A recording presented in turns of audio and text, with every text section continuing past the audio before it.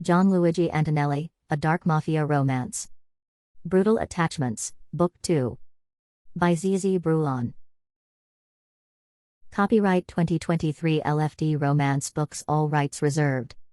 No part of this book may be reproduced in any form or by any means, electronic or mechanical, including information storage and retrieval systems, without the written permission of the author, except for the use of brief quotations in a book review. Prologue 1, Leonardo. I dug my toes into the sand and leaned back in the beach chair, as the cool breeze coming off the ocean washed over my skin. It was so damn beautiful. That majestic blue sky seemed to stretch on forever and ever. And the ocean seemed to hold an infinite number of mysteries within its depths. This was the life for me. I was sure of that. This is where I wanted to raise my family. The minute we stepped off the plane, I saw a peace and calmness on Caroline's face that I'd never seen before. It was as if she knew that we'd finally found a home, a safe, nurturing place to live. No more running, no more looking over our shoulders. No more mafia madness. That was behind us. No more skyscrapers, city streets, or loud honking horns. I wanted to make sure that my son, Vincenzo, would never experience any of that. His childhood was going to be completely different than mine. I wasn't going to try to groom him to be what I wanted him to be. I would allow him to explore whatever different interests he had. If he wanted to play sports, I would make sure to be at all the games. If he wanted to get involved with the arts, I would make sure that he had the best instructors and was enrolled in all the right programs. I would have to be careful not to be too overbearing. I wouldn't want him to think that his achievements were based on his father's money. I would have to allow him to fail, grow, and learn. And ultimately, to be his own person. "Hey big bro, what are you doing over there all alone?" Gianluigi called out. I smiled as I watched his big body lumbering through the white sand. As always, he had his shirt off, exposing his huge, ripped, tattooed chest. His muscular thighs, which were also covered in ink, poked out from his tropical-themed swim trunks. He was quite the specimen and the spectacle. Wherever he went, lusty female eyes followed. We'd only been down here a couple of weeks, but I knew that his notch count was already in the double digits. He sat down in the sand next to me, pulled out a cigarette, and lit it. "You just can't help strutting around, can you?" I said. "You never get tired of the attention." "Don't be jealous, old man," he replied. "You've got something much better than what I have." "I guess in your world 28 is old," I said. "But what do I have that you want?" He sighed and blew out a large cloud of smoke. "You're the head of the family business. You've got a wife and a son. And a daughter on the way. Don't tell me you're getting sick of bachelor life. Every time I pass by your bungalow I hear the screams and moans. And sometimes it's obvious that you've got more than one woman in there." He smiled and cocked his head towards me. "Yeah, all that's fun. But it gets boring after a while. I feel like I've got no mission. No purpose." I paused a moment before replying. Over the last week, I'd had the sense that something was gnawing at him. But I wasn't sure what it was. "Why do you think it's so great being the head of the family business?" I finally asked. "Are you fucking kidding me? It's all I've ever wanted to be. My entire life. I know that you didn't really want to take over when Pop died. And I always resented the fact that you had the choice." "The choice? What the fuck are you talking about?" "I didn't have any choice. I was forced to take over." I could feel the veins bulging in my neck and forehead. Once again, we were locking horns, our eyes fixed on each other. I don't know why I even started this conversation. I didn't want to talk about the family business. I was supposed to be on vacation, trying to figure out an exit plan and a new beginning for my family. But somehow, even when I was relaxing on a white sand Caribbean beach, I still managed to get dragged back into the underworld that I'd been born into. "Well, if you don't like it, why don't you quit?" he asked, staring at me defiantly. I didn't like that look in his eyes. And I didn't like the tone of his voice. Was he challenging me? Did he think he could do a better job than me? "Maybe you're right, little bro," I said, standing up. "Maybe I should quit. And let you take over." He sprung to his feet. I smirked, turned my back to him, and began walking away. He reached out, grabbed my arm, and pulled it towards him. Hard. Way too fucking hard. I pushed him off me. "You must be trying to get your ass beat today," I snarled. "You must think I'm one of the Caravaggios," he said. "It won't be that easy with me." That was all I was going to be able to take. I couldn't control the anger bubbling inside of me. I lunged toward him, grabbing him by the waist, and slamming him to the sand. We tussled and tangled, rolling around, cursing and grunting. Then from far off in the distance, I heard Caroline's voice, "What are you guys doing? Stop that." I looked up and saw her and her best friend Samantha running toward us. I was about to say something when Gianluigi's fist landed squarely on my jaw, dazing me and knocking me off of him. Seizing the opportunity, he jumped on top of me and pinned my shoulders to the ground. I could taste the blood in my mouth. I could hear Caroline's voice getting closer and closer. He cocked back his arm and began repeatedly slamming his heavy fist into my face. I wasn't going to be able to hold out much longer. Everything was getting blurry. "Is this what you wanted, motherfucker? Is it?" he yelled, taunting me. I could feel the energy slowly draining from me. I had to do something. I couldn't allow him to beat me to a bloody pulp.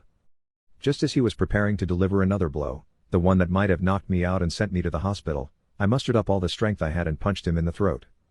He stopped mid-punch and reached for his throat, choking and falling off of me. This was my chance. I sprang to my feet, got on top of him and wrapped both of my hands tightly around his neck. I squeezed as hard as I could. His hands clawed at mine, trying to break free. But I wouldn't let him go. His face turned red. His eyes got bigger and bigger as if they were about to pop out of his skull. I was possessed by a demon-like energy. I was prepared to kill him. His legs kicked and flailed. He struggled to take in any oxygen.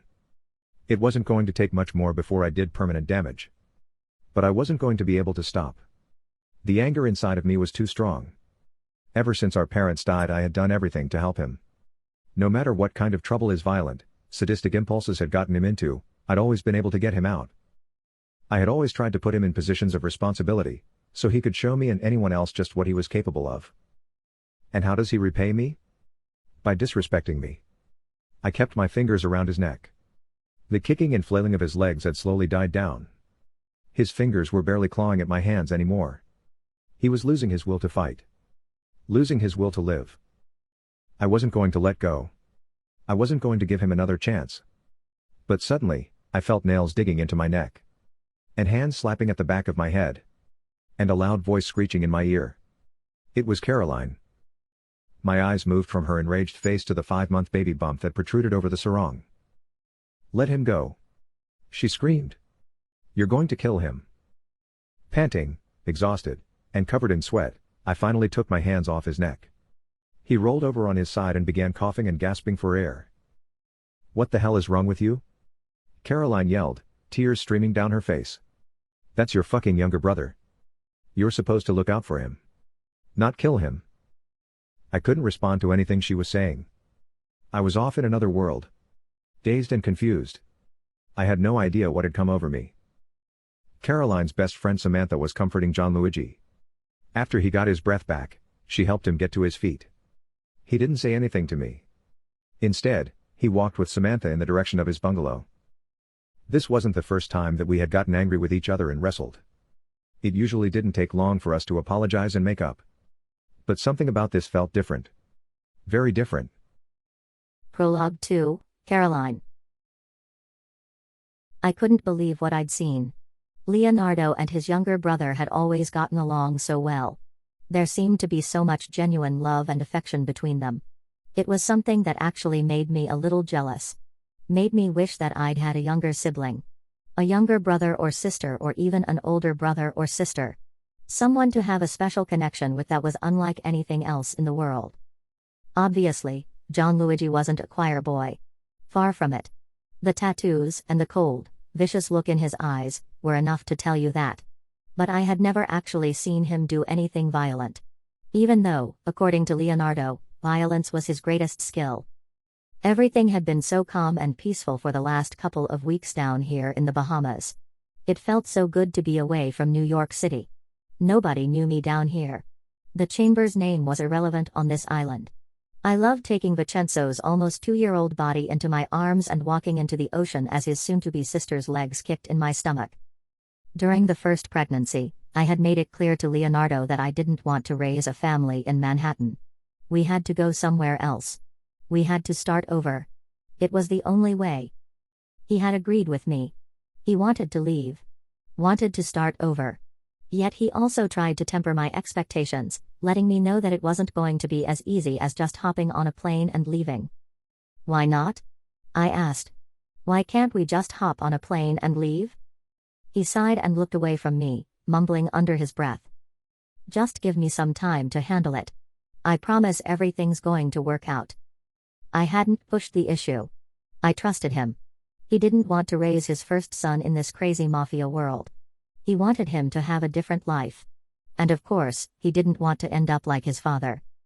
Coming down to the islands for a vacation had helped reassure me that we could leave all that underworld business behind us and transition into a new life. There were so many opportunities down here. So many deals to get done. If anyone could reinvent themselves, Leonardo could. I'd been walking on the beach, Vincenzo in my arms, and Samantha by my side, telling her about the different international schools I'd been looking at on the island, and the gated communities that I wanted to live in. The sun was shining overhead. And the sky was a clear blue, except for a smattering of clouds. Then suddenly, we heard grunting and cursing. I immediately recognized Leonardo's voice. Shivers ran down my spine. I thought that he was being attacked. Maybe it was the Caravaggios. Maybe they had found us. They were going to get their revenge. All the worst thoughts went through my mind. I sprinted towards them, as fast as a 5-month pregnant woman with a baby boy in her arms could possibly run. I had no idea what I was going to do to help him. But my animal instincts kicked in. That was my husband. The father of my children. The love of my life. I had to do something. But as I got closer and closer, I could see that it was Gianluigi, his younger brother, who was on top of him, pounding his fist into his face, a demonic look in his eyes. He was going to kill him. He was going to make me a widow. He was going to make my children fatherless. There was no way that I could let that happen. I screamed and pleaded for them to stop fighting. But before I could get my hands on either of them, the tables had been turned. And now it was Leonardo on top of his brother, with his hands wrapped around his throat, squeezing him, homicidal rage etched on his face. He wasn't going to stop. I could see that. He had lost all control of his emotions. But I knew that he would regret what he was going to do. He would never forgive himself.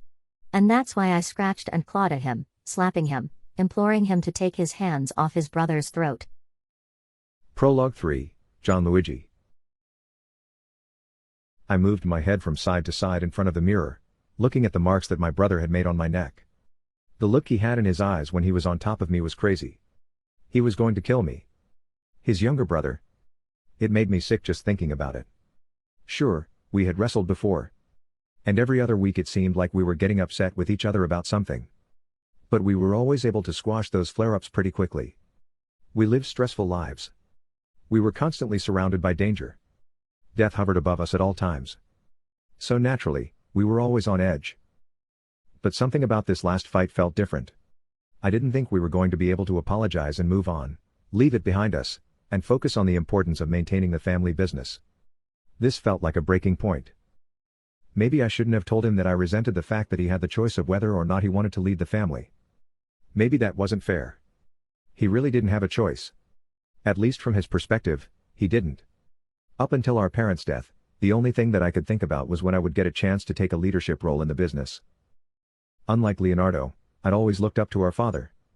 I'd always wanted to do things just like him. I wanted to be the big boss. The guy that everyone was afraid of. The guy whose name rang out throughout the city. But Leonardo was different. He wanted to go away to college and start his own career. He didn't want anything to do with the Antonelli name. Yet when our parents died, everything seemed to change with him. Suddenly, he took the family business seriously. He wanted to do everything in his power to continue expanding the Antonelli empire. At first, I hadn't been sure how to deal with his attitude change.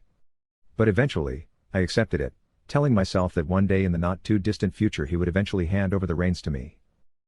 Yet as time went on, that seemed less and less likely. He had really grown into the role of a Mafia don. And he had also managed to relegate me to the role of enforcer. I was the muscle. The meathead. Beating people up and occasionally putting them in an early grave was all that I was good for. At least that's what he seemed to be telling me. I wasn't smart enough or strategic enough to be a don. Nor did I have the emotional control necessary to lead men through stressful situations. But in my mind, that was all bullshit. My wild, out-of-control behavior was mostly an act. I always knew what I was doing. I was always calculating just how crazy I needed to be in a given situation. I was ready to lead. I was ready to be a Don. But Leonardo was never going to give me that opportunity. To him, I would always be the younger brother that couldn't be trusted. And there was something else that continued gnawing at me. Something that I probably should have gotten over, but just couldn't seem to shake. It was his wife, Caroline. Even though she had taken the Antonelli name when they got married, to me she would always be a Chambers. And something about that would never sit right with me. Our families were supposed to be at war. We were supposed to hate each other. That's the way things were supposed to be. And I liked when things were that way. Of course, she'd never done anything wrong to me. And she seemed like a great wife and mother. But still, it wasn't right. People were talking behind our backs in Manhattan, saying that we'd fallen off. We'd gone soft. That it was the perfect time to take us out.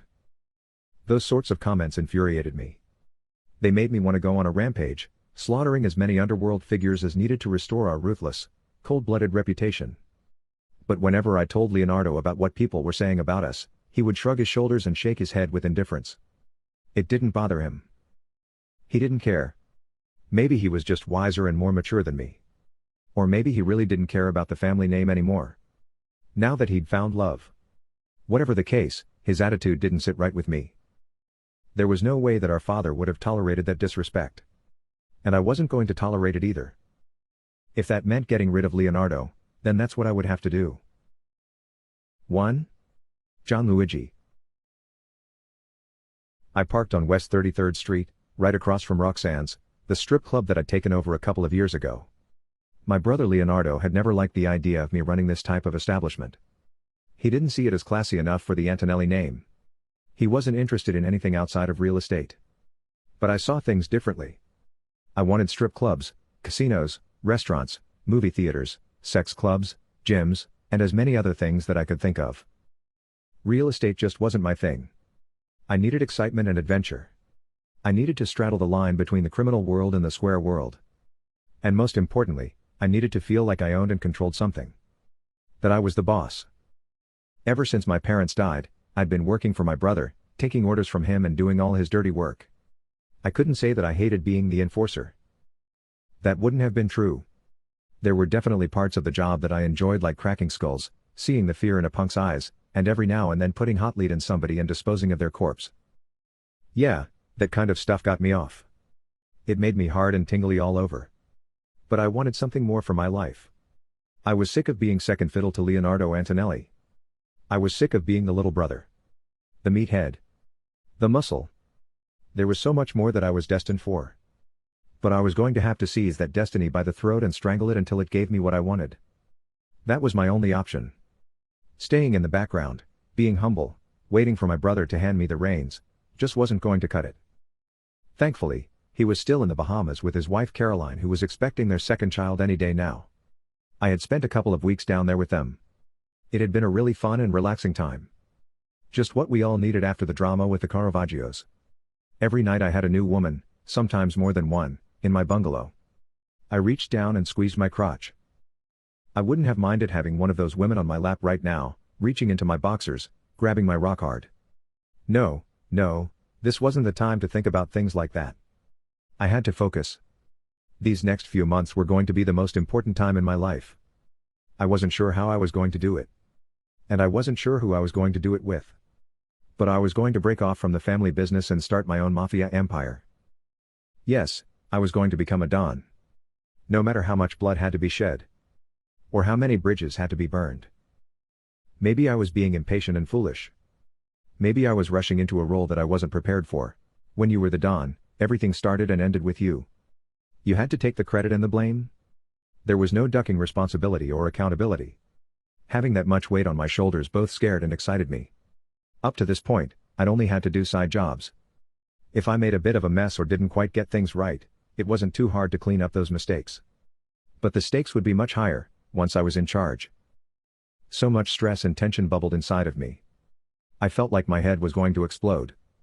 I was starting to understand why my brother wanted to get away from it all and restart his life in the Bahamas. It kind of made sense. He had done so much in the last 7 or 8 years since our parents had passed away. He had put in so much work for the family. He hadn't just kept the business afloat, he He'd managed to expand it and make us more powerful than we'd ever been. And now he wanted to give it up. He was going to surrender everything our family had built over the last 100 years.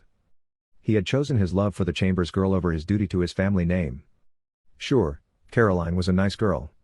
She treated him well, always obeyed his orders, and seemed to be a very caring and nurturing mother. Basically, she was the kind of woman that any man would have loved to have. And she was also so much different than the collection of whores and addicts that seemed to drift in and out of my life. But that's another subject altogether. As far as Caroline was concerned, she probably understood him more than any other woman could have. She was born into this world just like we were. She understood what it was to live with death always hovering around you. But she was a Chambers. And we were Antonellis. The whole thing just didn't sit right with me. They were our sworn enemies. But now we were forced to break bread with them. Now our bloodlines were intertwined. I shook my head from side to side. They'd been married for a couple of years. But I still hadn't gotten used to it. No way our father would have approved. He would have kicked Leonardo out of the family before he would have accepted that sort of alliance. I pulled out a cigarette and lit it. I closed my eyes, took a deep drag, and then blew out a large cloud of smoke. The nicotine seemed to calm my nerves. And suddenly I remembered why I needed to stop by the club tonight. It wasn't because I wanted to watch drunk Mafia guys shove dollar bills into the G-strings of the hot, young dancers.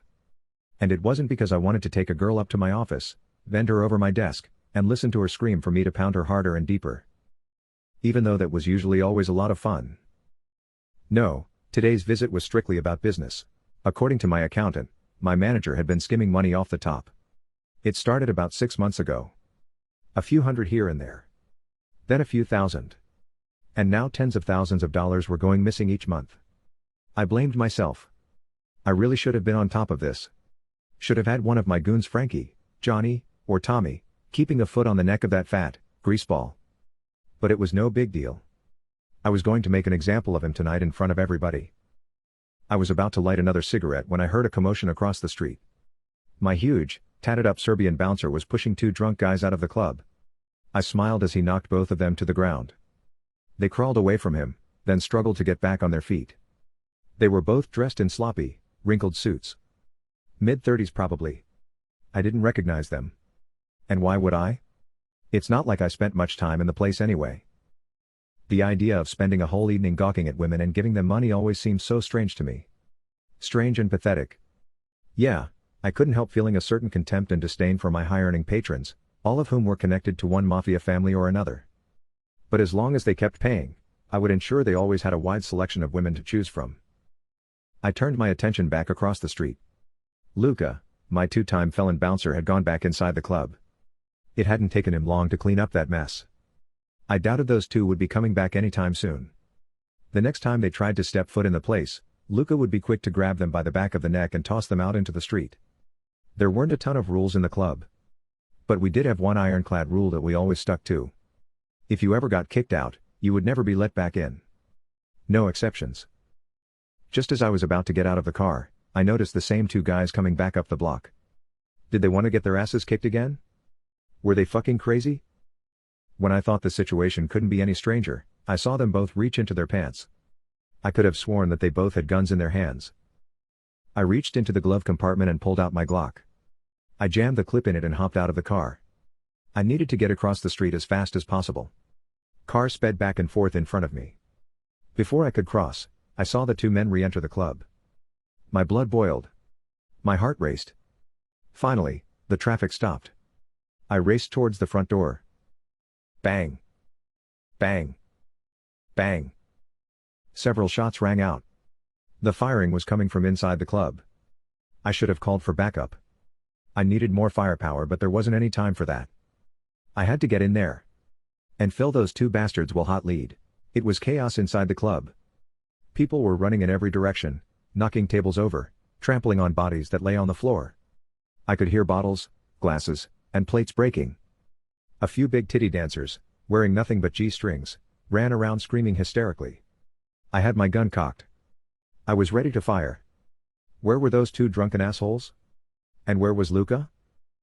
"Nice to see you, Antonelli," someone said behind me. I spun around, ready to let off a few shots. But before I had a chance to, I felt a glass bottle breaking against my forehead. I stumbled back. The gun dropped from my hand. I reached up and touched my forehead. My hand was covered in blood. I felt around for my gun but I couldn't find it. I didn't have any more time to keep looking for it. The tall, lanky attacker was coming towards me, a knife in his hand and bloodlust in his eyes. "You thought you could kill all of my family and get away with it?" he snarled. "Who the fuck are you?" I asked, trying to buy as much time as possible. "Don't worry about who I am," he said, smiling. "I'm going to carve my name in your forehead. Then I'm going to cut your head off and hang it in my living room." "Very creative," I replied, still on the floor bleeding and looking up at him. Was he going to lunge at me with the knife? Did he have any other weapons? Was he with the other two guys? I had so many questions. But so little time. Seconds later he rushed towards me, cocking his leg back and aiming his foot straight at my head. The blow would have knocked me out. But I managed to swivel my head out the way. He lost his balance. I grabbed his foot and twisted it. He screamed. I continued twisting until his foot was facing the opposite direction. I smiled as I heard the bones crack. Good luck putting that back together. When my arms got tired, I finally let him go and got back to my feet. He was whimpering, crying, and begging for me to get him a doctor. Instead, I kicked him in the ribs, most likely breaking a few of them. I could feel the blood coming from the deep gash on my forehead. I took off my t-shirt and wrapped it around my forehead. Hopefully, that would stop the bleeding. I was surrounded by flipped over tables and broken glass. Most of the customers and the dancers had fled. I was going to take a look outside when I heard a blood-curdling scream. It was a woman. "Let go of me. No. Help." 2. Lucy. How much longer was I going to have to keep coming here? It seemed like I'd been working this job for the last 20 years, climbing on stage, swinging around a pole, letting drunk men stuff dollar bills in my G-string, peeling off one layer after another, and pretending as if I was really enjoying all the hooting, hollering, and clapping. It felt like 20 years, but it had really only been 2. A month after graduating high school, I bought a one-way bus ticket out of my podunk Midwest town and headed to New York City. The Big Apple. The bright lights. The city that never slept. I knew all the clichés. But I didn't have any friends or family living there. So clearly, I was destined for success. Yeah, it wasn't really a well-thought-out plan. Maybe I should have been like the other girls in town and gone to college. Or found a job working at a fast food restaurant. Or Walmart. Or gotten married to some alcoholic or drug addict. Yeah, those were small-town clichés as well. But that's what I'd seen around me both in the trailer park and in the surrounding so-called nicer neighborhoods. Most people's parents would have tried to stop them from doing something so foolish. But I didn't have anything to worry about on that front. When my mother and stepfather weren't drunk, high, or fighting each other, they were most likely in the back of a police car on their way to jail. And if they weren't engaged in any of those activities, then they were probably passed out in the trailer recovering from their latest bender. But no matter what they were doing, they were never concerned about me. Well, that's mostly correct. They did always make sure that I was still going to my job at the supermarket 5 days a week. That way I could afford to help them pay the bills. And as long as I worked at the supermarket, they felt safe going in there a couple times a week and stealing. As you might expect, drunken addicts stuffing packages of meat and chicken into their pants aren't exactly hard to spot. Actually, nearly all of their thefts had been caught on tape. Thinking that I was in on their dim-witted crimes, my manager threatened to fire me and press charges against all 3 of us. Filled with shame and embarrassment, 2 emotions that have strangled me for most of my life, I explained to her that I had nothing to do with them stealing. And I would be more than happy to see them go to jail, except that once they got out they would take their anger out on me. I cried and sobbed. I begged for forgiveness, even though I hadn't done anything wrong. And then I showed her the bruises I had on my arms and legs from when my mother and stepfather would slap, kick, push, and punch me during their drunken tantrums. Thankfully, she had pity on me. From that day forward, she would always allow me to take home the meat that was on or just past its sell-by date. That should have made me feel better, but I don't think it did. It was just another reminder of how poor and pathetic I was. And as long as I stayed in that town, things were not going to change. I was sure of that. There were no good influences anywhere. And I had no good memories or relationships to hold on to. So leaving to never come back was actually the easy part. Making it on my own in a cutthroat city where I didn't know anybody was way harder. I knew that New York City would be more expensive than back home. But I still couldn't believe just how high the cost of living was. At times it seemed like just breathing could empty out your pockets. But I'd never been one to sit around complaining or feeling sorry for myself. At least not for too long. I knew how to hustle. So that's what I started doing. And besides, it's not like I had anything to go back to. There was no plan B. So I worked in restaurants and bars. Late nights and early mornings. Whenever possible, I picked up extra shifts. The tips were good. But the money never lasted long. And it wasn't like I was living some sort of extravagant life. I shared a dingy, Lower East Side apartment with 3 other girls. Whenever possible, I brought home food from the restaurants I worked in. I didn't spend any money on going out or partying because I didn't have the time or the energy to do either of those things. But it always felt like I was struggling to tread water and would drown at any moment. It wasn't just the pressure to keep earning money that was wearing me down. It was also the monotony of my life. Every day seemed like it was the same. I had come to New York for excitement and adventure. For discovery and exploration. But all those things seemed absent from my life. I'd also come here thinking I would meet sexy, smart, dangerous men. I imagined being swept off my feet, falling deeply in love, experiencing things that I'd only read about or seen in the movies. But unfortunately, my dating life was just as boring as all the other parts of my existence. Of course, I used the apps and got plenty of matches. I'd had plenty of the same repetitive conversations. And I'd gone on plenty of boring dates until I finally deleted all the apps from my phone. I was just going to let destiny work its magic. I would meet men out of the world. Either on the street or at the bars or restaurants where I worked. My roommates didn't think that was a good idea. There are so many more guys to choose from on the dating apps, they said. Just give it some more time. You'll eventually find a guy you really like, they tried to reassure me, but as was always the case for me, once I got an idea in my head, whether it was a good one or a bad one, I was going to see it through to the end. But maybe I should have listened to them. If I had, maybe Igor would never have come into my life. Maybe I wouldn't be sitting in this club, getting ready to perform in 15 minutes in front of a group of sweaty, horny, drunken men. If I had never met him, maybe I wouldn't wake up in the middle of the night sweating, heart racing, terrified that he had somehow gotten out of prison and was coming to track me down. Thinking about the hell he'd put me through made me tremble and brought tears to my eyes. I looked in the mirror and quickly wiped the tears away. I did my best to get control of my emotions. I didn't want to have to do my makeup again before going on stage.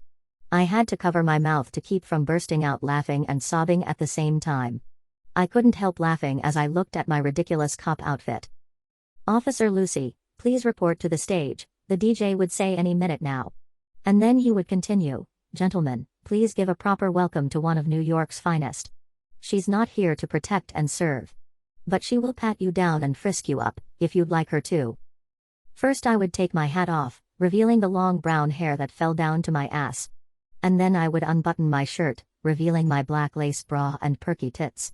As piece after piece came off and my gyrations became more passionate and lustful, the screams, the hoots, and the hollers would grow louder and louder. And more money would be thrown up on stage. It was kind of strange that in a place run by the Mafia, the men seemed to get off so much on seeing a cop undress. Or maybe that was to be expected. Maybe it gave them great satisfaction to see a woman in that uniform performing for them. That must have been it.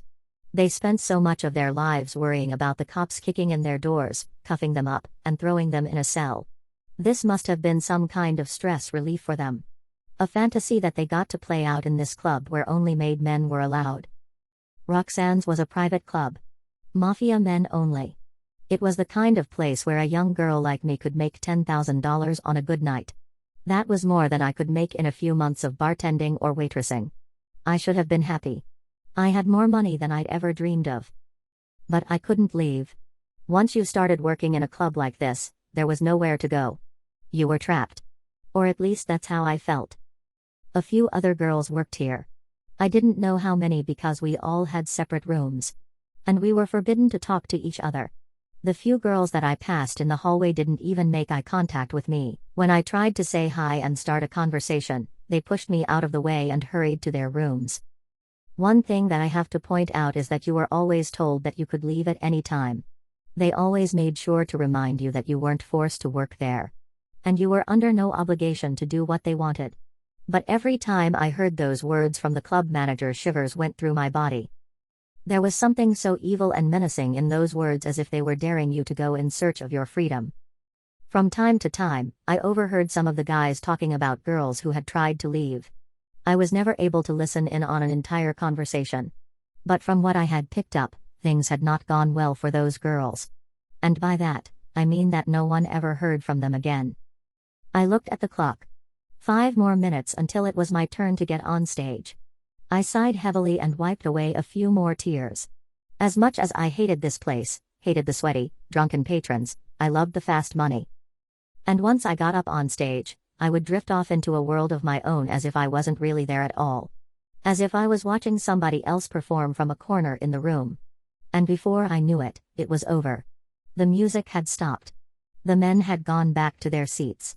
And I was down on my hands and knees collecting piles of singles, 5, 10s, 20s, and even $100 bills. But there's one bit of information that I've conveniently left out of my story. Maybe I wanted to win you over before I told you the whole truth. I think it's important to point out that I chose to work here. They didn't kick in my door in the middle of the night, drag me out of bed, blindfold me, handcuff me, and throw me into the back of a van. No, that's not how it happened. Quite simply, they had made me an offer that I couldn't refuse. As it turned out, one of the restaurants I was working for was controlled by the Russian Mafia. That's how I met Igor. At first, he was kind and charming, despite having a dangerous glint in his eyes, and a muscular body covered in tattoos. He was everything that I'd been looking for in a man. Just the kind of man that I had hoped to find in New York. But as it turned out, all his sweetness and charm was really just an act. I guess you could say he love-bombed me. He made me feel wanted and appreciated. He made me feel like I deserved the finer things in life. It was such a high being with him, so unlike anything I'd ever experienced. And that's why I had moved in with him after only dating for a couple of months. At the time, it had seemed like a great decision. A no-brainer, really.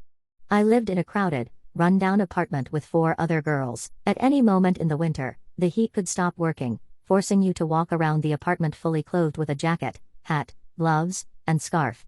And in the summer, it was like being trapped inside a sauna. But Igor lived in the Hudson Yards section of the city, where the rent was 10 times what I paid, and nobody ever worried about the heat going out in the winter or dying of heat stroke in the summer. His building had a pool, a sauna, a gym, and several restaurants as well. He lived in a completely different world. A world that I never even knew existed. When he told me that he wanted me to live with him, I felt so lucky. But as things turned out, it was one of the worst mistakes I'd ever made. The minute I moved in with him, everything changed. The sweet, caring, thoughtful side of him completely disappeared. He was a different person. A scary, terrifying, abusive person.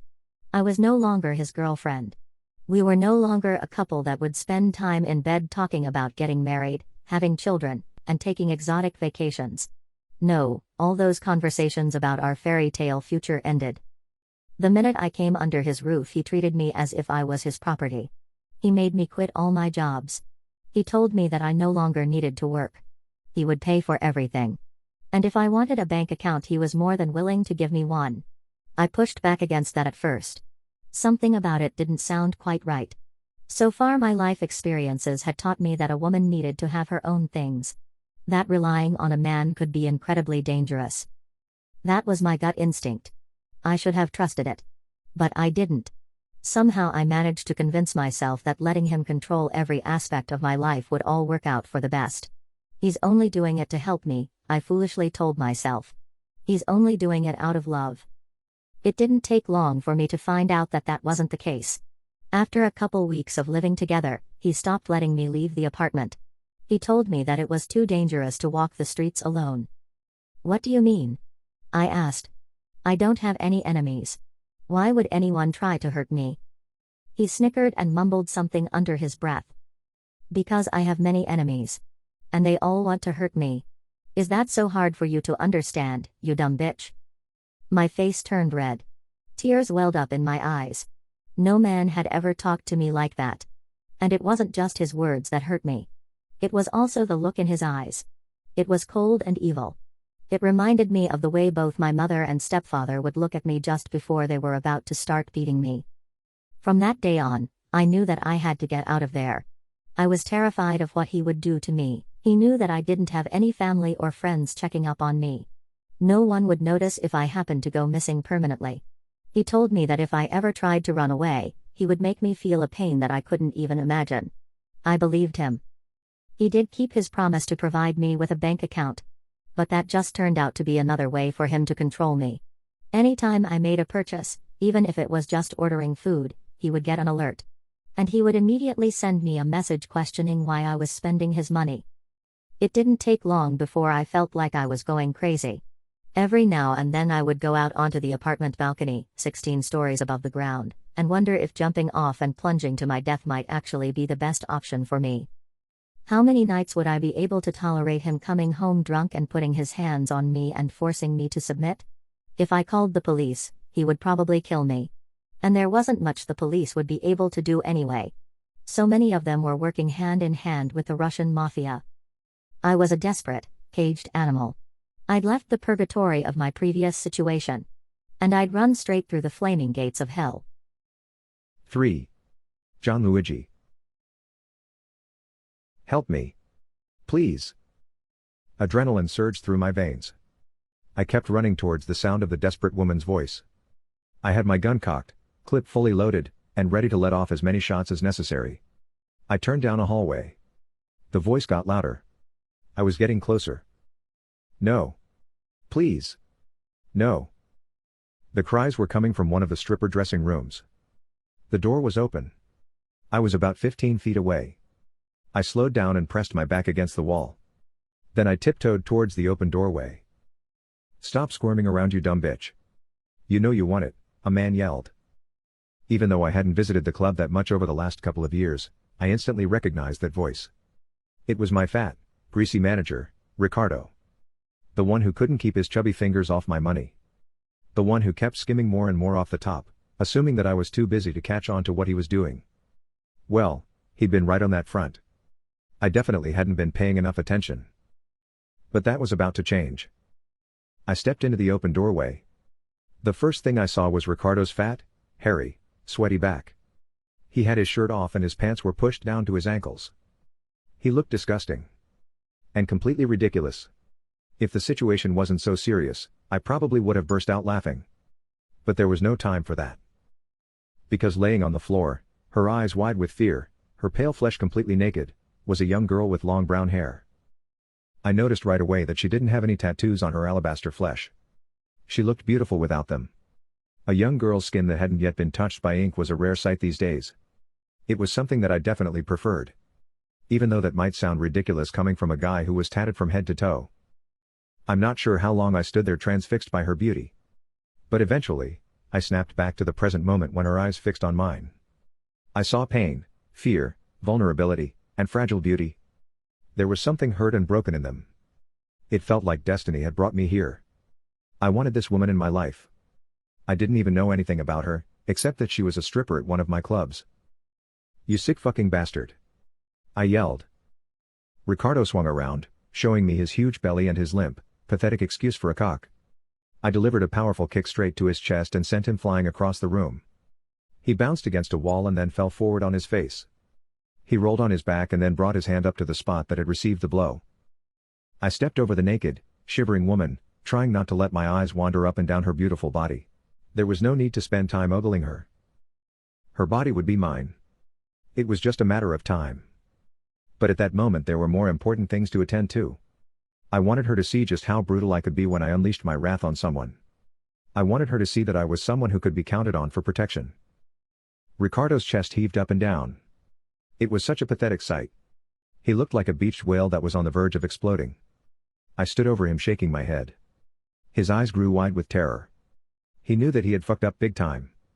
And he knew there was going to be hell to pay. Nice to see you again, I said snickering. I guess when you're not stealing my money, you're assaulting my girls. No, Gianluigi, it's nothing like that. I was just trying to teach her a lesson. You're one sick fuck, I said before delivering several hard kicks to his ribs. He groaned in pain, then he began whimpering. Please, don't kill me. I won't do it again. That's true, I said. You definitely won't be doing any of this shit again. And you're going to pay me back every single penny you stole from me. Understand that? Yes, thank you. Out of the corner of my eye, I could see the young woman staring up at me wide-eyed. She was trying her best to cover her full, perky breasts. I grabbed a robe from the clothes closet and handed it to her.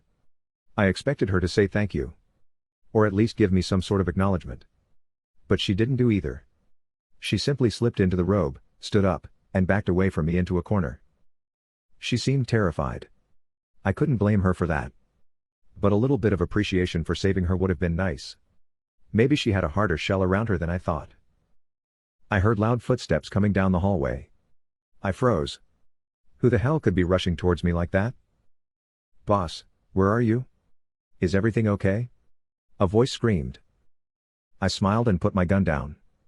Moments later my three favorite goons, Frankie, Johnny, and Tommy appeared in the doorway. Their eyes moved from me to Ricardo, to the trembling young woman in the robe. Anger shot through my body when I noticed their eyes lingering on her. None of them would ever be putting a hand on her. And if they ever tried to, I would have no problem disposing of their bodies and sending a couple of their fingers to their closest family members. I gritted my teeth and glared at them. I think they got the message because they stopped staring at her and shifted their attention to the fat fuck laying on the floor. Is this the guy who's been stealing money, boss? Johnny asked me. Yep, I replied. It's been a while since we had to deal with a thief. What do you think we should do? Johnny, a short, stocky but handsome guy, was always looking to prove himself to his much taller counterparts. Whenever I needed someone to come up with a sadistic punishment, I called on him. He would never hesitate to inflict the maximum amount of pain on someone who clearly deserved that sort of treatment. As I sought to establish myself as a don, he was exactly the kind of guy that I needed by my side. I think we should take him to the warehouse, boss, he said. That's a great place to teach people about the importance of honesty. No, please. Not the warehouse.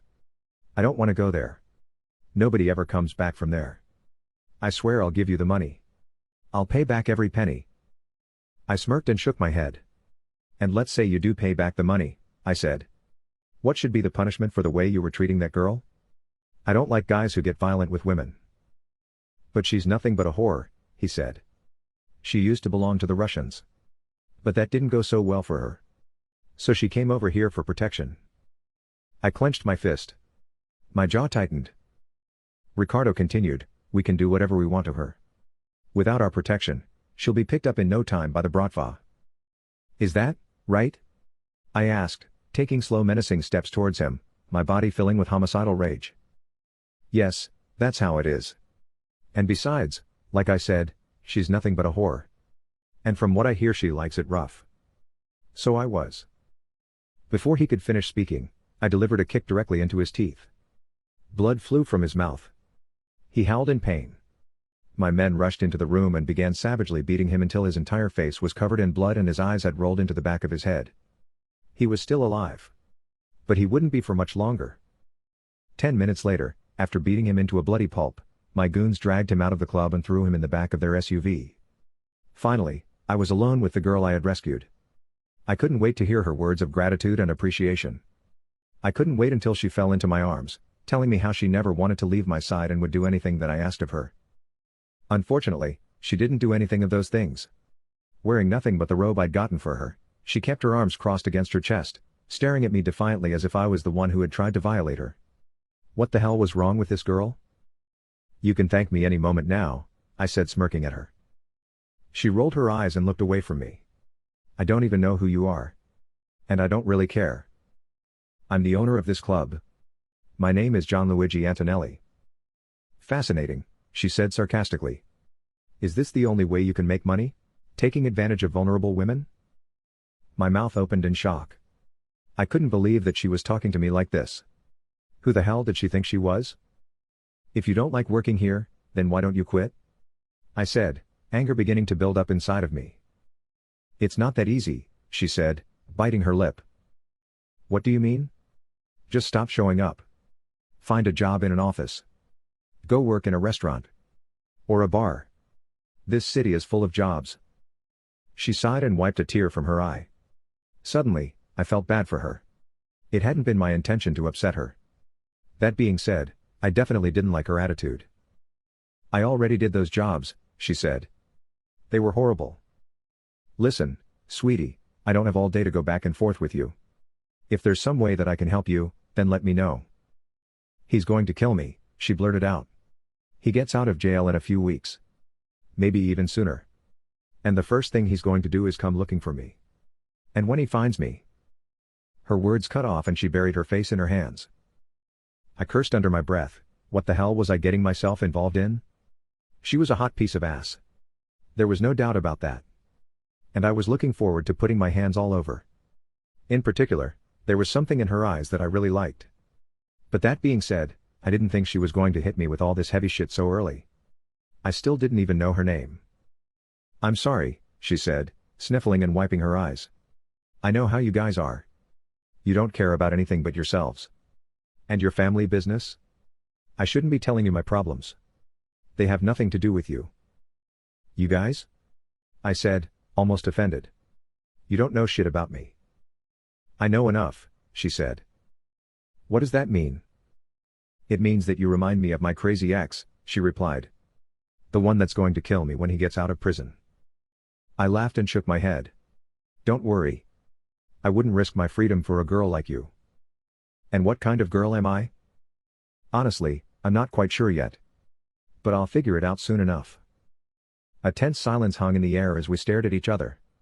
There was something mysterious about her lime green eyes. She was trying to meet my gaze, but her eyes couldn't help wandering up and down my body. Her pupils dilated.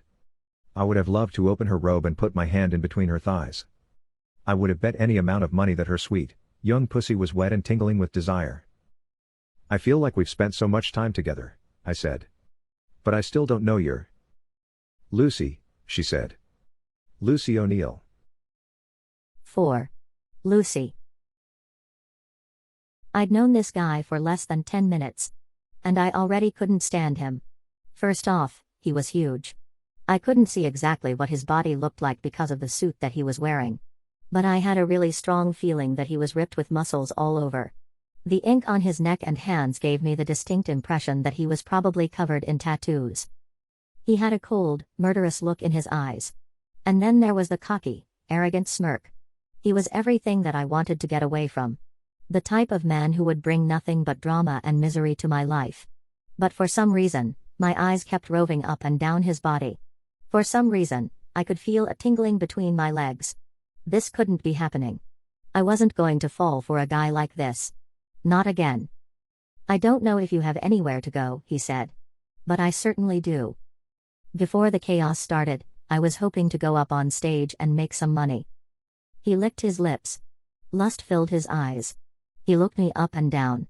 I kept my arms crossed against my chest. Only a robe covered my pale, naked, vulnerable flesh. He could take me right here. And I probably wouldn't even scream. Probably wouldn't even fight back. I quickly pushed those thoughts away. What the hell was wrong with me? "You could always come back to my place and give me a private show," he said. "Not a chance," I replied. "But you could be a gentleman and offer to drive me back to my apartment." A gentleman? What the fuck is that? Do I have to remind you that I'm the guy that owns this club? Not one of the tricks that salivate over your strip routine. I rolled my eyes. "You're a real charmer." "You don't even know the half of it," he said. "Get dressed and I'll take you home." I hesitated before responding. Yes, I was the one who had asked him for a ride. But now that he had agreed to give me one, I wasn't sure whether I wanted it or not.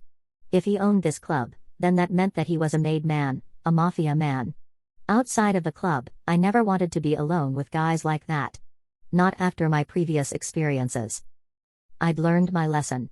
I promised myself that I would never have anything to do with these kinds of men who lived on the edge of society. I wasn't going to be fooled again. "Do you want the ride or not?"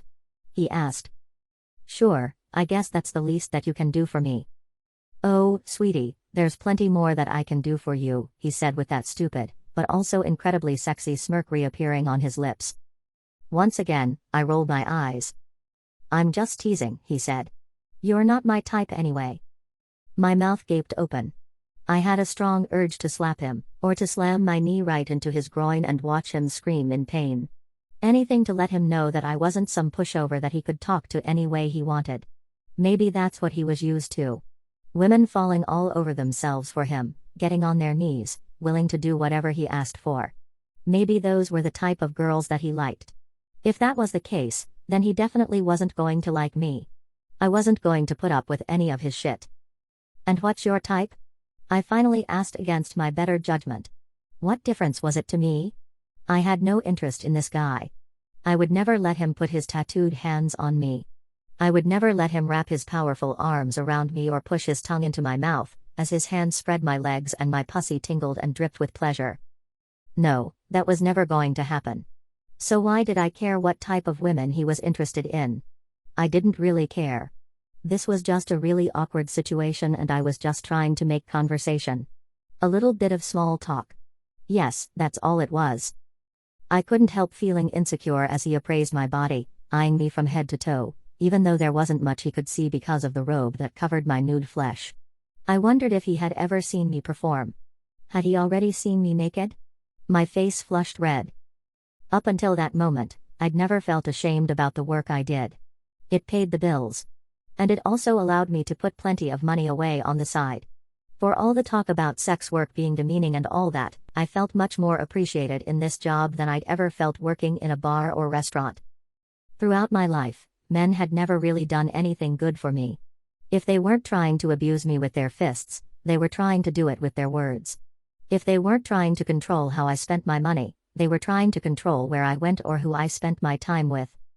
Working this job, staying single, and doing my best to avoid any sort of entanglements with the opposite sex, was definitely going to be the way forward for me. Maybe this was my way of getting back at men. Making them spend their hard-earned cash on me, while all I had to do is take my clothes off. Being up on stage, seeing all those drunk, horny faces, seeing those piles of money accumulating at my feet, made me feel so powerful. It also made them look so weak and pathetic in my eyes. These were supposed to be big bad alpha males. Mafia guys. Made men. They were the tough guys in the city everybody feared. Yet I could bring them to their knees and make them spend their last dollar just for a peek at my perky tits, firm ass, and tight, young pussy. Actually, he finally said. You're not too bad. But you got too much attitude. And too much mouth on you. I can't have that in my life. So you like women that you can control and dominate? That let you do whatever you want to them? You catch on fast, he said. I like that. He turned his back and walked out of the room. I stood there with my arms crossed against my chest. Where the hell was he going? Was he just going to leave me here? Hey. I have to get my stuff. I yelled. Hurry up. 5. Gianluigi. I got into my Porsche 911 Carrera and revved the engine. I couldn't wait to get back to my condo and have a drink. This had been one hell of a day. The only reason I'd come to the club was to wrap my fingers around Ricardo's neck and let him know that if he ever stole another dollar from me, he was going to end up on the bottom of the East River. But then all hell had broken loose. And things had gotten much more complicated than I'd expected. But maybe this is what I need to get used to if I was going to be successful as a Don. They were just going to be days like this. I sighed and gripped the steering wheel. Where the hell was this girl? Lucy O'Neill. For some reason, I decided to give her a ride home. Maybe I felt sorry for her. Or maybe there was something about her that I liked underneath all that attitude. She clearly didn't want anything to do with me. And that was fine. The feeling was mutual. I had never messed with any girls in the club. And I wasn't going to start now. They had too much baggage. Too much trauma. Too much built-up resentment against men. But I couldn't really blame them for that. Most guys were pigs. Especially, the Mafia guys who frequented the club. A woman would have to be crazy, desperate, or a complete masochist to fall for one of us. A fist banged hard against the window. I reached for my pistol. It was her. I took a deep breath, put the gun back in the holster, and opened the door. Nice of you to finally arrive, I said. She didn't answer, just kept her eyes facing forward. I took a moment to appreciate just how good she looked in her tight jeans and crop top. My eyes locked in on her full perky tits.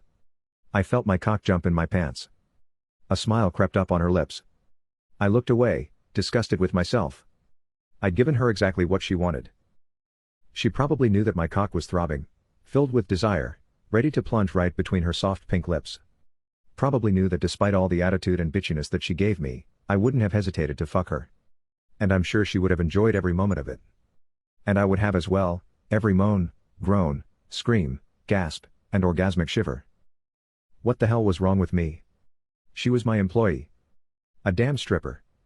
She was damaged. Fucked up beyond repair.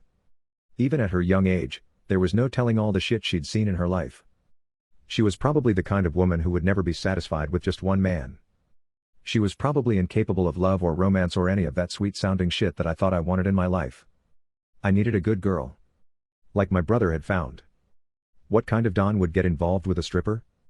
That would have been crazy. So you going to tell me where you live? Murray Hill. 300 East and 39th. That's a pretty nice area. She smiled. Surprised? Did you think that I lived in a rundown neighborhood in the Bronx or something? Damn. Do you always have this much attitude? Or is it just something you do with guys you find really attractive? She snickered and turned away from me. I know a lot of the girls make good money, I said. But most of them have no idea what to do with it. Or they have addictions. So they end up living in dingy places. Sometimes in the Bronx. Sometimes in Queens. Sometimes in Brooklyn. It is what it is. How would you know how it is? She asked. I shook my head. She was always challenging me. What do you mean?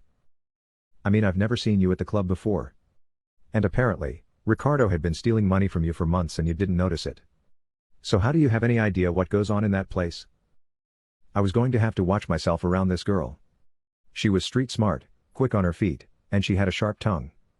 She also didn't seem too impressed by my car. Which was definitely strange.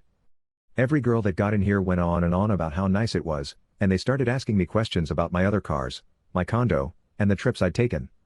She didn't seem the least bit interested in any of that. What was her deal? You might have a point there, I said. I don't really enjoy being in that place. But you like the money, right? She shot back. Yes, I replied. And you do too. She smiled and nodded. And where do you live, Mr. Maidman Gianluigi Antonelli? Do you have a mansion on the Upper East Side or something? Or maybe a penthouse near Madison Square Park? Don't worry about where I live, sweetie, I said. You're never gonna see the inside of my place. No matter how bad you want to. She glared at me, then turned and faced the road in front of us. That's a relief. You're the last person that I'd ever want to go home with. We were only a few blocks away from her neighborhood. I couldn't wait to get her out of the car. So much had happened today. I needed to figure out who had sent those two guys that shot up the club. Were they connected to the Caravaggio goon who cracked the bottle over my head and then tried to stab me? There were so many damn questions that needed to be answered. But I wasn't going to complain about it. This is what I signed up for. Hopefully, tomorrow would be much less hectic and drama-filled. I turned the corner on 39th Street, then pulled up right in front of her building and stopped. Thanks for the ride, she said, then gathered her bags and opened the door. Right at that moment, the door to the apartment building opened. 5 large guys in dark suits and sunglasses came out. A shiver went down my spine. Bratva. There was no doubt about it. You know those guys? I asked. Who? She responded, searching through her bag for something and not looking up. Russians, I said. Coming out of your building. She froze. All the blood drained from her face.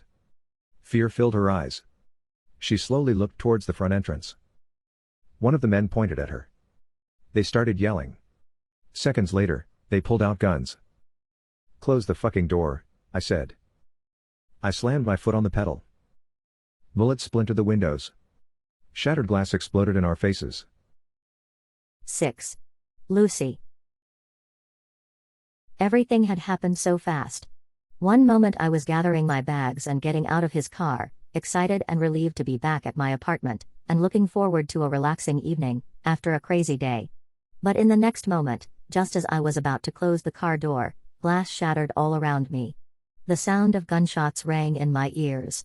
And then the car was skidding off, weaving in and out of traffic as more bullets pursued us. With the windows shot out and broken glass covering us, Gianluigi sped onto the West Side Highway. I had no idea where he was going.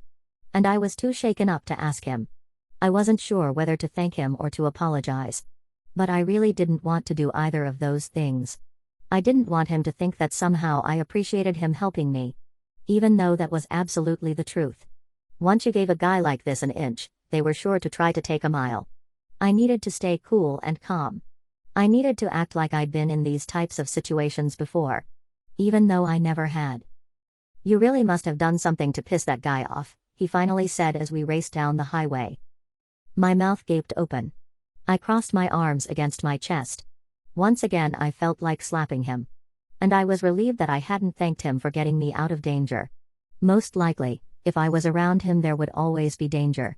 Was he actually blaming me? Was it my fault that my ex was a crazy member of the Russian Mafia who thought that I was his property? Was it my fault that he would rather see me dead than single or with another man? "Seriously," he said. "He really hates you so much that he wants to kill you?" I sighed and rolled my eyes. I'd only known this guy for an hour. I didn't really feel like telling him my life story. But what the hell? It seemed like we were going to be forced to spend time together until I could figure out a safe place to stay. Hopefully, not too much time though. I didn't think I could stand much more of his cocky attitude and mafia tough guy ways.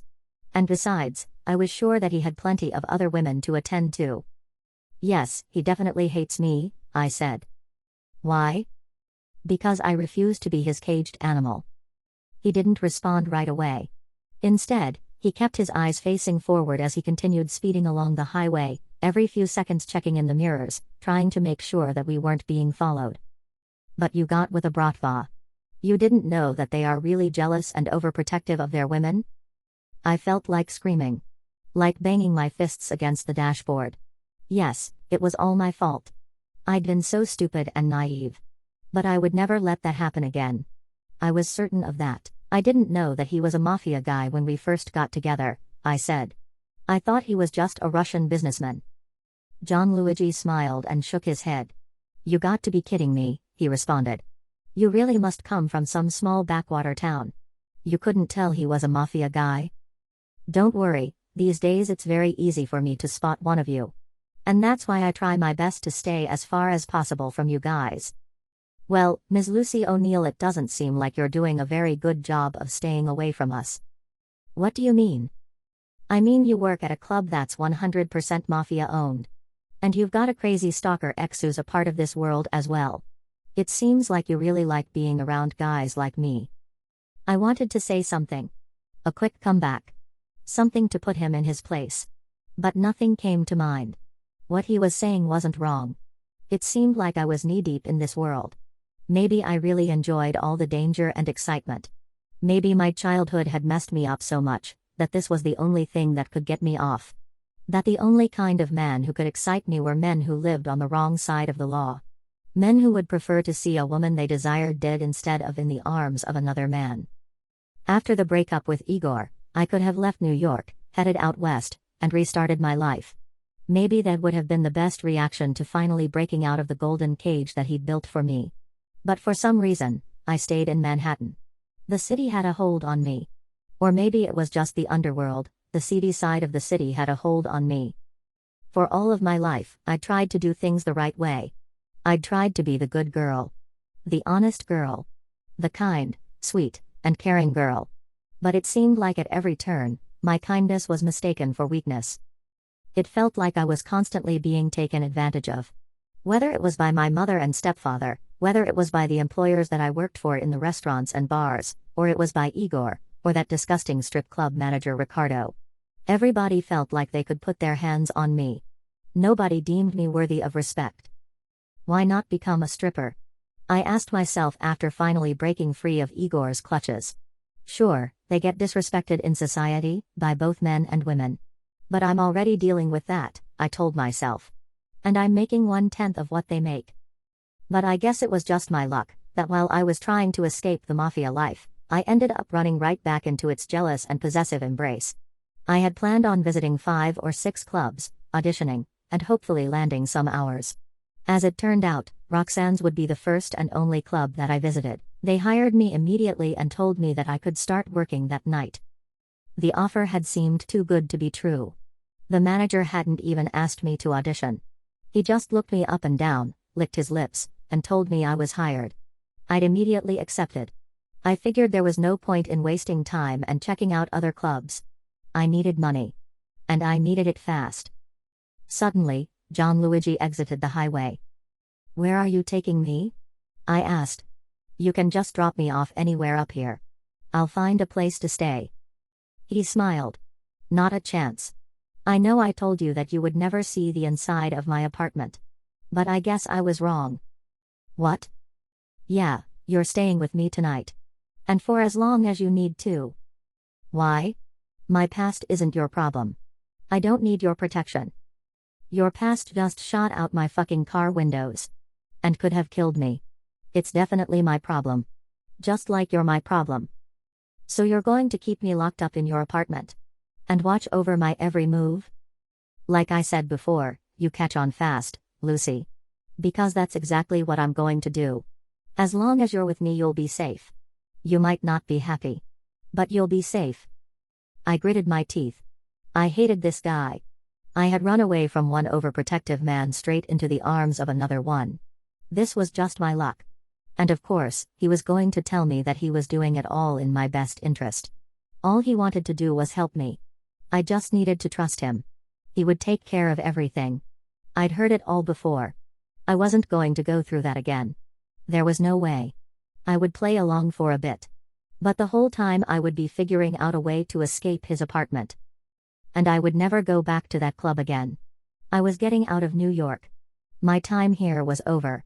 I would never be free in this city. Some man would always be fighting to control me. I was sick of it. He pulled the car into an underground garage and skidded to a stop in front of 3 men dressed in suits. Fear gripped me. My eyes opened wide. I expected gunshots to start flying our way at any moment. The shortest man in the group hurried towards the driver's side door. I was expecting Gianluigi to begin firing on him. But instead, he smiled and said, "Had a little bit of car trouble, Johnny. Do you think you can help us out?" The other 2 men approached the passenger side. One of them opened the door and offered his hand to me. Instinctively, I looked toward Gianluigi. I needed him to give me a sign. Could I trust these men? Was it all right for them to touch me? I was already asking for his permission for things that had nothing to do with him.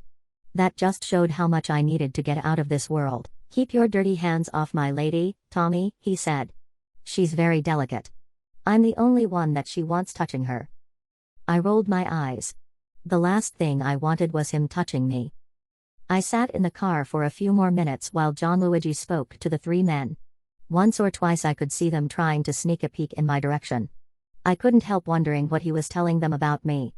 Thankfully, it wasn't long before he came back to the car. He opened the passenger side door and extended his hand toward me. For a few moments, I stared at it, transfixed by how muscular and menacing it was, intrigued by the skull and bones tattoo on his knuckle. And I also couldn't help noticing that there was no ring on his finger. Even though I wasn't sure why that would make any difference to me. It must have been something that I'd picked up in the club. A quick way to size up how much money a patron might be willing to dole out for my charms.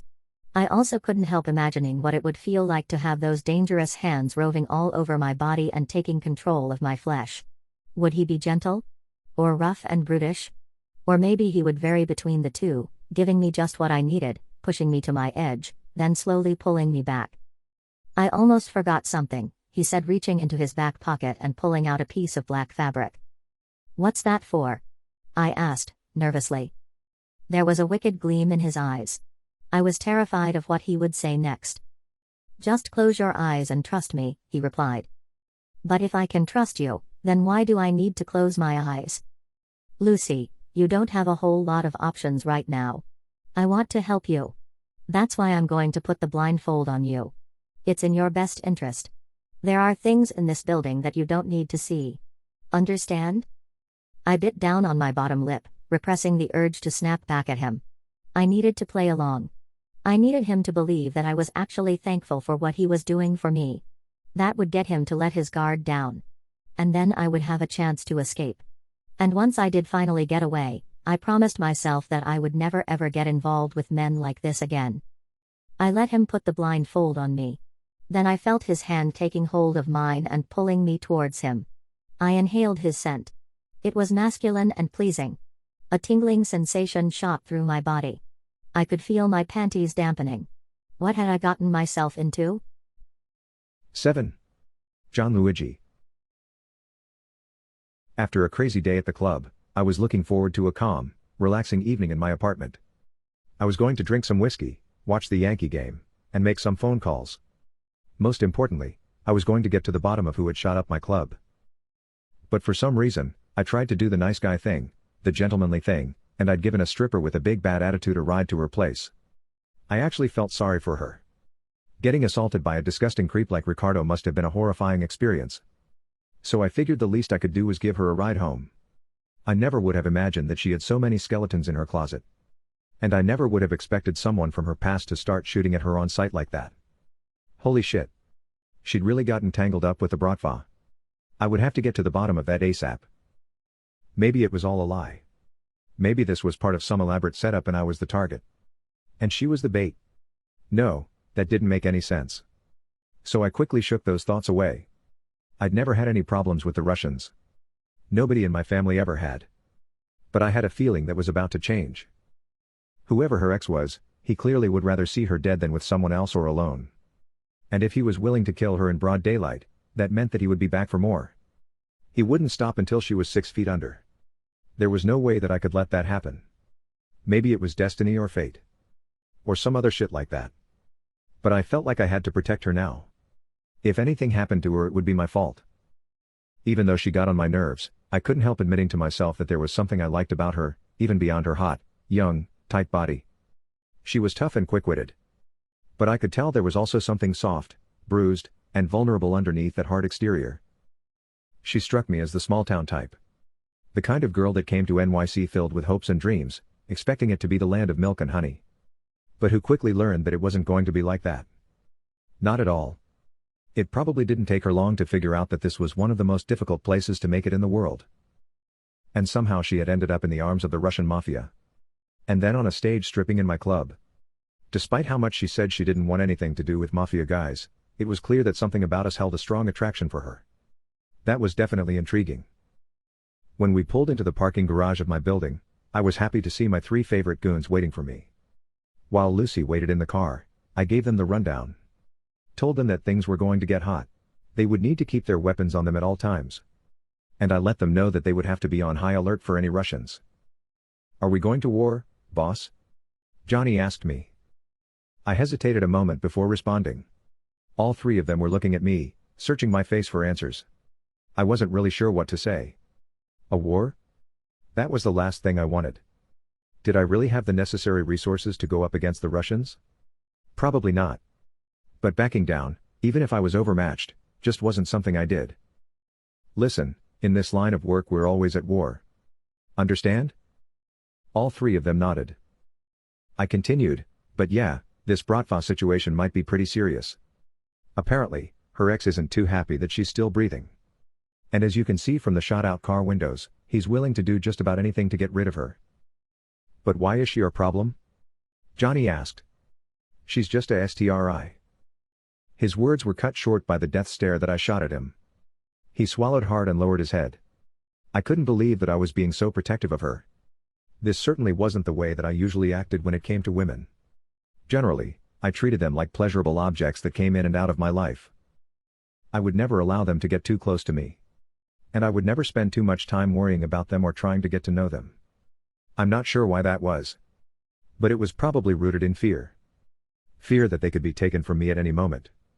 Fear that I wouldn't be able to protect them. It might have had something to do with my mother's passing. Her suicide. Just a couple of weeks after my father died of a heart attack. I hadn't been able to protect her. The evening before she was found unresponsive in her bed, I had gone to her room and told her that I would do everything to keep the family business going. Even though I was only 16, I was willing to drop out of school and do whatever was necessary. She smiled and kissed me on the forehead, telling me she loved me and that my father would be so proud of me. And then the next morning she was dead. Gone. And everything in my life was flipped upside down. Suddenly, Leonardo and I were orphans. We had no one to rely on but ourselves. We weren't prepared for that. Not at all. Especially me. Not only was everything in my life flipped upside down, but everything inside me was as well. It seemed like overnight I went from being the shy, sweet, nice kid to being the mean, angry bully. I started picking fights every day in school. First with other students, and then with teachers. Every day I was boiling with rage. There was no one to talk to. Leonardo was going through his own process of grieving by plunging himself headlong into keeping the business afloat. There was no one to help me deal with what I was feeling. So I bottled it up. Or at least I tried to. It would always end up exploding to the surface. And it wasn't long before I came to enjoy seeing fear in another person's eyes. They knew that they wouldn't be able to defend themselves. They knew they were at my mercy. I would start with my fists. Then I would get them to the ground and start kicking them as they begged, pleaded, and cried out for me to stop. The louder they screamed, the harder I hit them. Their weakness only served to fuel my sadistic rage. It wasn't long before their face would be covered in blood. And they were just holding on to the edge of consciousness. Hurting other people gave me such an adrenaline rush. It made me feel like I would actually be able to survive without my parents. Like I wasn't just some vulnerable, skinny teenager that the world was going to devour and spit out. Inflicting pain made me feel a little bit better. But the high never lasted. And once it was gone, I came crashing back down to the reality of my life. I had no idea where I was going. I wasn't good at anything. The only thing I'd ever thought of was joining the family business. I couldn't wait for my father to put me under his wing and mentor me. I was going to be just like him. That was my only ambition. And now it was gone. I would never be able to sit at his side and learn. Listening to all his stories. Riding around with him, going to meetings, seeing firsthand what it was like to be a Don. That opportunity had been ripped away from me. After I finished talking with my men, I walked to the passenger side of my bullet-riddled vehicle. I really wasn't sure what I was going to do about Lucy. She would have to stay with me. At least for a few days. At least until I figured out where she would be safe. Right now it didn't seem like there would be any such place in the city. The Russians would be out looking for her. They had informants all over. If she was wandering around, it wouldn't take long before they found her. And if they got another shot at her, I seriously doubted that they would miss. But there was another problem. Something that had just begun gnawing at me. She knew where I lived. That was a really big fucking problem. One that I didn't quite have the answer for. It meant that she now had information that could put me in serious danger. Which meant that there was no way that I would be able to let her go. If she was going to be staying with me, then she would have to learn to follow my orders. No arguing. No backtalk. I was going to have to flush that attitude out of her. It wasn't going to be easy. But I was definitely up for the challenge. Before I brought her upstairs to my apartment, I would have to begin training her. That's why I pulled out the black piece of cloth and told her to close her eyes. She would have to trust me. Whether she wanted to or not. At this point, she really had no other choice. "Why do I need to close my eyes, if I can trust you?" she asked. I explained to her that I was only doing what was best for her. And that there were things in the building that she didn't need to see. She sighed and lowered her head. I smiled, then put the blindfold over her eyes. As I led her to the elevator, she held onto my wrist. It was our first real contact flesh to flesh. And it felt amazing? But suddenly she let go of my wrist. A surge of disappointment shot through me. Didn't she feel that same electric sensation that I felt? Didn't she enjoy having such close, intimate contact with me? So many questions swirled through my mind. This was so unlike me. I'd never cared what women thought about me. But somehow this stripper from some poor, backwater town had a hold on me. It didn't make any sense. I hated this feeling. It terrified me. But it also excited me. Made my adrenaline surge. Seconds later, I felt her fingers interlocking with mine. I closed my eyes and sighed with relief. A warm feeling spread throughout my body. I smiled. It felt so fucking good. But I quickly wiped the smile from my face and turned toward her. For some reason, I didn't want her to sense how much I was enjoying our physical contact. I didn't want her to think that this was anything but business for me. No pleasure involved. Absolutely none. I was just doing what I needed to do to protect myself. That's all it was. Holding hands, we stepped into the elevator together. Once the door closed, she leaned into me, resting her head on my chest. "Thank you for bringing me here," she said. "I really appreciate it." Before responding, I bit down on my bottom lip. I wasn't used to expressing warm feelings. I wasn't used to doing nice things for other people, especially if those people weren't in some way connected to the family business. This was such a new and strange feeling. "Don't worry about it," I said. "As long as you're with me, no one's going to hurt you." She sighed and wrapped her arms around me. I squeezed her tightly, tighter than I'd ever squeezed a woman before. 8. Lucy. I don't know why I felt like I could trust this man. With all those muscles and tattoos, and the hard glint in his eyes, it should have been clear that he was nothing but trouble. I don't know why I let him put the blindfold over my eyes. Or why I fell into his chest and wrapped my arms around his huge torso. But I didn't have any other options. And for some strange reason, I felt like I didn't want to have any other options. I wanted to let go. I wanted to be protected and cared for. I was sick and tired of having to do things on my own. Sick and tired of feeling like everyone was against me. Yet, just having those thoughts terrified me. Life had already taught me that whenever you let your guard down, someone was sure to take advantage of you. Physical and mental abuse were sure to follow. The more dependent you showed yourself to be on someone, the more they would treat you like complete shit. It had never failed. That's how it had always gone for me. So was I really going to make that mistake again? While I was in Gianluigi's presence, I would have to learn as much about him as possible. I would have to figure out what his endgame for me was. Would he eventually betray me? Would he make me regret the day that I ever laid eyes on him? As we walked into the apartment building, I wish I could have seen the expression on his face. That would have given me a much clearer idea of what I was getting myself into. But the blindfold prohibited that. The only sensation I had was his hand clasping mine as he pulled me gently behind him. His hand completely enveloped mine. With one half-hearted squeeze, he could have crushed all my bones. There was something so gentle, so protective and reassuring about the way he held me, pulling me behind him. I had no choice but to trust him. And for some strange reason, despite all my bad experiences, I felt comfortable with that. I actually felt safe. "Be careful," he said. "We're stepping into the elevator." Those were the first words that he had uttered in what seemed like forever. Even though it had probably only been a few minutes.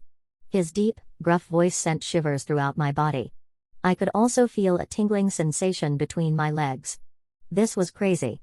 I shouldn't have been feeling like this. This man was going to bring me nothing but trouble. With all the available bachelors in New York, why couldn't I find a regular guy, an accountant, a banker, a lawyer, or even a working-class guy like a construction worker, carpenter, or plumber? Something normal.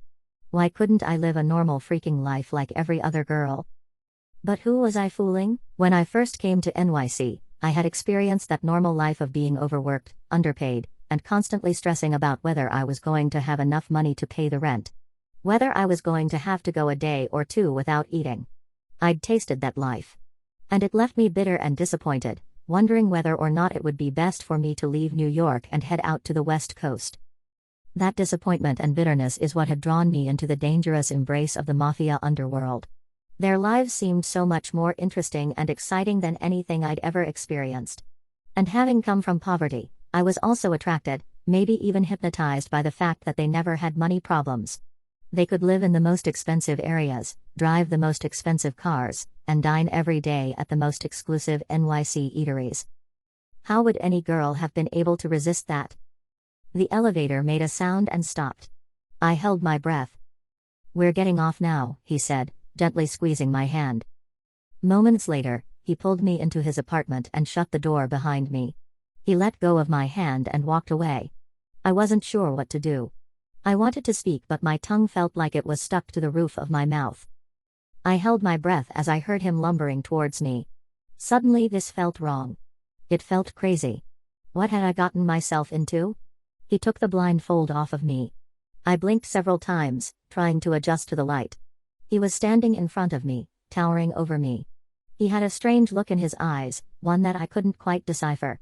What was he trying to communicate? "Is everything okay?" he asked, staring at me intently. I swallowed hard and nodded up and down, unable to form any words as I admired his dangerous, savage, incredibly sexy beauty.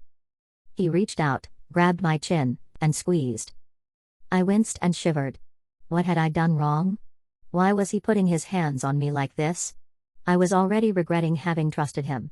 Now that he had me all alone in his luxury condo, he would be able to do whatever he wanted to me. When I ask you a question, I expect you to answer it. Understood? Good.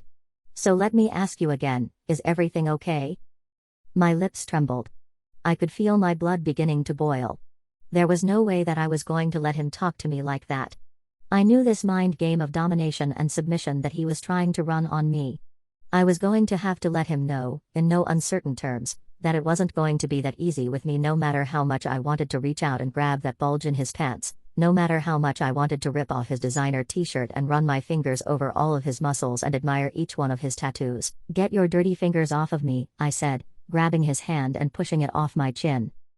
He smirked and shook his head. Then he licked his lips and looked me up and down. I can see why your little Russian lover boy got hooked on you, he said.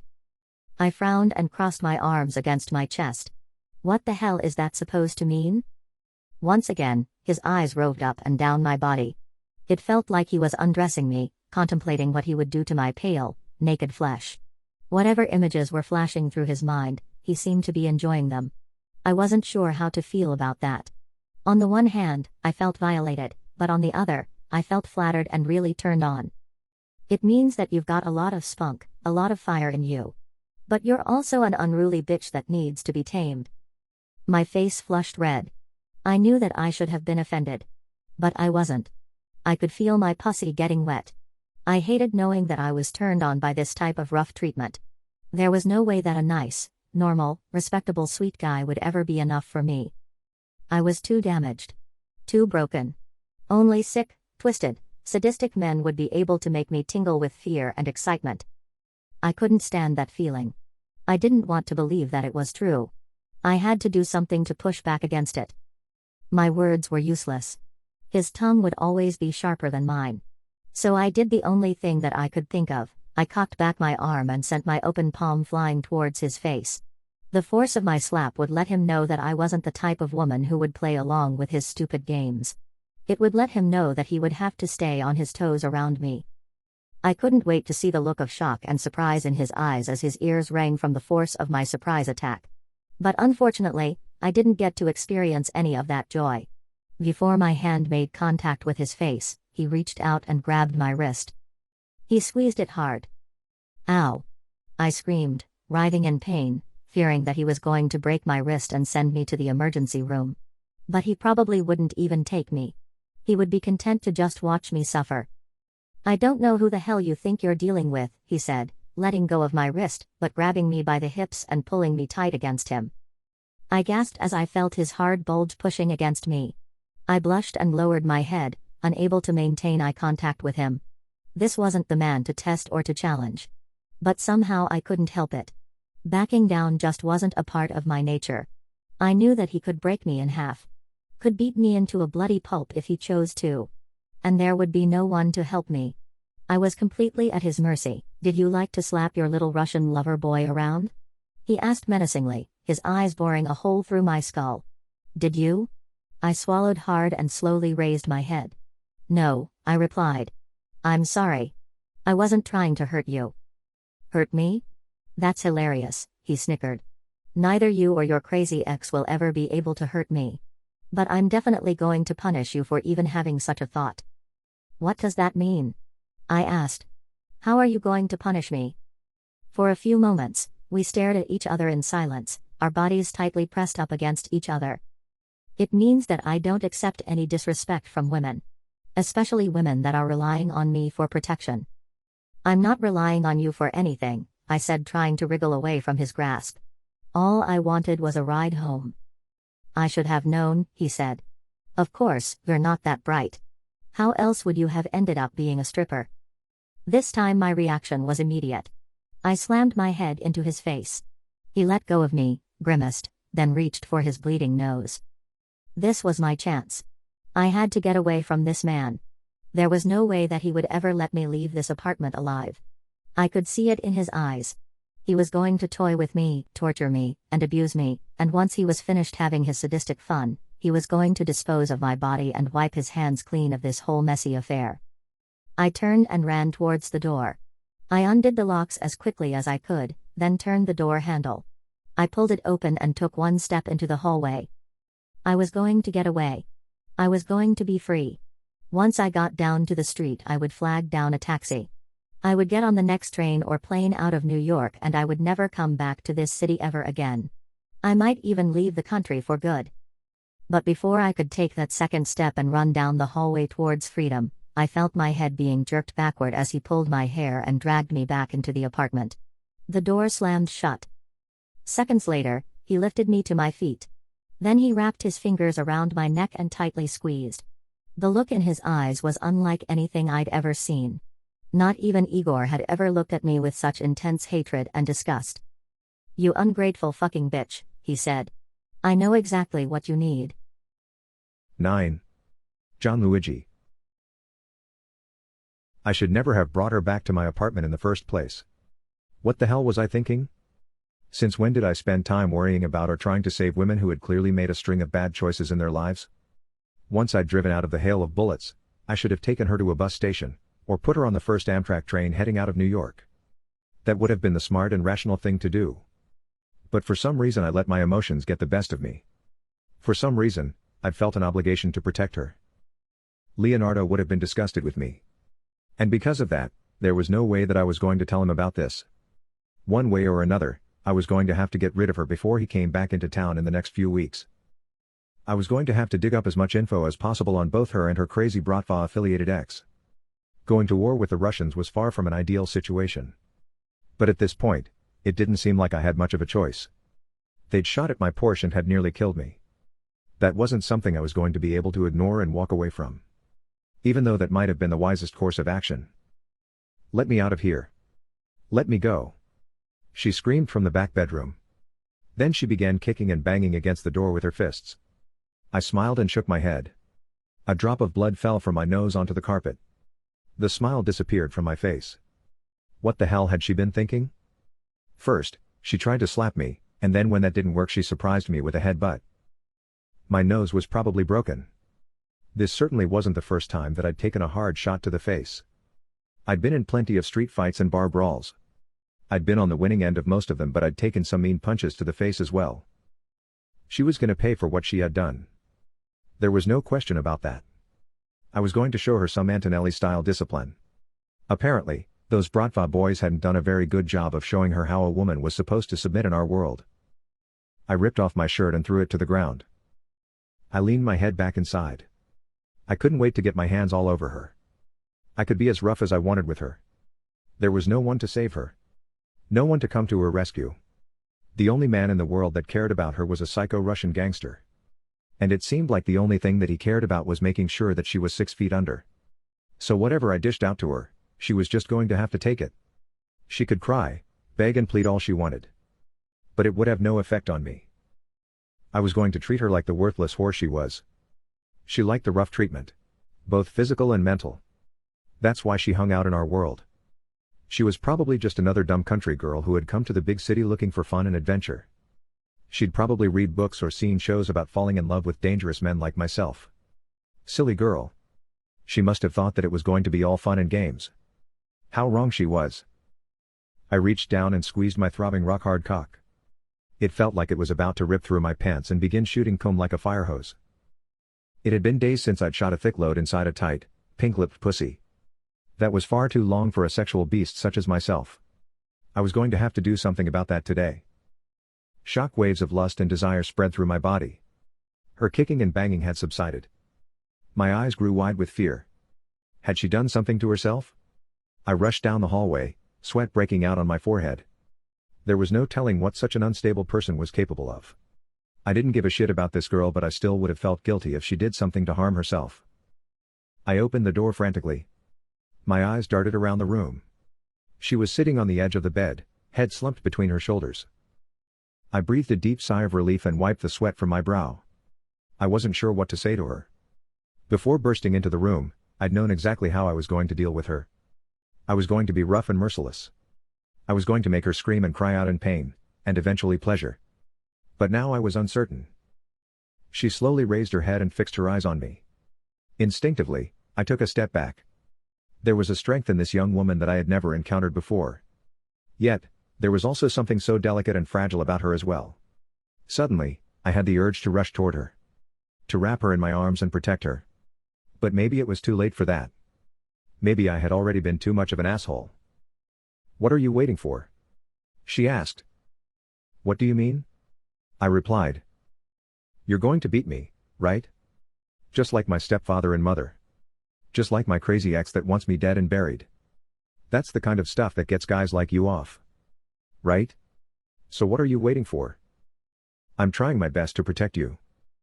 You're not man enough to put me in my place, is that it? I guess you Antonellis don't measure up to the Russians, huh?" My face flushed red. Veins bulged in my forehead.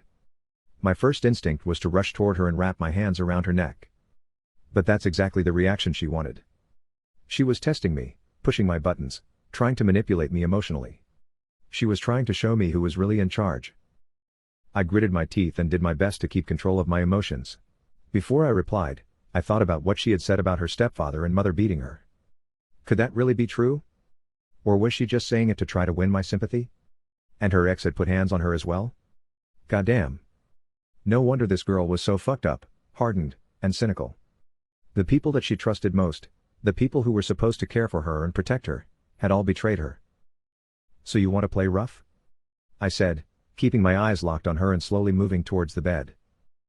Before answering, her eyes roved up and down my rock-hard body, pausing when she reached my crotch. She licked her lips and her pupils dilated. I smiled. Yeah, there was no question about it. She definitely wanted it. Wanted every inch of my long, thick Antonelli cock in the back of her throat and then in her tight pussy. She wanted every drip and drop of my thick cum deep inside her womb. "I don't really care," she said. "But you." I didn't let her finish. I pushed her down on the bed. She screamed in surprise. "Shut the fuck up," I barked. "You wanted it. And now you're going to get it." I undid the button on her jeans, then I tore them off her legs. She was wearing pink lace panties. I stared at them for a few moments, then yanked them off and threw them to the floor, exposing a pretty, shaved, thin-lipped, pink pussy. I licked my lips, hungry to shove my head between her thighs and taste her for the first time. I didn't bother slowly pulling her tight tube top over her head. And then gently undoing her bra. Fuck that. I violently ripped her top into two pieces and did the same with the bra. Her breasts were full and pale. And they had medium-sized, very suckable areolas. "Goddamn," I said to myself. "What a smoking hot body. No wonder she can get away with acting like a crazy bitch." "Is that it?" she said. "You're just going to stand there staring at me. Have you never seen tits before or something?" I smirked and bit my bottom lip. She just wasn't capable of keeping her fucking mouth shut. Instead of saying anything to her, I cocked my arm back and slapped her face. She screeched and fell back on the bed. I pounced on her like a wild animal. I wrapped one hand around her throat and used my other hand to begin playing with her pussy. I had her just where I wanted her. And I could tell by the look in her eyes, that this was exactly where she wanted to be. Under my control. With no one to save her. Whether she would admit it or not, her body was clearly telling me just what she felt. My fingers were immediately covered in her desire. I rubbed them up and down against her labia, every few strokes slightly grazing her bulbous clitoral head. And each time I did so, her eyes would flutter and her body would shiver. "You like that, you dirty, nasty slut?" I asked. "You like when I play with that little pussy of yours?" I took my hand from around her neck. I wanted to make sure that she fully consented. "Yes, I love it," she said. "Please don't stop. I'm so wet for you." I smiled, then put my hand back around her neck. She reached towards my belt buckle and started undoing it. Of course, she was hungry for my cock. Her pussy was crying out to be pumped and penetrated. But not so fast. I was going to make her wait. I was going to make her suffer, beg, and plead. And once I had thoroughly humiliated her, once I had made her realize just how worthless she was to me, then and only then would I let her enjoy the pleasure of my majestic rod. Or at least, that's what I kept telling myself. I really wasn't sure whether or not I was going to be able to contain my raging desires for that long.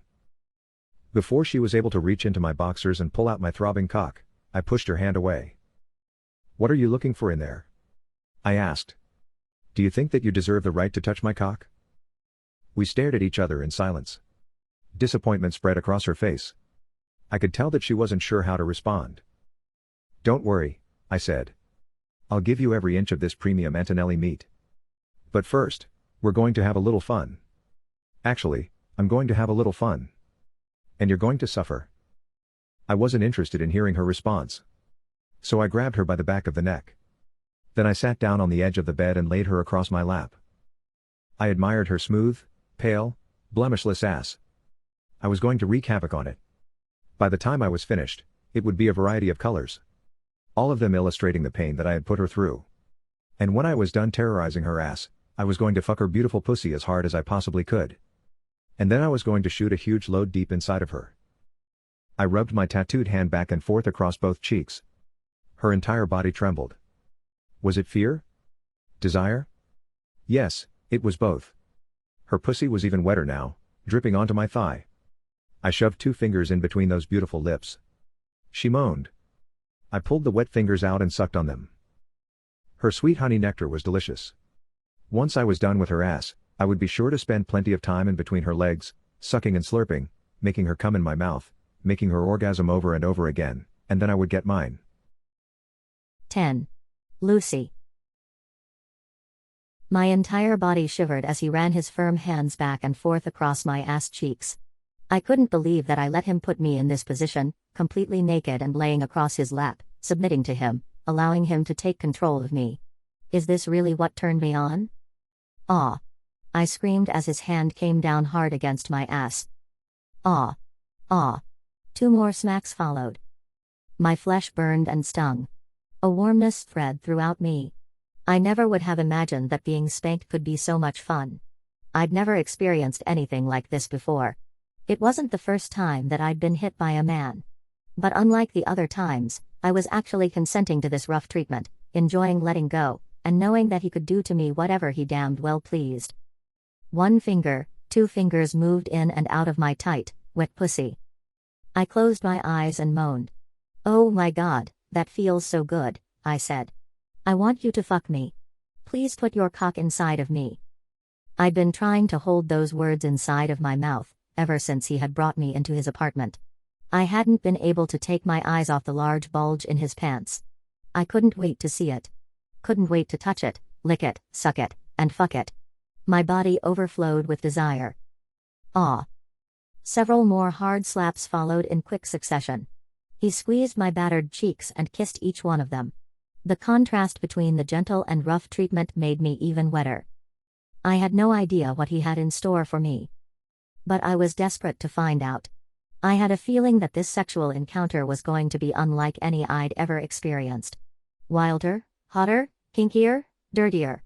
Just thinking about it sent waves of orgasmic pleasure throughout my body. "Now it's time for me to get in between your legs," he said before delivering one last hard blow to my bruised and sore ass. "I can't wait to taste that pussy." "And then are you going to put it inside me?" I couldn't refrain from asking. "Then I'm going to fuck you so hard that your eyes might pop out." "What?" I said, bursting out laughing.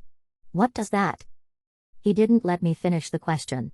Instead, he hoisted me up in the air and then slammed me down on the bed. I laid on my back staring up at him as he quickly stripped out of his clothes, revealing a ripped, tattooed physique from head to toe. Every part of him was sexy and intriguing, but my eyes were instantly locked on his crotch. When he slid his boxers down his powerful legs, my eyes grew wide with lust and terror. He had the most powerful, menacing cock that I'd ever seen. I was tempted to leap towards it, wrap my fingers around it, lick it up and down and all around, and then shove it deep into my throat, trying to take every inch of its incredible length and girth. But somehow I managed to contain myself, biting down on my bottom lip, and letting my fingers slither down between my thighs. Completely naked, he stroked his huge hard cock back and forth as he stared down at me. Looking up at him, I played with my pussy, strumming back and forth against my blood-filled clitoris. How much longer was he going to make me wait? I felt like I was going to explode. He must have been able to read my thoughts, because right when I thought I couldn't take it anymore, right when I was on the verge of jumping off the bed and getting down on my knees, he came toward me. He got onto the bed, grabbed one of my legs, and then began kissing it, from below the knee, up to the insides of my thighs as my body quivered with excitement. Each kiss sent hot flames of pleasure through me. I wanted to feel his mouth, tongue, and lips buried deep in my pussy. I wanted to cover his face with the juices of my desire. Before he began feasting on my labia, he turned his attention to the other leg, once again starting his soft, sensuous kisses below the knee and working his merry way up to my thighs. He flicked his tongue several times against my hungry lips. My eyes fluttered. I reached to grab his shoulders and push him back down there. But he knocked my hand away. He took hold of his hard cock and began rubbing it back and forth against my pussy. And then he slapped it several times against my clit. "Oh my God, please stick it in," I cried. "I can't take it anymore." A devilish grin appeared on his face. "You don't have a choice, you dirty slut. I'm going to make you wait. And wait. And maybe I'll never give it to you. Who knows? But why are you doing?" Before I could finish, his face had plunged back between my thighs. He licked and slurped, feasting eagerly, greedily, on all of my pussy juices. No man had ever eaten me out with such intensity, as if he were really enjoying himself, as if it were an honor and privilege for him to find himself down there, tasting, savoring, devouring me, licking up every last drop. He pushed 2 fingers inside of me and worked them back and forth in a come-hither motion as he continued licking me into a frenzy. My fingernails dug into his tattooed flesh. Even though he had just started pleasuring me, I could already feel my first orgasm of the night washing over me and taking me to a far-off place. A sheen of sweat covered my pale flesh. I began quivering uncontrollably. "Oh, my God," I moaned. "Don't stop. Please don't stop. I'm gonna come." For a brief second, he lifted his head up and smiled. I pushed him back down and thrust my dripping cunt into his face. He clamped his mouth down on top of my clitoris and sucked on it as if it contained a life-saving elixir. "You taste so fucking good," he said before coming up for air. "I could stay down here all day." This was the first time I'd ever met a man who enjoyed playing between my legs, truly savoring the experience. With my other lovers, it always seemed like such a chore. Like they were doing it out of obligation and wanted to get it over with as soon as possible. This was something completely different. When he said that he could stay down there all day, I really believed him. But I wasn't going to let him do that. I wanted to feel his dick inside of me. My pussy was aching and throbbing to feel his meat, to be pumped and penetrated, stretched and swollen. A rod like his might break me in two, might leave me sore for days, and struggling to walk. But it would be worth it. He finally let go of my clitoris and raised his head. He smiled, then licked his lips. "Is there something else you want, you nasty girl?" he asked with a smirk. I couldn't respond right away. I was panting, covered in sweat, and still coming down from the clouds that his tongue had lifted me onto. There was so much I wanted. "First come here and kiss me," I said. He pushed his body on top of mine and our lips met in a warm, passionate embrace. "These last few hours have been pretty crazy," he said. I smiled and nodded up and down. It seemed like so much longer than that. Like we'd known each other for days, weeks, months, or years. I figured that's what fear, excitement, living on the edge, and brushing up against death could do to you. He put his hand around my neck, squeezed, and stared directly into my eyes. My eyes grew wide with fear and submission. I never knew what he was capable of. Could never predict what he would do next to drive me wild, send shivers down my spine, and make me tingle between my legs. "Do you want to get some sleep?" he asked. "Or do you want to get fucked?" I wasn't sure whether he was being serious or just teasing me, trying to figure out just how hungry and desperate I was to feel him pushing inside of me. "If you don't fuck me tonight, you won't ever have another chance," I said. He frowned. His brow furrowed and his eyes narrowed. The silence was intense. And it seemed like it could be never ending. Maybe I shouldn't have said that. Maybe I should have said what was really on my mind. "Yes, I desperately want you to fuck me. Please do it now. Don't make me wait any longer." I should have said that. But instead, I'd tried to be clever and I might have ended up ruining the mood. A sly smile broke out on his face. "You've got a lot of spunk for a small-town girl." "I was born and raised in NYC. "Bullshit," he shot back. I tried to keep a straight face. But there was no use. After a few seconds, I burst out laughing. I covered my mouth to try to hide my embarrassment. "It's that obvious, huh?" I said once I got to control myself. "Yeah, I'm afraid so," he said. "Something about your toughness. How unwilling you are to give an inch. Your bitchiness," I blurted out. It's like you came here as a naive, small-town girl and got taken advantage of. And no matter what, you're determined to not let it happen again. Even if that means keeping that hard shell over your heart. That's what you're going to do. I swallowed hard. We'd only known each other for a few hours, but he'd already seen through my bullshit facade. I turned away from his intense, brown eyes. I wiped a tear from my cheek and sniffled. He reached out and gently stroked my face. "Is everything all right?" he asked, his voice full of concern.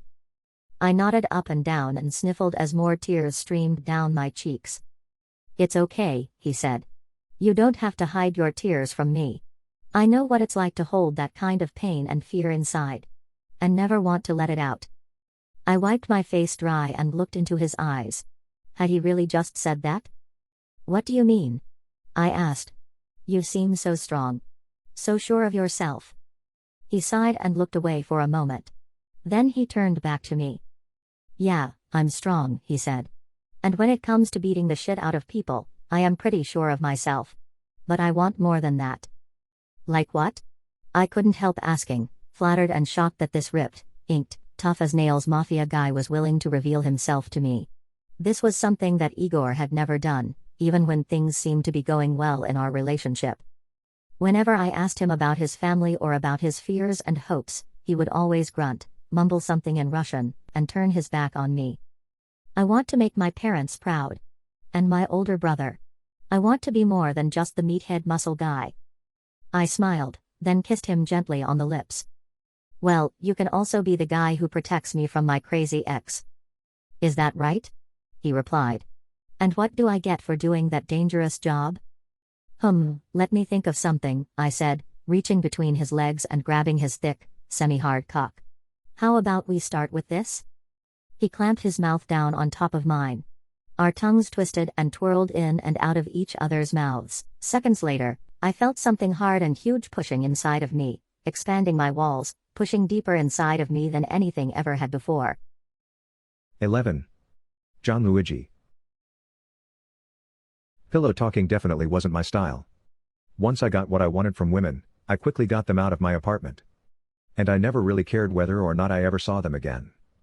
But of course, a lot of them would come back, knocking on my door at odd hours, desperate to get into my bed again. But something about Lucy seemed different. She certainly wasn't the first small-town girl turned city slicker and cynic that I'd met. No, those kinds of girls were dime a dozen in New York. Whether they came from Ohio, Idaho, Wyoming, or Kentucky, I could see through them right away. But to me, it seemed like she had earned her toughness and hard outer shell. Like her life genuinely had been rough, people had been cruel to her, and she still hadn't recovered from the pain and trauma.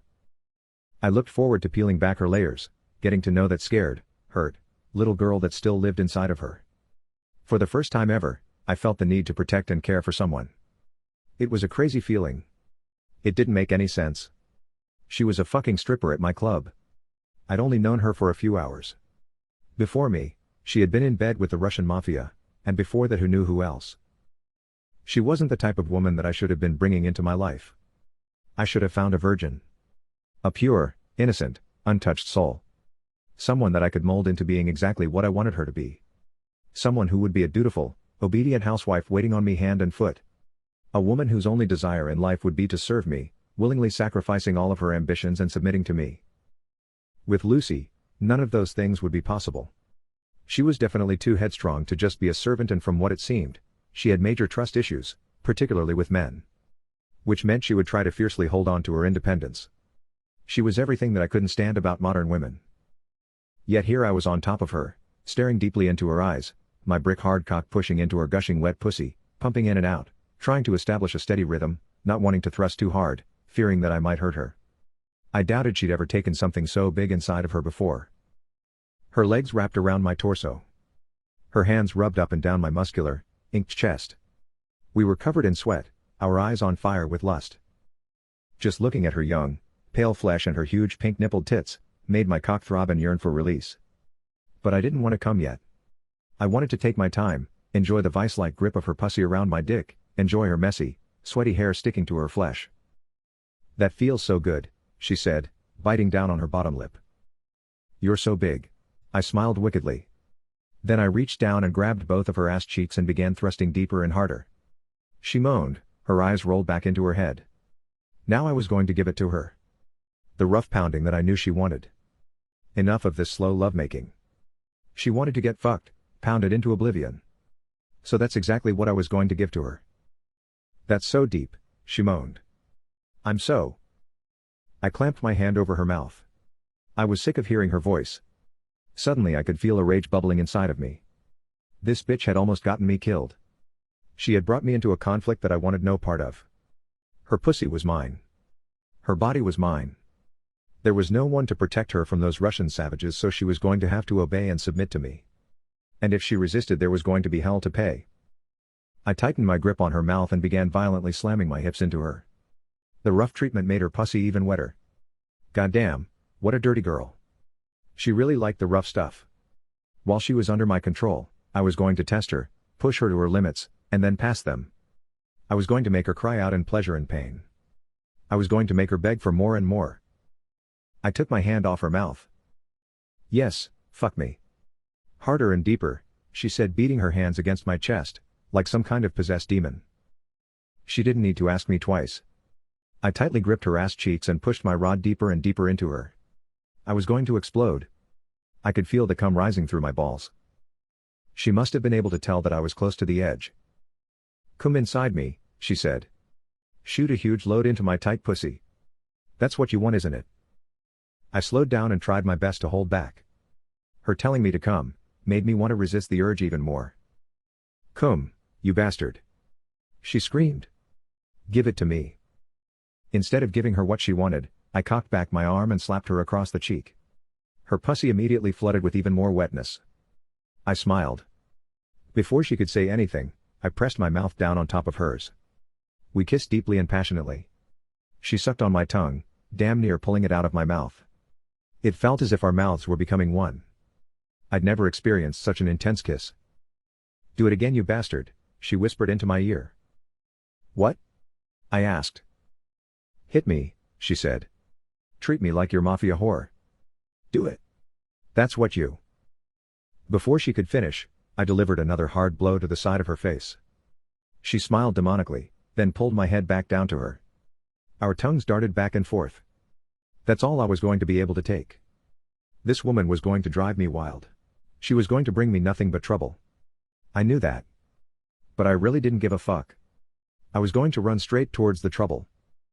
Oh, I groaned as my throbbing cock began releasing a stream of cum inside of her.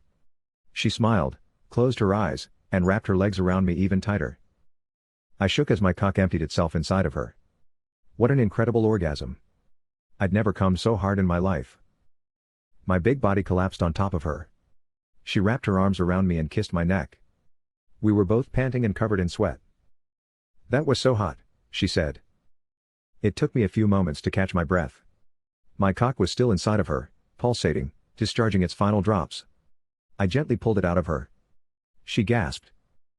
You completely filled me up, she said. I smiled and rolled off her. She draped an arm across my chest and began kissing my pecs. Yeah, that was a lot of fun, I said. Hopefully we can do it again sometime. But I think now would be a good time for you to leave. What? She said, sitting up and glaring at me. The silence held for a few seconds. And then I burst out laughing. Her eyes were filled with anger. She didn't seem to find it quite as funny as I did.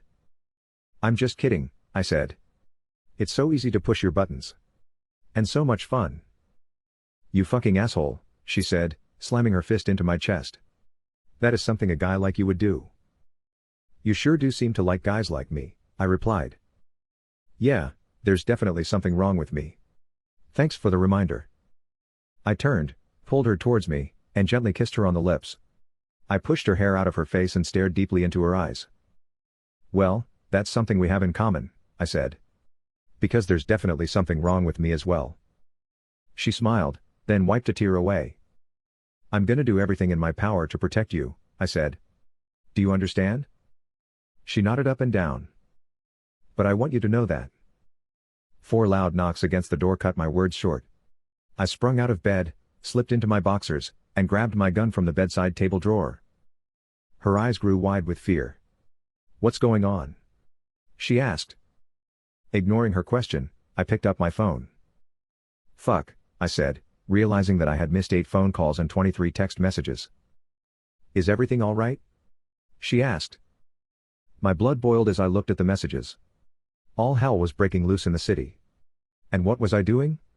Laying in bed, pillow talking, making plans for the future. Jeopardizing everything my family had built for a woman. What a fucking embarrassment I was. It made me sick just thinking about it. Get dressed, I said. We've got to get out of here. What happened? No more fucking questions. Before leaving the room and heading to the door, I turned and looked at her. She was sitting up in the bed, with her arms crossed against her chest. I could see the pain and hurt etched on her face. I wanted to rush over to her, cradle her in my arms, and apologize for yelling at her. But there was no time for that. Once I had my clothes back on, I hurried to the door, gun in hand. I looked through the keyhole and saw my 3 favorite goons. Get in here, I said. And tell me what the fuck is going on. Frankie and Tommy sat down on the couch. Johnny went for the remote and turned on the television. I glared at him, wondering what the hell he was doing. Bad news, boss, Johnny said. Really bad. I get it, I replied. So why are you turning on the... He raised the volume on the TV, drowning out my words. This is James Holloway, reporting live for WXTR News. I'm on the scene of a massive explosion at the Antonelli Towers building in Columbus. At approximately 4:15 this afternoon. An explosion was reported in the lobby of the building.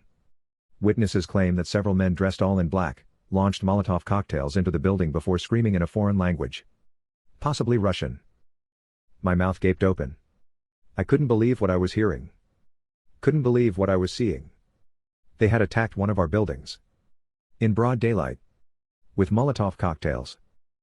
Now there was no question about it. We were in a war. I turned my attention back to the screen. This is yet another violent incident in this city related to the Mafia underworld, specifically the Antonelli family. I have a feeling that something is going to have to be done about them. New Yorkers are not going to tolerate this sort of lawlessness for much longer. What the hell is the reporter talking about? Frankie asked. One of our buildings gets attacked and it's our fault. Bullshit. The other 2 guys nodded in agreement. I felt like my head was about to explode. Just when I thought things couldn't get any worse, my phone began ringing. A shiver went down my spine. I hesitated before looking at the screen. Then I closed my eyes and sighed. I finally answered the call. What's going on, big bro? I said. How's the vacation going? I'll be back in New York in 2 hours, Leonardo said. Try not to screw anything up until then. Before I could respond, he hung up. I clenched my jaw and threw my phone across the room. 12. Lucy. My heart sank as I watched Gianluigi stomp out of the room. I was sitting on the bed naked, arms crossed against my chest, tears streaming down my cheeks. It was happening again. Once again I'd fallen into the arms of the wrong type of man. I'd opened my legs and my heart to him. I'd made myself vulnerable. Let my guard down. Tried to reveal how I really was underneath the hard outer shell. And what did I get in return? Nothing but his anger and contempt. When he yelled at me, it made me feel like I was nothing to him. No, not exactly nothing. I was definitely something. I was a burden. I was trouble. Something that he really didn't want to deal with. So why didn't he just put me out on the street and force me to fend for myself? I couldn't help wondering. But I knew the answer. I'd been in this underworld long enough.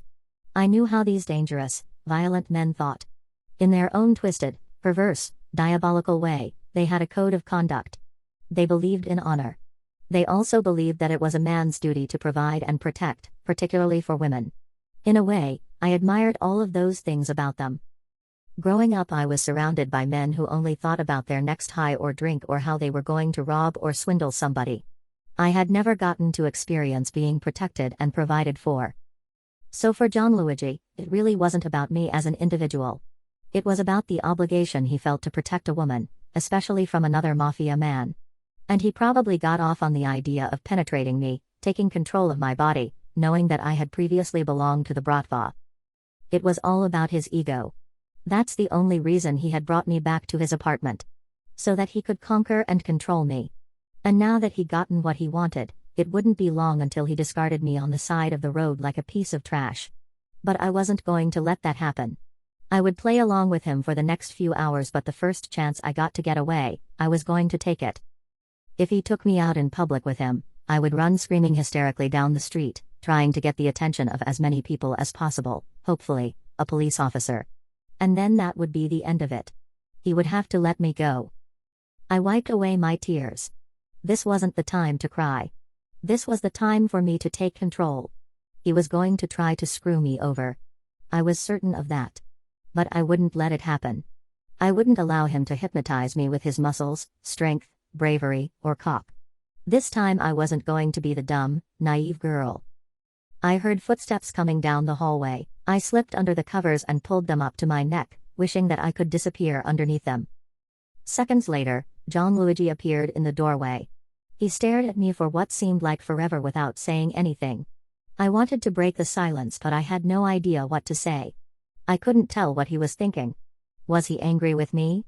Could he sense that I was going to try to escape? I shivered as he began slowly walking toward me. He sat down in the bed and stared at me.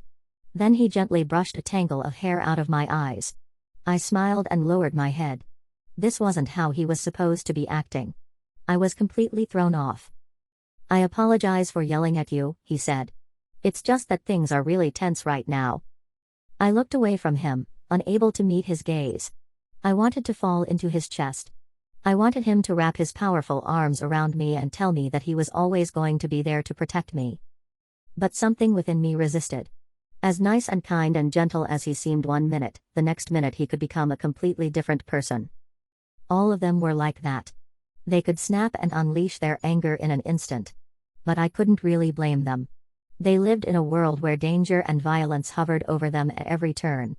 And that's exactly why I needed to get out of this world as soon as possible. I know that things got a little rough before, he continued. And I just wanted to make sure that you were okay with everything we did. Now he was asking me if I had enjoyed our kinky, rough sex. He actually cared about getting my consent for our sexual encounters. I certainly hadn't expected that kind of concern for my well-being. But I wasn't going to fall for his kindness and compassion act. He was definitely trying to get something out of me. I just didn't know what it was yet. But all I had to do was be patient and he would eventually show his cards. You were a little rough, I finally said. But I really enjoyed it. And I wanted it. He smiled and ran a finger down my cheek. It certainly seemed like that, he said. I just hope it won't be too long until our next time. I blushed and lowered my head. He wasn't supposed to be talking to me like this. And I wasn't supposed to be melting like a hot stick of freaking butter just because he was treating me with basic human decency. What the hell was wrong with me? Were my expectations of other human beings, particularly men, that low? Or maybe it was my self-esteem that was the problem. Maybe I'd been dragged through the mud so many times that even the slightest gesture of caring or concern was enough to make me swoon. Is everything okay? He asked.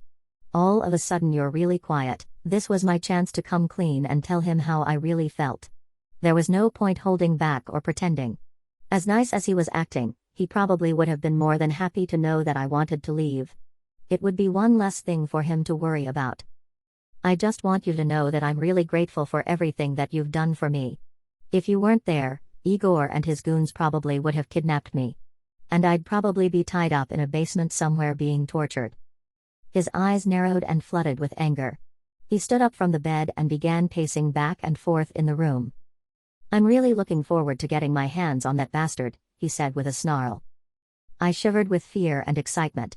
For some reason, it really turned me on to see how much hatred he had for a man he'd never even met. I would have loved to see both of them bare-chested, sweaty and bloody, fighting for control of me and willing to kill for it. I closed my eyes and sighed. I felt a tingling and wetness between my legs. Yes, there was definitely something wrong with me. But maybe the first part of my recovery was admitting that I was fucking crazy. After a few more minutes of angrily pacing around, he eventually came back to the bed and sat down. I'm not sure how to tell you this, he said. But I don't think your life is ever going to be the same again. What do you mean? I couldn't help asking, deathly afraid of the answer. He spent the next several minutes explaining the Molotov cocktail attack that had taken place at one of his family's buildings. I covered my mouth in horror. This had already gone much farther than I would have ever imagined. There was no turning back for either side. This was going to turn into a full-fledged war. There would be heavy casualties. And I was almost certain that the Bratva would win. They were too strong. There were too many of them. The Antonellis would be wiped out. It was really none of my business and shouldn't have cared. But for some reason I did. Was anyone hurt during the attack? I asked. He shook his head no. But that doesn't change anything. This is going to get very ugly. And what does that mean for me? I don't want to have anything to do with this. Lucy, it doesn't matter what you want. You're the reason that this whole thing started in the first place. What? Because I wanted to live a normal freaking life. A normal life? As a stripper in a mafia-run club? Who the hell do you think you're talking to? I'm really not sure who I'm talking to. One moment you're kind and sweet. And the next you're a complete asshole who can't help. Throwing my profession in my face. Profession? He snickered. Is that what you call it? That's all I was going to be able to take. I threw off the covers and hopped out of the bed. I picked up my clothes and began quickly putting them on. I could feel Gianluigi's eyes on me, looking me up and down. I did my best to try to ignore him. I had to get out of there as soon as possible. If I was really the reason that all of this had gotten started, then I also wanted to be the reason that it ended. Where the hell do you think you're going? He asked. I'm going to put an end to this war before any innocent people get killed. If it's all my fault, then I'm the only one that needs to be punished. You just can't help making things difficult for me, he said. Nope. And that's exactly why I'm leaving. I don't want you to have to spend any more time worrying about me. I'm not your responsibility. The moment those Bratva bullets pierced my windows, you became my responsibility. Whether you like it or not. So your plan is to keep me locked up until the war is over? Until everyone's dead? And you think I'm going to accept that? You don't have a choice, he said. I fixed my eyes on him. Could I really trust him to take care of me? Hell no. But I also didn't have any other options. Trying to get in contact with the police wouldn't have done anything for me. The entire NYPD was in the pocket of the Russian Mafia. They wouldn't hesitate to deliver me right into the arms of my enemies. Even running away didn't seem like a very good option. The Bratva were everywhere. It would only be a matter of time before they hunted me down. I sighed heavily and shook my head. Fine, I said. I'll stay here. But no more sex. And no more sweet talking. Do you understand? He smirked and mumbled something under his breath. I'm not fucking joking, I blurted out. Do you agree to my terms? Your terms? So you're telling me how I need to treat you, even though you have no one else to protect you. I crossed my arms against my chest. Yes, that's exactly what I'm doing. 13. Gianluigi. Once again I'd fucked up. Or maybe this wasn't my fault. Maybe I was just a victim of circumstance. But Leonardo would definitely put the blame on me.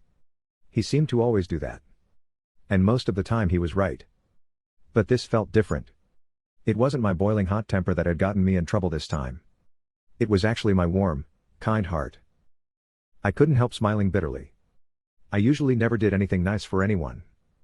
I was a cold-hearted bastard. And I liked it that way. And then the one time that I actually try to help another human being, what happens? All hell breaks loose and I end up tripping and falling into a war with the Russians. I couldn't help feeling like a complete idiot. While Leonardo was out of New York, I had planned on making some big power moves. Putting myself in a position to eventually break off from the family and start something on my own. But all those plans seemed to have gone up in smoke, the moment I laid eyes on Lucy. For good and bad reasons, I would never forget that day. As I entered Midtown Manhattan, I immediately noticed the heavy police presence and the bottled-up traffic. NYPD helicopters hovered overhead. Cops on foot and on horseback patrolled the sidewalks. And there were about 100 different types of police vehicles on the street. I sighed and slammed my fist against the steering wheel. This was going to be worse than I'd even imagined. It wouldn't be just local police working the investigation. The feds would be brought in. ATF. FBI. And others. There was no way that this was going to be swept under the rug. And that brought me to the question of why the Russians would do something so rash. Why would they want to bring so much heat on themselves? Could it really be just over Lucy? Had she put some kind of spell on her ex, and now he couldn't bear to live without her? I couldn't make sense of it. They were jealous and possessive men. All of us in this life were. There was no question about that. When we penetrated a woman, we instantly considered her to be our property. And most of us had very little interest in sharing. Especially not with men in other mafia families. It was all about pride and ego. And had very little to do with love. So I guess it wasn't the craziest thing in the world to think that the Russians would want to go to war with us over this. They had a reputation to uphold. And so did we. This was definitely going to get ugly. There would be casualties on both sides. That was becoming more and more clear. I turned on 47th Street and parked. I was about 11 blocks from the hotel. That was as close as I was going to be able to get. When I stepped out of the car, the loud sounds of honking horns and helicopters exploded in my ears. I rubbed my temples. I could feel a massive headache coming on. I felt completely out of my element. I preferred roaming the streets after dark when most of the normal, well-to-do, law-abiding citizens had gone home. Being outside in this bright sunlight, with so many people and so much noise, made me very uncomfortable. It was as if that shy, reclusive kid that I used to be before my parents died was still deep inside me, fighting to rear its head and come to the surface at all the wrong times. I took several deep breaths and tried to steady myself. If Leonardo could see me now, he would be so disgusted. He had done so much to help me, but it seemed like I was incapable of returning the favor and doing something that was really helpful to him, except for occasionally bashing people's brains in. I started walking towards the scene of the attack. I had to get as close as possible without being recognized by any of the cops on the scene. When I got to about a block away from our property, I noticed a large crowd gathered in front of a police barrier. It seemed like the entire New York Police Department was on the other side of the barrier. I'd never seen so many cops in one place. It sent a shiver down my spine. It was the Russians who had brought this attention to one of our properties. As soon as possible, we were going to have to return the favor. I pushed my way through the crowd, keeping my head down, trying not to make any eye contact. I eventually got up near the front line. I was wearing a baseball cap and sunglasses, so I doubted any of the cops, even the detectives, would have been able to recognize me. And I didn't recognize any of them. But then I saw him. 6'5", broad-shouldered, dressed in an impeccably tailored suit. Looking every bit the part of a mob boss who had gone legit but still maintained his connections to the underworld. Leonardo was talking to a couple of detectives that he towered over. They looked so small in comparison. I chuckled. It seemed ridiculous to think that those guys were going to be able to help us. After a few minutes, they all shook hands and the detectives walked away. Leonardo reached into his pocket and pulled out his phone. I frowned. Who could he be calling in the middle of all these coppers? Moments later, my phone started ringing. I answered the call. "Nice suit," I said. "I've got one just like it." "Where the hell are you?" he hissed. "Close enough to see you, big bro. But far enough away that you can't see me." "We don't have time for any fucking riddles," he said. "We've got big problems." "How big?" I replied, no longer smiling. "Big enough to put us both away for a long time."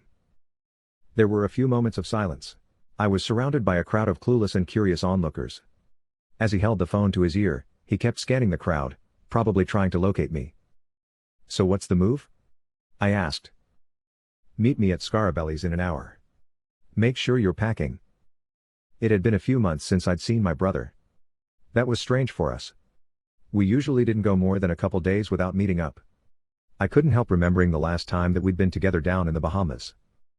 It was such a beautiful day, the clear blue sky overhead, the ocean stretching out in front of us, our toes dipping in the sand. Everything had seemed so perfect. And then for some reason, we'd started arguing. And then it had gotten physical. Very physical. He was on top of me, his hands wrapped around my neck, a homicidal rage in his eyes. He was going to kill me. I could feel the life force draining from my body. It was getting harder and harder for me to breathe. And just when I thought that there was no hope, I heard his wife's screaming voice and saw her scratching and clawing at his face, begging him to get off of me. And eventually, he did, rolling over on the sand. It took me a few moments to catch my breath and recover. But eventually, I was able to get on my feet and limp back to my bungalow. That was the day I realized that I was going to have to break off from the family business. Leonardo would never give me the reins. He didn't think I had what it took to be a Don. I was too hot-tempered. Too willing to use violence to make a point. I didn't have the strategic mind necessary for the role.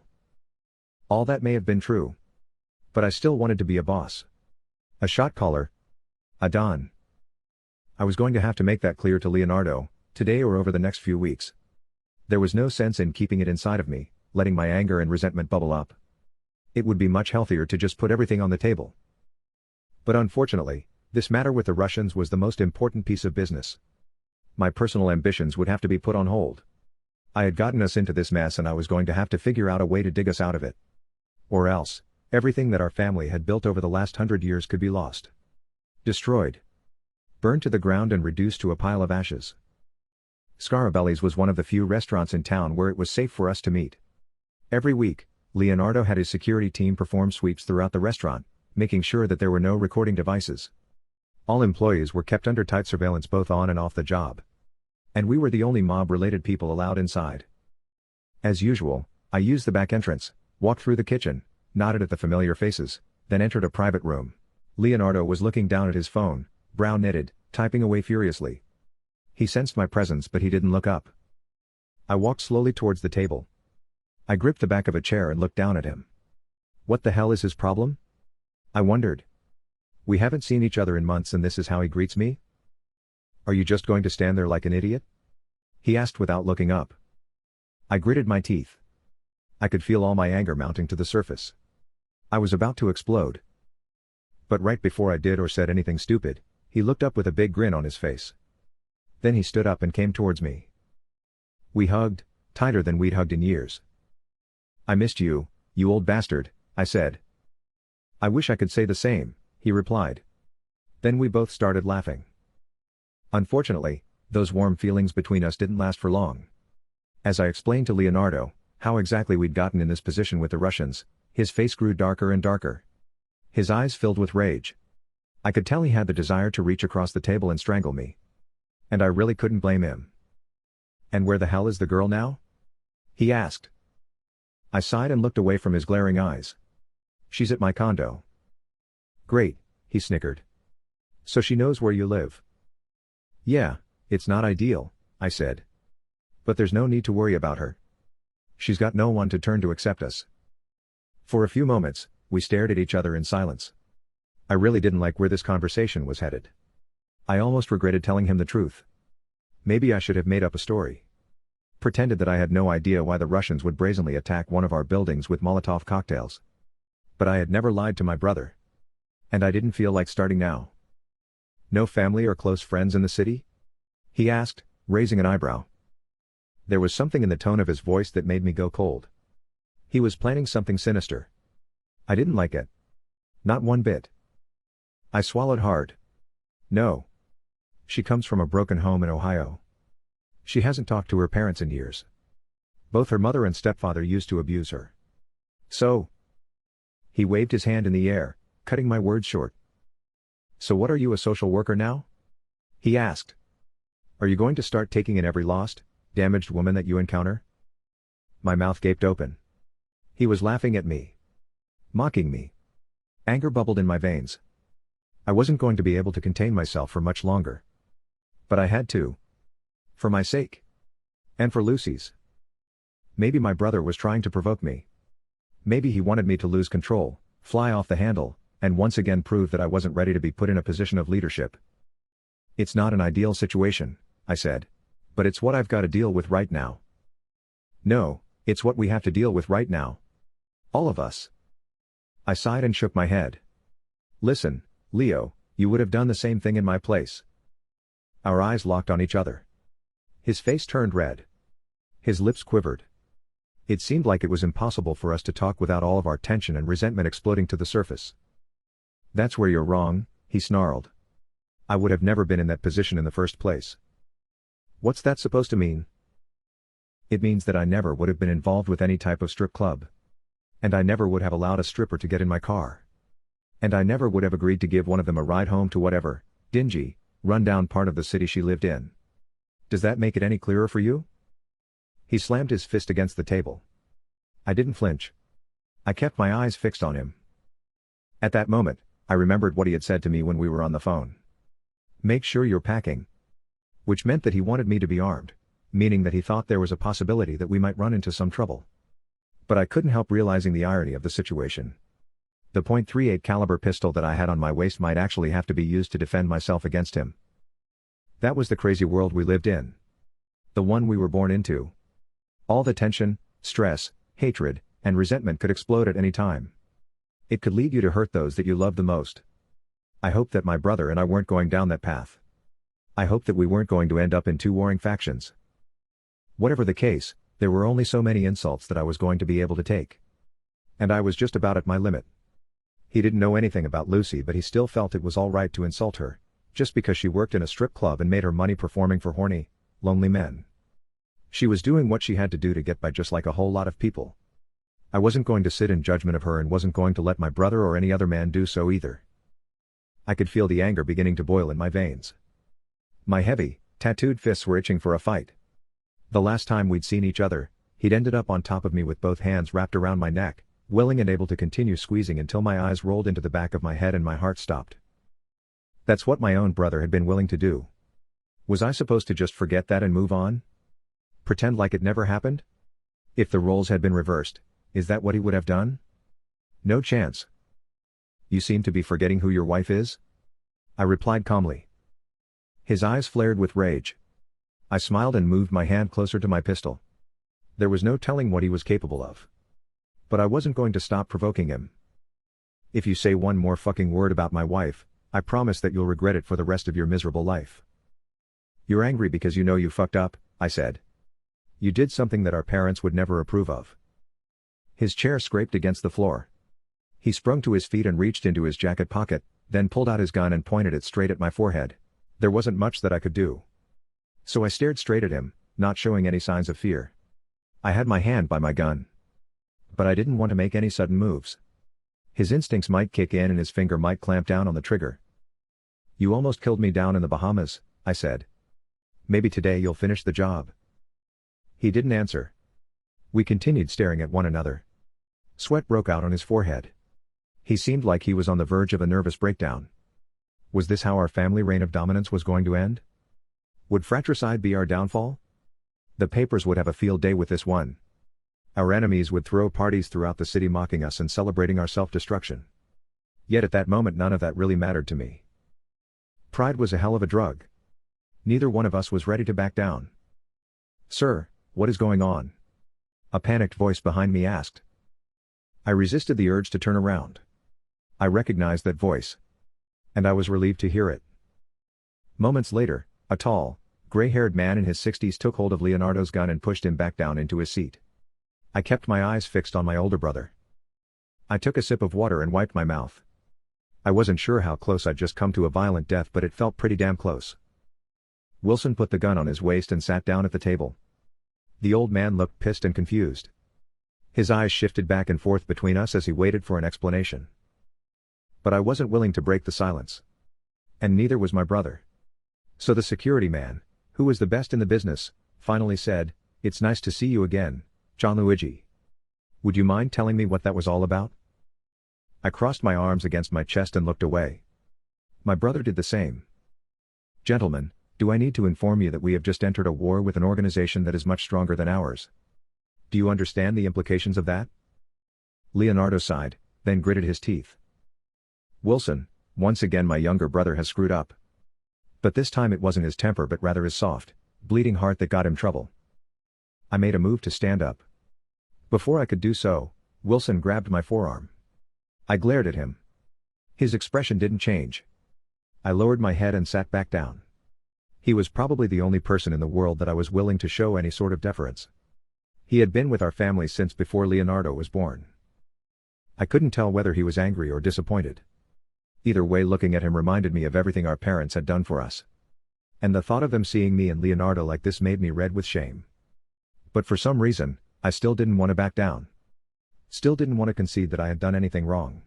As I was explaining to my brother, I didn't have a choice but to bring the girl home with me. The Russians started firing at me in broad daylight. Yes, I've seen the footage of the incident, Wilson said with exasperation. Footage? I said. Yes, A CCTV camera across the street recorded everything, he replied. And you just happened to be able to get your hands on it? Leonardo asked. Let's just say I monitor all the girls at Roxanne's. I never asked you to do that, I said. Wilson smiled. Of course, you didn't. But I did it anyway. That's why your brother pays me so well. And it's why I've been with your family for so long. Leonardo and I made eye contact and smiled for what seemed like the first time in forever. There were several questions burning on the tip of my tongue. But I wasn't sure that I wanted to ask them in front of my brother. He was so judgmental and rigid in his thinking. Everything was black or white with him. Yet this wasn't the time to be coy. There were questions that needed to be answered sooner or later. Does that mean that you have a file on Lucy O'Neill, if that's even her real name? I asked, terrified of what the answer may be, terrified at the thought that she may have lied to me, told me a sad story to trick me into feeling sorry for her. I'd promised her that I would do everything to protect her. That no one would put a hand on her as long as I was by her side. But I barely knew her. Why was I making all these declarations? What was wrong with me? I was clearly losing my edge. Or maybe I was just maturing. Wilson chuckled and shook his head. I see that even after all these years of service in your family, you still underestimate my powers, Gianluigi. That's very disappointing. But such is the life of a private security man. All of the danger and risk. But none of the glory and reward. There was a playfulness in the old man's tone that made me smile. But nonetheless, this was a serious matter. And we needed to get to the bottom of it ASAP. So I'll take that for a yes, I replied. He nodded up and down slowly. Then he spent the next 15 minutes giving me a breakdown of the information that he'd gathered on Lucy going back to the first time her mother and stepfather were visited by Child Protective Services in Ohio up to her time working at Roxanne's after fleeing the clutches of her abusive Bratva-affiliated ex-boyfriend. Oh, one last thing, I almost forgot, Wilson said with a grave expression etched on his face. I held my breath. I didn't like the look in his eyes. Whatever he was about to tell me wasn't going to be good. I was sure of that. It was just a question of how bad it would be. Did she tell you that she's been taking money from the Bratva for the last several months? He asked. My chest got tight. Sweat broke out on my forehead. Leonardo was glaring at me from across the table. He must have been smiling on the inside, trying his best to suppress his feeling of satisfaction. He had been right all along. She had played me for a fool. It was all the setup. No, I said, swallowing hard. She never said anything about that. And did she mention that she's been filtering sensitive information to them? I shook my head no, incapable of forming any words. I couldn't believe how stupid I'd been. I would never be able to live this down. Good, Wilson said, a huge smile breaking out on his face. Because none of those things are true. What? I said. She hasn't taken any money from the Bratva. And she certainly hasn't been coordinating with them. I sighed with relief. It felt like a huge, crushing weight had been taken off my chest. Wilson, you old bastard, you're the only person that I would let get away with screwing with my emotions like that. Well, I'm glad that I could bring some levity to this predicament that we find ourselves in. And I'm also glad that I was able to stop you two from killing each other. He turned towards Leonardo, then towards me. That seems to be a theme lately between you two. I don't like it. Tension hung in the air. The silence seemed impenetrable. But finally, Leonardo turned to me and said, I apologize for doubting you. But I'm still not happy about this situation. I'm supposed to be on a beach with my wife, preparing for the birth of my second child. Instead, I'm in the middle of a war, worried that I may never see my wife or children ever again. I looked away from him, riddled with guilt and disgusted with myself. 14. Lucy. As the water cascaded down on my flesh, I leaned my head back and rubbed shampoo through my hair. With my eyes closed, I couldn't help imagining what it would be like to take a shower with Gianluigi. I couldn't help imagining what it would be like to feel his powerful, tattooed hands roving up and down my body, mesmerizing me, making me feel things that no man had ever before him. I sighed and let my hands slide down to my breasts, gently caressing them, spending extra time on the nipples, circling my fingers around them. Within seconds they were stiff. I moaned, picturing my rock-hard, inked Italian stud standing in front of me, sucking and nibbling on my breasts, getting me primed and ready for what was to come next. I squirted body wash into my palm and began rubbing it on my stomach and then down onto my thighs. My entire body quivered as the memory of Gianluigi's head between my legs came rushing back to me. He had eaten me out voraciously, greedily, furiously, lapping up all of my juices, worshipping at the altar of my love. His tongue and lips were so damn skillful. Just thinking about what he'd done to me was bringing me to the brink of an intense orgasm. But this was crazy. It made no sense. There was no way that we were going to be able to stay together. And why was I thinking in terms of we? There was no we. I was all on my own. The only reason that he was protecting me was because of some strange chivalric code that men followed in this twisted mafia underground world. What he was really protecting was his ego, not me. I couldn't lose sight of that. And did I really think that these two families were going to go to war over me? A stripper. Just one more, traumatized girl in the big city who was probably going to come to a violent end at an early age. The more I thought about it, the more ridiculous it seemed. There was no way that these men were actually going to go to war and risk everything for me. But I pushed those thoughts away and pushed 2 fingers inside my wet, hungry pussy.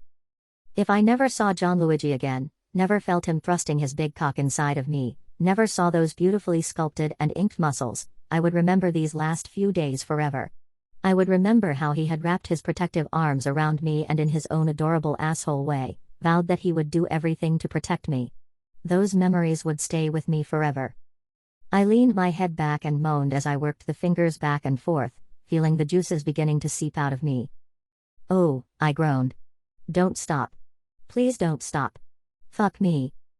And seconds later, I lost control of my body as a powerful orgasm took hold of me. I let the tingling sensation wash back and forth in my body, pressing a hand up against the wall to ensure that I didn't slip. I was panting and out of breath. But I wanted more. Needed more. When was he going to come back? How long was he going to make me wait? Suddenly, my eyes opened wide with fear. There was no guarantee that he would ever come back. That's not how things worked in this world. Every time you got into your car and started the engine, it could be your last time.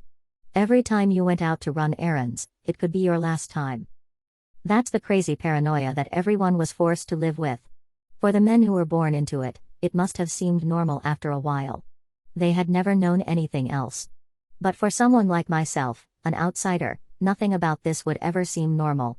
This wasn't how human beings were supposed to live. A loud banging on the door interrupted my thoughts. My first instinct was to cover my bare breasts. For a moment, all I could hear was the running water. Then there was more banging. Why wouldn't Gianluigi just come inside? I cut off the water, stepped out of the shower, and threw a towel around me. Gianluigi? I yelled. Is that you? No, ma'am, this is Frankie. I work for Gianluigi. Is everything all right? I asked. No, ma'am. There's a fire in the building. And we have to get out of here. I hesitated before responding. Something about this seemed strange. But this wasn't the time to argue or start asking a lot of questions. I just wished that Gianluigi was the one on the other side of that door. That would have made me feel so much safer. As long as he was beside me, I felt like nothing bad would ever happen to me. I'll be right out, I said, letting the towel drop to the floor and hurriedly putting on the same jeans and tube top that I'd worn for the last 2 days. When I left the bathroom, I heard the blaring of an alarm. I rushed into the living room. The same 3 men that I'd seen down in the parking garage were standing around with worried expressions on their faces. They seemed like they were afraid of me. The alarm continued going off as we stood there staring at each other. Unable to take it anymore, I was the first one to speak up. Is Gianluigi coming back? The men exchanged glances with each other. Then the smallest man in the group stepped forward and said, Unfortunately, Ms. O'Neill, we haven't been able to get in contact with our boss. But the most important thing right now is your safety. He spent the next few minutes explaining the plan to transport me in one of their bulletproof vehicles to a safe location in the meatpacking district. Do you really think there's a fire in the building? I couldn't refrain from asking. Or is this some kind of setup? The men looked at each other and smiled. I'm happy to know that you're not a stranger to our world, the short, stocky man said. We're not sure whether this is real or not. But either way, we are going to take every necessary precaution. 10 minutes later, I was sitting in the back of a black SUV, next to one of Gianluigi's men. The other 2 guys were in the front. We pulled out of the parking garage and saw the fire trucks, police cars, and crowd of onlookers outside the building. "Yeah, there's smoke coming from the roof," one of the guys said. "But keep your pieces ready just in case." I didn't like the sound of that. If there was actually a fire in the building, then there was no reason to worry about an ambush. Right? I wanted to pose the question but decided it would be best to hold my tongue. The last thing I needed to do was annoy these guys. I wouldn't want them reporting back to Gianluigi that I hadn't been able to keep my mouth shut. Yet once again, I was wrestling with all these conflicting emotions, trying to prove myself to him, to show him that I was worthy to be in his life. And at the same time accepting that I couldn't be in this world. All of this running, all of this fear, constantly having to look over your shoulder, worrying about who was coming after you. This was insane. But I guess the longer you stayed in it, the more normal it seemed. That was even more reason why I needed to get out as soon as possible. I felt like I was going crazy. I didn't care whether or not I ever saw Gianluigi ever again. Actually, it would probably be better if we never saw each other again. That way I could hold onto the fond, steamy, hot memories forever. I would never have to experience his dark, ugly, violent side. I would always be able to look back and think about what could have been between us, living through a fantasy instead of ever having to confront what would inevitably be an ugly reality. When we got to the intersection of East 14th and 3rd Avenue, I knew that this was my chance. It was now or never. Before stripping, I had worked at a bar a couple blocks away from here. There had probably been a lot of turnover in the last couple of years, but I was sure I would recognize at least one or two faces. All I needed was a place to stay for the next 24 hours. And then I would be gone. Poof. Disappeared. On a bus, plane, train, anything that would get me out of this state as quickly as possible. None of the men seemed to be paying much attention to me. They were constantly looking in the mirrors, checking to see if we were being followed. They all had their guns in hand, fingers on the trigger. That sent a shiver down my spine. There was no way that they would turn their weapons on me. Right? I wasn't sure. And I didn't want to find out. But I wasn't going to have much of a choice. I closed my eyes and took several deep breaths. This was it. My last chance for what could be a very long time. Once that stoplight turned green, we would drive for a few miles before entering the meat-packing district. Then there would be no chance for me to escape. I looked out the window, making sure that there were no cars rushing up beside us. Traffic was jam-packed. There were cars all around us, but none of them were moving. I sat back in the seat and swallowed hard. Was I really going to do this? Couldn't I trust Gianluigi and his men to take care of me? Was I always going to have to run away, eventually finding myself in the exact same position? Maybe I should have never left Ohio. I should have just settled into the same miserable life that everyone around me had. Would have been a lot less drama.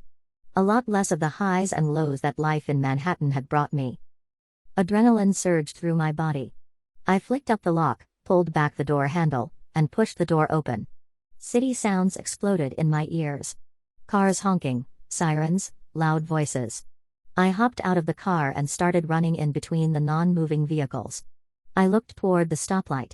It had just turned green. Shit, I thought. I'm about to get run over. Hey.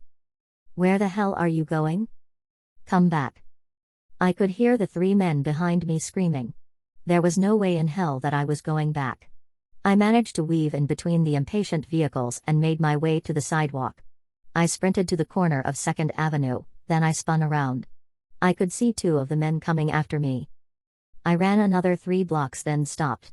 Panting and out of breath, I walked into the Dead Fox bar. It was midday, so the place was mostly empty.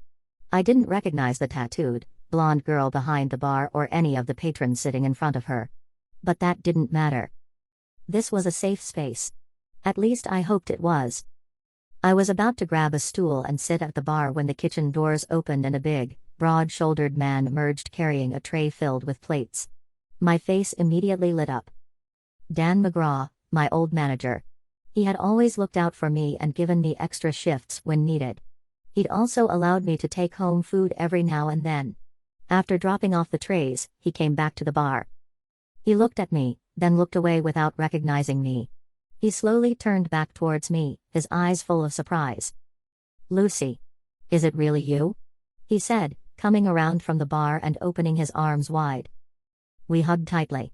I could feel a torrent of tears welling up in my eyes. I wanted to cry, but this wasn't the time for that. I had to be strong. I thought you had disappeared off the face of the earth, he said. No, I'm okay, I said, trying my best to choke my true emotions. I'm really glad to hear that. Because I've definitely been worried about you. I smiled, touched by his sweetness. Why would you be worried about me? You know I'm a big girl. Yeah, I know. But there's an even bigger guy who's been coming here every day for the last 2 weeks looking for you. 15. Gianluigi.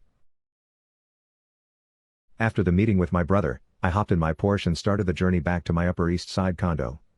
Adrenaline bubbled in my veins. We had to figure out some way to work together over the next few weeks. If we couldn't do that, then we wouldn't come out on the other side of this war. At the same time, I didn't want to take instructions from him. Didn't want to sit around waiting for him to tell me to do this or do that, and then chastise me if I didn't do it exactly the way he requested. That part of my life was over. I liked feeling more responsibility on my shoulders. Liked feeling that everything depended on me. Despite having many conflicting emotions towards my brother, I felt really guilty about putting him in this position. I might not have been the biggest fan of his wife or his marriage to a rival family, but the family that he was building meant the world to him. And that made it important to me as well. If he was going to die in this war, then I wanted to be right beside him, perishing on the battlefield, giving everything to protect the Antonelli name. I gripped the steering wheel a little tighter as I came to a stoplight. I looked at the stream of pedestrians moving back and forth in front of me. I envied how peaceful and carefree they seemed, so far removed from the bloodthirsty madness of the Mafia world.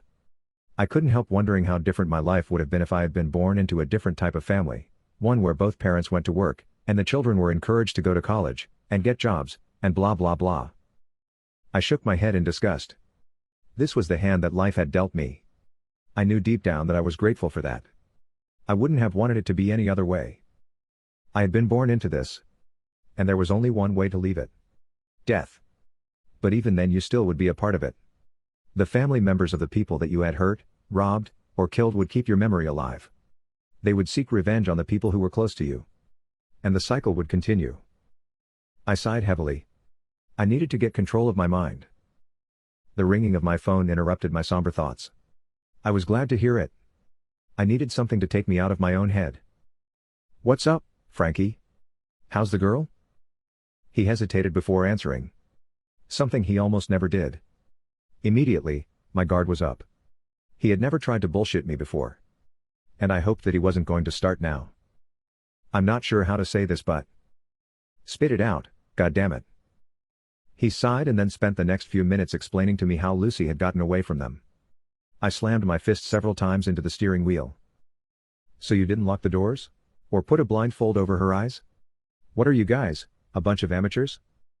Sorry, boss. It was a really chaotic situation. And we just wanted to get her to safety as soon as possible. And... Shut up. Please shut the fuck up. I squeezed my temples and did my best to gain control of my emotions. I didn't enjoy yelling at or humiliating my men. For the last several years, they had been brave and loyal soldiers, willing to rush into dangerous, life-threatening situations knowing they may not come out alive. They had never let me down before. So it was hard for me to believe that they had screwed up something this spectacularly. All they had to do was transport her to our warehouse and wait for me to show up. But then my anger shifted from my 3 goons to Lucy. What an ungrateful bitch. After everything I had done for her, how does she repay me? After risking so much to protect her, how does she show me her gratitude? I got even angrier as I pictured the smug look on my brother's face when he found out what had happened.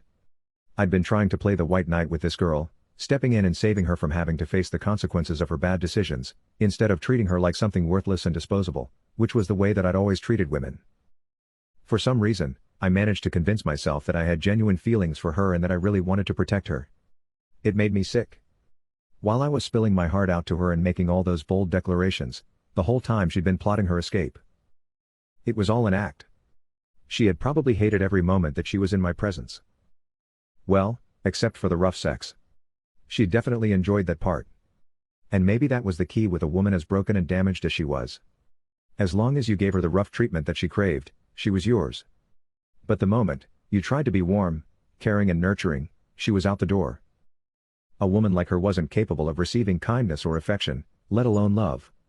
She was a whore. And she wanted to be handled like one. She wanted to be mistreated. That's the only thing that could get her off, the only thing that could get her pussy tingling and wet. What a sick, twisted girl. The next time I saw her, I would give her exactly what she wanted. And nothing but. No more kind, sweet words. No more making promises about protecting and providing for her. No. I was going to put her through hell. And she was going to love every minute of it. I couldn't wait to wrap my fingers around her fucking neck. I zoomed through traffic as fast as I could, desperate to get to 2nd Ave where Lucy had hopped out of the car. She couldn't have gotten that far. She wasn't friends with any of the girls at the club because we didn't allow them to even talk to each other. So there weren't going to be a lot of people for her to turn to. I tried to put myself in her shoes, wondering what I would have done if I thought that my only option was to escape. Who would I have turned to? Who would have been willing to help me? And then I remembered something that Wilson had said about Lucy's previous jobs working in bars and restaurants. That's it. I slammed my fist into the steering wheel. She must have worked somewhere in that area. And that's why she'd chosen to hop out there. And it's also why she had been able to disappear from view so quickly. My first instinct was to call Wilson and ask him for the names of any bars or restaurants in Manhattan where Lucy had worked. As I was about to dial the number, I froze. A chill ran through me. If I asked Wilson for help, and even if I requested that he not tell Leonardo anything, he still would. There was no question about it. He would claim that he was only doing what was best for our family. I gritted my teeth and put the phone down. I wasn't going to bring either of them into this. Instead of calling Wilson, I called Frankie. Is everything okay, boss? We're here waiting for you. Is everything okay? You're really getting on my nerves today, Frankie. I'm sorry. Enough. I've got a great way for you three to make up for what you did. I spent the next few minutes explaining to him why I thought that Lucy had chosen to run away in the part of the city. Then I told him that I wanted the three of them to split up and visit every bar and restaurant within a 10-block radius. They would introduce themselves as NYPD detectives in search of a missing girl, Lucy O'Neill. All three of them had the stocky builds, bland suits, and dead eyes of detectives, so they wouldn't get much pushback or resistance. Whether they would actually turn up anything was an entirely different matter. But unfortunately, we didn't have many other options at the moment. Sounds good, boss. Do you want? I hung up the phone before he could finish speaking. I didn't feel like hearing his voice. Or anyone else's. No, that wasn't true. I wanted to hear Lucy's voice. I wanted to hear her begging and pleading for forgiveness, promising that she would never pull a stunt like that again. Now that she realized that I was the only person in this world willing and able to protect her from her dark Bratva past. 20 minutes later, I finally made it to 2nd Avenue. I wasn't sure whether or not I wanted to get out of the car and walk around. I didn't want to make myself an easy target for an ambush. I had to keep in mind that we weren't the only people hot on Lucy's trail. Anger shot through me. If those dirty bastards got their hands on her, there was no telling what they would do. The thought of anyone but myself harming her filled me with rage. That may have been a sick and twisted way of looking at things, but I didn't really care. There was no way to be in this life and not end up being sick and twisted. It was much healthier to just lean into it, instead of trying to fight against it. Hoping that I might get lucky and spot Lucy, I decided to drive around the area slowly, looking from one side of the street to the other, paying special attention to all the bars and restaurants. I was also on the lookout for any Mafia goons. I knew they were around there somewhere. And even if none of the heavy-handed thugs had been deployed, the Russians had spies and informants on damn near every corner of the city.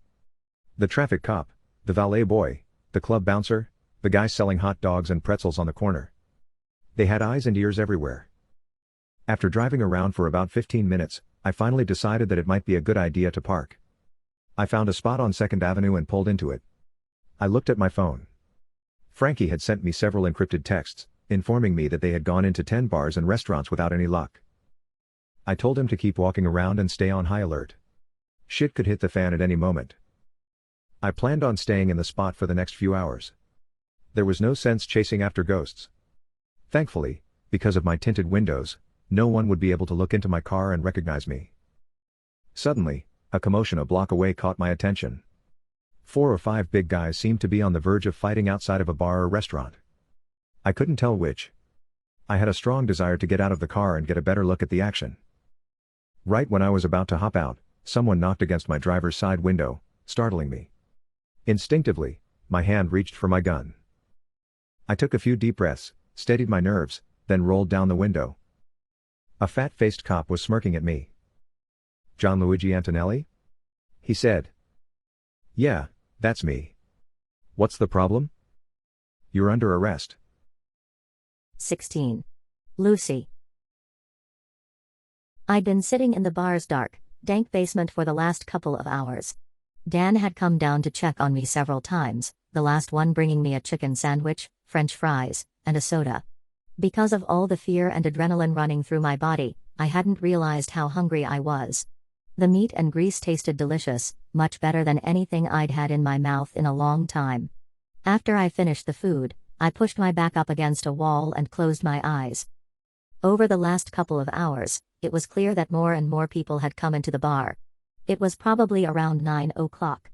And since there would be Thursday night football on, there would most likely be a large crowd. Through the floorboards, I could hear the faint sounds of music and people moving around. But when Dan would open the door and come down the stairs to check on me, that's when the noise would explode in my ears. It made me want to rush up there and join the party. I wanted to drink and dance, get lost in the crowd, and just be a normal freaking person. I wouldn't have minded hopping on the bar and putting on a little show for the hooting and howling crowd. But unfortunately, instead of being able to enjoy myself surrounded by loud, boisterous, drunken people, I was forced to hide away down here, knowing that at any moment brutish, thuggish, mafia men could burst through the door and carry me away kicking and screaming. When Dan told me that Igor had come by the bar several times in the last few weeks, I couldn't believe it. I thought that it would still be months before he was let out. But of course, the Bratva had worked their magic and managed to pull some strings and free one of their men early. I should have expected that. I didn't remember telling Igor that I worked at this exact bar, but with their extensive intelligence operation, it wouldn't have been difficult for them to dig up that information. I sighed and banged the back of my head against the wall. Now, what was I going to do? The Russians were probably all around the neighborhood. I wouldn't be able to stay here for long. But where could I go? Dan had offered to take me back to his place after closing time. I'd smiled and thanked him for making such a kind offer. But there was no way that I was going to bring him into this. He had nothing to do with the underworld that I was part of. And it needed to stay that way. If Igor, or even Gianluigi caught us together, they wouldn't want to listen to any explanations about him just being a nice and thoughtful man who wanted to do something for a former employee in distress. No, both of them were too jealous, possessive, and bloodthirsty to accept a reasonable explanation like that. They would have no problem ending his life, and they would probably do it in the most brutal manner possible. And that was why I planned on sneaking out of this basement in the next hour or so. Once the food had settled in my stomach, I would make my escape. When I got somewhere safe, far away from Manhattan, I would make sure to call Dan and thank him for his help. My plan would have been easier to pull off if I still had my phone on me. But either Gianluigi or his men had taken it while I was sleeping. But I did still have my wallet and plenty of money in the bank.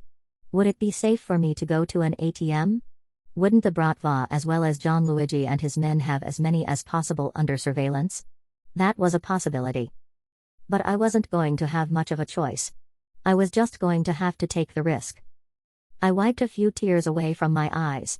There was something about my current situation that I found so infuriating. I hadn't done anything wrong, yet I was afraid of being punished, kidnapped, abused, and killed.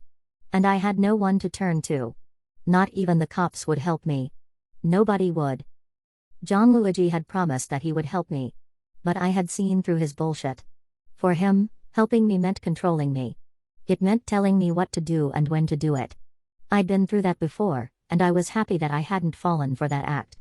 I was never going to see him again, and that was perfectly fine with me. Yes, he did save my life when the Russians started shooting at me. And I guess, I was grateful for that. And yes, the sexual encounter we'd had in his apartment was incredible and something I would remember for a long time, maybe forever. But that didn't mean that we had any business being together.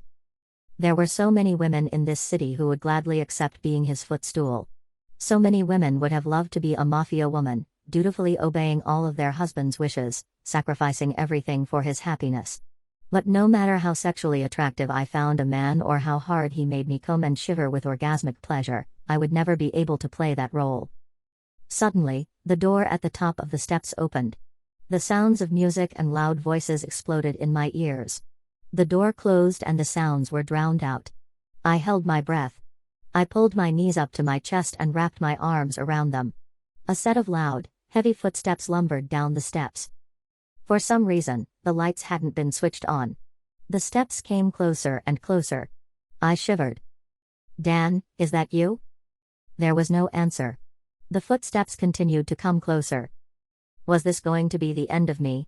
Had one of my pursuers finally caught up to me? I breathed a sigh of relief when Dan's face finally came into view in the darkness. I smiled. "You scared me for a moment," I said.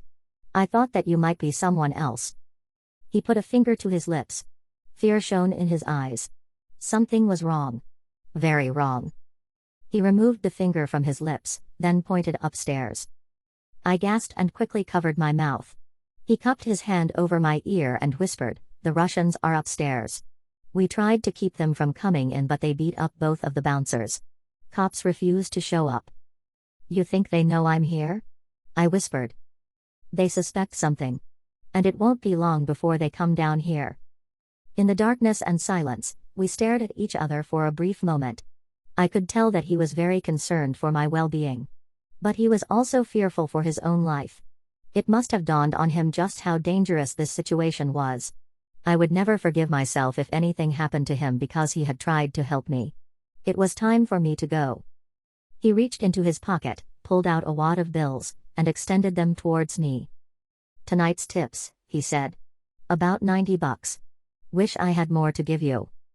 I covered my mouth and tried to keep from sobbing. Working at this place didn't leave you with a whole lot of extra money at the end of the month. So it wasn't easy for him to part with his tips. But there was no way that I was going to be able to take his money. I hadn't done anything to deserve it. I pushed his hand away. Then I reached out and wrapped my arms around his neck and hugged him. "That's so sweet," I whispered. "But I can't take your money. I just need to get to the Port Authority bus terminal and I'll be fine." "I'm not giving you a choice, Lucy. I know you're a big girl and all that. But you're also so damn stubborn and prideful. Once you get to safety, feel free to wire me some money." "Are you?" He put his hand over my mouth. "Put it in your pocket. And shut up." I took the wad of bills and stuffed it into my jeans. It wouldn't hurt to have a bit of cash on hand until I got to an ATM. But once I got to safety, hopefully on the other side of the country, I would wire him a couple $100 to show my gratitude. "I brought this for you," he said, handing me a backpack and a hoodie. I packed a few chicken sandwiches and some bottled water. I hugged him again and kissed him on the cheek. 10 minutes later, I was in the back of a taxi heading towards the Port Authority bus terminal. I had never taken a bus out of the city before, so I had no idea what the schedules were. Would there be buses leaving after 9 p.m. on a Thursday? I could have asked the taxi driver, who seemed to be West African, but the last thing that I wanted to do was to leave any traces behind me that could be followed. Maybe I was being extremely paranoid, but at this point, that was the safest thing for me to be. As we got closer and closer to Times Square, I could feel so many mixed emotions flooding my body. I had spent the last 5 years in this city. It had profoundly changed me as a person. I certainly wasn't that bright-eyed, bushy-tailed, naive small-town girl anymore. But I wasn't sure that I was any better off. I had made it in NYC, which was supposed to mean that I could make it anywhere in the world. But my only skills seemed to be waitressing, stripping, and falling into the arms of crazy, jealous, possessive criminals. I looked out the taxi window at groups of tourists. I remembered the first time I'd come to Times Square and been blown away by the bright lights and big crowds. Of course, after you'd stayed in the city for a little bit of time, you were supposed to hate this place. It was only for dumb tourists, people who couldn't appreciate the real, authentic New York. But I had never felt that sort of contempt for this part of Manhattan. I still found it fascinating and awe-inspiring. Yet I was definitely ready to leave it all behind. My desire was to get as far away from New York as possible. And from what I'd been able to figure out, that meant that I should head to the Pacific Northwest. I had never been to Seattle, but I'd heard a lot of good things about it. It seemed like it would be a great place to start over. It was definitely expensive, but I wasn't worried about that. There would be plenty of employment opportunities and I knew how to hustle. That's another skill that New York had taught me that I would never forget. I paid the driver with the crumpled bills that Dan had given me. Then I exited the car and stepped out into the night air. It was a mild, September evening. Because it was almost 10 p.m. on a weekday, the streets weren't jam-packed with people. I walked through the doors and into the large transit terminal, following the signs that led to the Greyhound buses. I knew that I wouldn't be able to catch a bus that would take me directly to Seattle, but anything that could get me headed in that direction would be just fine. I got off the escalator and walked to the Greyhound departure desk. There was a large screen showing the outgoing and incoming arrivals and departures. Boston, Philadelphia, Syracuse. No, none of those were going in the right direction. Chicago. It would be leaving in about 50 minutes at 11 p.m. The bus would arrive the next evening at 7:45 p.m. It would be a 22-hour ride, which included 2 transfers in Pittsburgh and Cleveland. The economy ticket was $143, so I would need to find an ATM. The long ride would give me plenty of time to catch up on my sleep. I couldn't wait to get on the road. 17. Gianluigi. Under arrest? I said. 4. Before I could finish, his baton broke the glass of the driver's side window, sending the fragments flying into my face. I covered my head. What the fuck are you doing? Another cop came around to the passenger side window. He beat his baton against it several times. It cracked, sending more glass flying toward me. I'd never experienced anything like this. I didn't have any warrants on my head. And I hadn't been involved in anything lately that should be of concern to the cops. But maybe this was the consequence of messing with the Bratva. There was no way I could surrender to them. I had to get out of there. I put my key in the ignition. And then something was sprayed into my eyes, blinding me. It burned like crazy. Ah! I screamed, trying to rub them frantically while also trying to turn the key in the ignition. I just needed to start the engine. Start driving. And get away from them. But it was no use. Their batons came down on my head, cracking my skull, drawing blood. They got the door open and dragged me out into the street. They continued beating me, kicking me, punching me. It wasn't long before everything went dark. I struggled to open my eyes.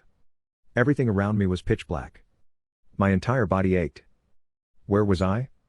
What happened? The last thing I remembered was being dragged out of my car and pummeled by a gang of cops. And then everything had gone dark. I tried to move. But I quickly realized that my hands were cuffed behind my back. And there were restraints around my ankles. I was laying on my side on a cold metal floor. I suspected that I was in the back of a police van. Why hadn't they brought me to a police station and thrown me in a cell? What was the point of bringing me here? It didn't make sense. Them arresting me in the first place didn't make much sense either. The metal cuffs were digging into my flesh. I'd never felt so helpless.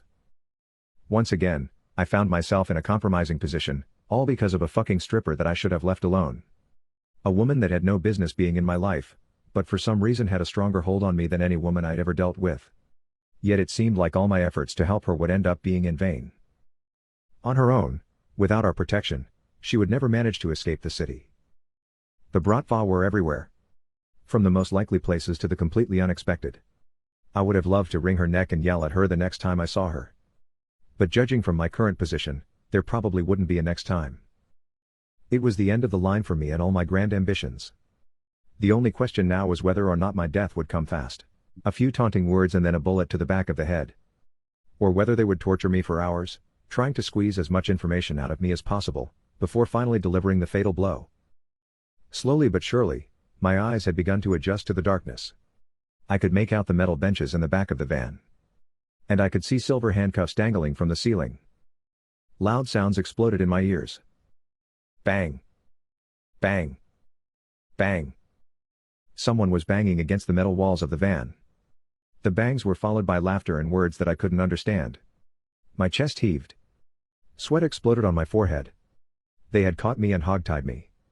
But I wasn't going to let them humiliate me any further. After I was gone, the Antonelli name would live on. I felt the weight of that legacy on my shoulders. And I couldn't help remembering my great-grandfather, Joseph Antonelli. This must have been similar to the terror that he and his wife had felt, almost 100 years ago, when they'd been kidnapped by the Chambers gang, taken to a basement, and tortured for weeks before their bodies were finally disposed of in a dumpster. But it wasn't fear running through my veins. It was anger. A homicidal rage. Before they killed me, all I wanted was a few minutes alone with Igor, the bastard who had dared to put his hands on Lucy, the Russian punk who had traumatized her in ways that she would have to deal with for the rest of her life. If I had that chance, I planned on ripping his head off and beating him with it. The sound of the locks being undone snapped me back to the present. The back door opened and bright light exploded in my eyes. 2 rows of soldiers, in full military gear, with long guns and balaclava face masks, stood in front of me. This was even worse than I thought. The cops must have handed me off directly to the Russians. "Are you guys just going to stand there and look at me?" I asked, trying to show as much bravado as possible. The largest man, who was standing in the middle of the front row, slowly took off his face mask, setting free a head of long brown hair that went down just past his shoulders. He had tattoos on both sides of his neck and a menacing look in his eyes, one of which appeared to be made of glass. He stood about 6'6" with broad shoulders and a square jaw. I couldn't help nodding in appreciation. He was quite the specimen. A badass motherfucker. I almost felt proud to have what appeared to be such a worthy adversary. But what he said next made me anything but proud. It actually filled me with an anger and a jealousy that I never suspected I was capable of. "Nice to meet you, Gianluigi," he said. "From what I hear, you've been entertaining my future wife while I've been away. I have to thank you for that." My mouth gaped open. I couldn't believe what I had just heard. Lucy hadn't said anything about them being engaged. But this wasn't the time to jump to conclusions. I had to stay calm and focused. If I could keep my wits about me, there might be a way out of this. "I'm really not sure what you're talking about," I responded. "I don't entertain strippers. I hire them and they make money for me. Got it?" The arrogant smirk disappeared from the towering bastard's face. Amongst his soldiers, there was some murmuring in Russian. I looked behind the 2 rows of armed, masked men and realized that we were in some kind of warehouse. How ironic. Over the last several years, I delighted in bringing my victims to abandoned warehouses, far from the prying eyes of potential witnesses, torturing them, humiliating them, and doing away with their lifeless bodies. I guess it was only fitting that the tables were eventually turned on me. "I never thought that you Antonellis would be involved in something so trashy. There's no way your parents would have approved of having strip clubs attached to the family name." Just the mention of my parents set my blood on fire. "You don't know anything about my parents. Don't worry about what type of business we're in." "Fair enough," he replied. "I don't know much. But I do know that you and your older brother have been fighting a lot lately. And I have the feeling that you're ready to break out on your own." Me and my brother get along just fine. I couldn't resist firing back at him, even though it was far from the truth. And how did he know anyway? Maybe he didn't know anything. Maybe he was just throwing things up at the wall, trying to find out what would stick. In that case, the best thing for me to do would be to keep my mouth shut.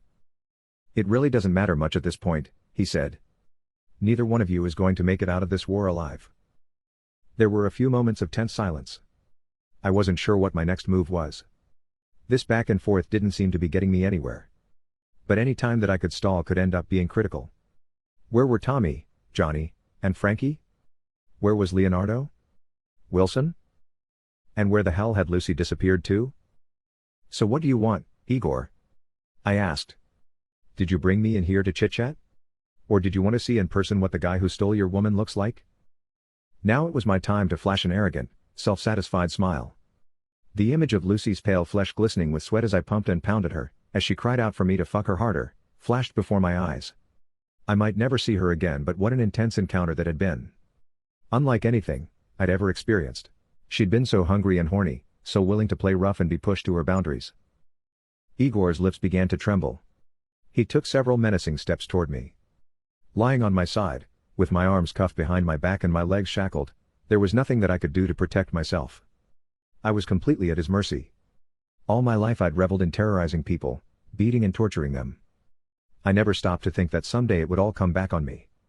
I never imagined that I would one day find myself in such a pathetic position. "Don't worry, Antonelli, I'm not going to be the one to beat you. You're not worthy of my fists. It will be my lowest ranking men who do that job. That's all you deserve." Seconds later, the masked soldiers rushed forward, grabbed me, hoisted me in the air, and carried me on their shoulders. "Let me go, you bastards. Put me down," I yelled as I tried to wriggle free from their ironclad hold on me. They took me into an empty room and threw me onto the floor. Like a wounded animal, I crawled into a corner and stared up at my kidnappers with wild eyes. This was only going to get worse. Much worse. The next thing I knew, two of the soldiers marched toward me. "Take off your masks!" I screamed. "Show your faces, you fucking cowards!" My words had no effect on them. One soldier wrapped his hand around my neck, fixing me in place. I managed to turn my head toward the other one. He had a syringe in his hand. My eyes grew even wider with fear. This was how they were going to get rid of me. Poison? I felt the needle going into my neck. All the energy drained from my body. I went limp. My eyes closed. And once again I plunged into darkness. 18. Lucy. There were so many people moving back and forth all around me. I hadn't expected there to be this much activity at night in the transit terminal. But apparently, I wasn't the only person trying to get out of the city, or the only person seeking refuge in a new place. Once I got on the bus, I would finally be able to relax. But for the time being, every time I saw that blue New York police uniform, a shiver went down my spine. Anytime I saw a large man who looked like he could be Mafia affiliated, my heart would start pounding in my chest. I tried my best not to make eye contact with any men. But I had the unmistakable feeling that each one of them were looking me up and down. As I slipped my card into the ATM machine, I held my breath hoping that Igor hadn't contacted my bank and figured out a way to get them to put a hold on my card. I was definitely going crazy. It's not like he could have eyes and ears literally everywhere. There had to be cracks somewhere that I would be able to sneak through. I entered $2,000 as the withdrawal amount and waited anxiously as the machine spit out my bills. One thing I had going for me was the amount of money that I had saved up over the last couple of years. For so long, I'd imagined that once I had a certain amount of money all of my problems would go away. How wrong I had been. I had more money in my account than I'd ever imagined possible. And at the same time, I had more problems than ever before. Life could be a real bitch sometimes. I sighed and stuffed the money into my pocket. Suddenly someone grabbed my arm and tugged me backward. My body froze. I wanted to scream but my tongue was rooted to the top of my mouth. "Ma'am, did you drop that?" A deep, gruff, masculine voice asked. I looked up into the smooth, brown face of a mid-30-something cop. "The bottle of water, ma'am," he said, pointing toward a bottle that was rolling on the linoleum floor. I looked at one of the side pockets in the backpack and realized that one of the bottled waters had slipped out. "Thank you," I said, hurrying to pick up the bottle and get away from him.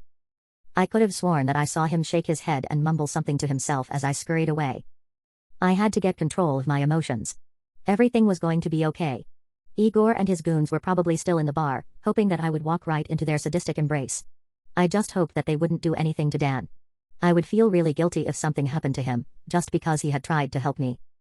By the time I got to the Greyhound ticket counter, it had closed.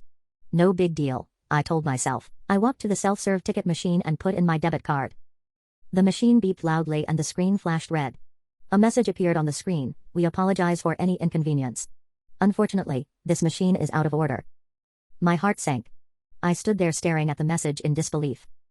I wiped away a tear, took several deep breaths, and trudged to a row of seats. I plopped down and leaned my head back. For the last couple of days, I'd been running on pure adrenaline. I hadn't slept for more than a couple of hours. That was finally catching up to me. I had almost no energy. I didn't feel like scrambling around and trying to find another way out of the city. I just needed to calm down and steady my nerves. The best way to do that would be to get a few hours of sleep. As I looked around the terminal, I could see a few other people who seemed like they were sleeping. And none of the cops patrolling the station were bothering them. So I figured this would be as good a place as any to get some rest. When I woke up, I would have a fresh perspective on my situation. As long as I had my wallet, debit card, and ID, everything would be okay. I could catch an Amtrak train first thing in the morning. But for right now all I wanted to do was sleep. I closed my eyes and within seconds I was dozing off, my mind drifting into the past, replaying images from the last few years of my life, especially the last few days from being assaulted by my pig of a boss, to being rescued by Gianluigi, to surviving a hail of bullets. Hopefully, the months ahead would bring peace, quiet, and a sense of normalcy. "Hurry up. Pull it out," I heard a voice saying. Then I felt something bumping up against me. I was tired and assumed that I was dreaming. The bumping and jostling became more aggressive. Suddenly, it didn't feel like I was in a dream. Groggily, I opened my eyes. Two skinny guys with shaggy hair and face masks were standing over me. My eyes opened wide with shock. One of them had his hand in my pants pocket. "She's awake, man. Grab it and let's go." He pulled his hand out of my pocket and they both took off. I blinked several times, still not quite sure what was going on or how long I'd been asleep. The only people in the station appeared to be the cleaning staff. I put my hand in my pocket. It was empty. Then I tried the other pocket. Empty. Had I put my wallet in my backpack before falling asleep? I must have. I rifled through my backpack, going through each of the compartments. Nothing. No sign of my wallet. I looked in the direction that the two guys had run. I got to my feet and sprinted that way. Up ahead, I saw a cop looking down at his cell phone. Help. Help. They robbed me. I ran up to him, completely out of breath, pointing in the direction of the thieves. He looked me up and down with indifference. Please help me, I said. They stole my wallet. And my ID. And my words cut off. I realized that they'd also gotten away with the $2,000 that I'd withdrawn from the ATM. I fell to the floor, curled up in a ball, and began sobbing. I was doomed. There was no way that I was going to get out of this alive. I was stuck in the city. It would only be a matter of time until the Bratva got their hands on me. Where was Gianluigi? He was the only person that could help me now. I never should have left him. Even if he was a little crazy and possessive, at least he had my best intentions in mind. But of course, I'd been too stubborn and too prideful to allow him to protect me. I just couldn't put my trust in his hands or any other man's. That way of living and thinking allowed me to get back on my feet, build up my confidence, and in some way deal with my past traumas. But I couldn't keep going like that. Eventually, I would have to trust, I would have to let go. Because ultimately that's what I really wanted. Maybe another woman in my position would have been able to go on living like this, not getting into any kind of relationship with the opposite sex, keeping up that hard protective shell all the time. But as I sat here alone and helpless with no money, no IDs, and no hope, I knew that I wasn't going to be able to continue like this any longer. I would have loved to go to the club and get my old job back. As long as I worked there, I would at least have some protection from Igor. I was also tempted to go to the police and tell them my story. I could finally tell someone about the abuse I'd suffered at his hands. I would finally have someone to listen to me as I explained the frequent nightmares and flashbacks I suffered because of what he'd done to me. But of course, there would be no consequences for him. There hardly ever were for men with his sort of connections. If I actually did go to the police, there would only be one person who was punished. And of course, that would be me. I'm not sure how long I sat on the floor wallowing in pain, but I started to notice people trickling into the station. I felt so pathetic. So I decided to get up and go outside. There was no point being in this transportation hub if I wasn't going to be able to go anywhere. A clock on the wall said 5:45 a.m. It wouldn't be long until the station was completely packed. I definitely needed to get out of there. I didn't have any desire to be around large groups of people. I walked outside into the early morning light. I was still groggy and achy from having slept for so long on the hard linoleum floor. I desperately needed a cup of coffee to wake me up. People were hurrying to work, while others, who appeared to be homeless or strung out on drugs, wandered in circles, talking to themselves or asking for spare change. As bad as I felt about my screwed up, dysfunctional life, there was clearly a lot farther for me to fall before I hit rock bottom. I sighed and began walking toward Roxanne's, which was only 7 or 8 blocks away. Gianluigi was going to be so pissed with me. I would try my best to explain to him that I felt terrible about what I'd done. I shouldn't have hopped out of the car and run away. I should have waited until the next time I saw him and explained how I felt about the situation. I hoped that he would be able to forgive. And even more than that, I hoped that he was still willing to protect me. But there was more that I wanted from him than just protection. As I was forced to admit, my feelings for him went much deeper than a sense of gratitude for what he tried to do for me. Just thinking about his brute strength and power made me tingle with excitement. Thinking about how vulnerable he'd been when we were in bed together made me want to spend much more time with him, peel back all of his layers, and really learn about the man who lived underneath the tough guy, Mafia outer shell. But make no mistake about it, I knew that he wasn't pretending to be a tough guy. He was clearly the genuine article. I just knew that there was so much more depth to what he showed on the surface. When I got to within a block of Roxanne's, I peered into a shop window glass trying to take stock of just how hideous I looked after the last few days of stress and poor sleep. My eyes were strained and red. My hair was a mess. I sighed and turned away from the glass. Seeing how bad I looked just made me even more depressed. Once I got into the club, I would head straight for my dressing room and fix myself up. The early bird customers would begin showing up in an hour or two. Being up on stage and making a few hundred bucks would at least distract me for a little bit. When I was performing, all my worries and cares seemed to disappear. I desperately needed to experience that high. It would help bring back some sense of normalcy to my crazy life. Suddenly, I heard loud voices a block away, right in front of Roxanne's. Then I saw 3 large men kicking, punching, and stomping another man. I put my hand over my mouth. Even from 20 feet a few away, I could tell that the man on the street being pummeled was the Serbian bouncer Luka. Whenever a customer had gotten a little rough with me, he had never hesitated to step in and defend me. I couldn't stand there and watch him get beaten to death. So without thinking about what I might be running into, I sprinted toward the fight, screaming, "Stop! Stop! Leave him alone." A couple of the men spun around as I rushed toward them. The second they turned in my direction, I knew that I'd made a big mistake. These weren't just a random group of drunk dudes. They were Bratva, Igor's men. Which meant that they were there looking for me. They pointed toward me and started yelling. I skidded to a stop and turned around as quickly as I could. I lost my balance and scraped my knee against the concrete. I winced, then screamed in pain. But I managed to get back to my feet. I sprinted down the block as fast as I could. 4 large men were barreling toward me. "Sorry, excuse me, sorry," I said as I pushed past unsuspecting pedestrians. I was getting away from them. I was going to escape. I turned around and gave them one last look. They had stopped running. They were bent over with their hands on their knees. I smiled triumphantly. Then out of nowhere, boom. I ran straight into the side of a car. My face smashed against the glass. I fell back onto the concrete. The car doors opened. A huge man with a terrifying expression on his face, long brown hair, and tattoos on his neck stepped out. He towered over me. Igor? I wasn't sure whether or not I was dreaming. There was no way. This couldn't be real. His sadistic smile sent shivers down my spine. But there was something different about him. Something grotesque. "Did you miss me, Lucy?" he said, reaching down and pulling me off the ground. He hoisted me in the air and brought our eyes level. And that's when I noticed it. "I look a little bit different from the last time you saw me," he said. "I lost the eye during a prison riot. I don't think it looks too bad. Do you?" I had never thought that Igor could actually look any scarier than he did in the final days of our relationship. But I'd been wrong about that. The glass eye made him seem like a deformed, comic book villain. He probably blamed me for what happened to him. So I figured it would be a good idea to apologize. "I'm really sorry that things didn't work out between us," I said. "If I hadn't run away, then you wouldn't have gotten into the car accident that killed those 2 people. And you wouldn't have ended up in." "Shut up, you worthless whore. You'll have plenty of time to make it up to me. Please, Igor, don't hurt me. Please. I'll do anything you want." I was willing to beg and plead and do whatever I had to for him to show me some mercy. I was also hoping that a good Samaritan would step in and get involved. But unfortunately, New Yorkers were renowned for minding their own business and not getting involved in other people's affairs. That's why the people who walked past barely glanced in our direction. "I'm not going to hurt you, Lucy baby," he said menacingly, "but I am going to allow each one of my men to have their way with you." "No, no, no. Yes, yes, yes. And you know what's even better? Your Antonelli boyfriend is going to be right there to watch every minute of it." 19. Gianluigi. "Wake up!" Someone standing above me yelled.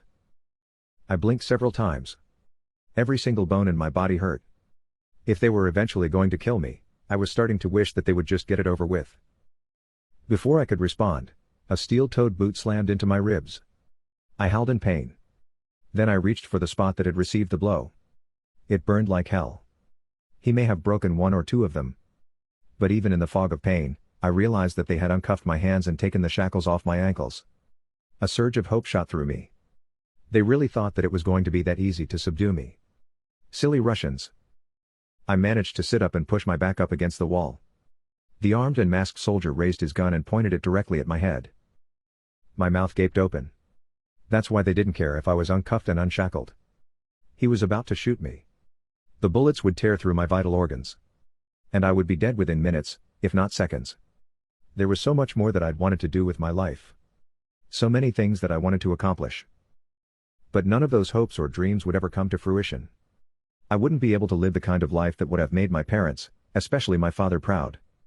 I would never be able to do anything that would pay my brother back for all that he'd done for me since our parents' death. I'd been a pain in the ass and a liability to him for so many years. Yet he'd never stopped believing in me, at least not completely. "Any last words, you Italian scum?" the soldier said in a thick accent. I closed my eyes and sighed. There was no point in trying to get the last word. "Stop. Let me go.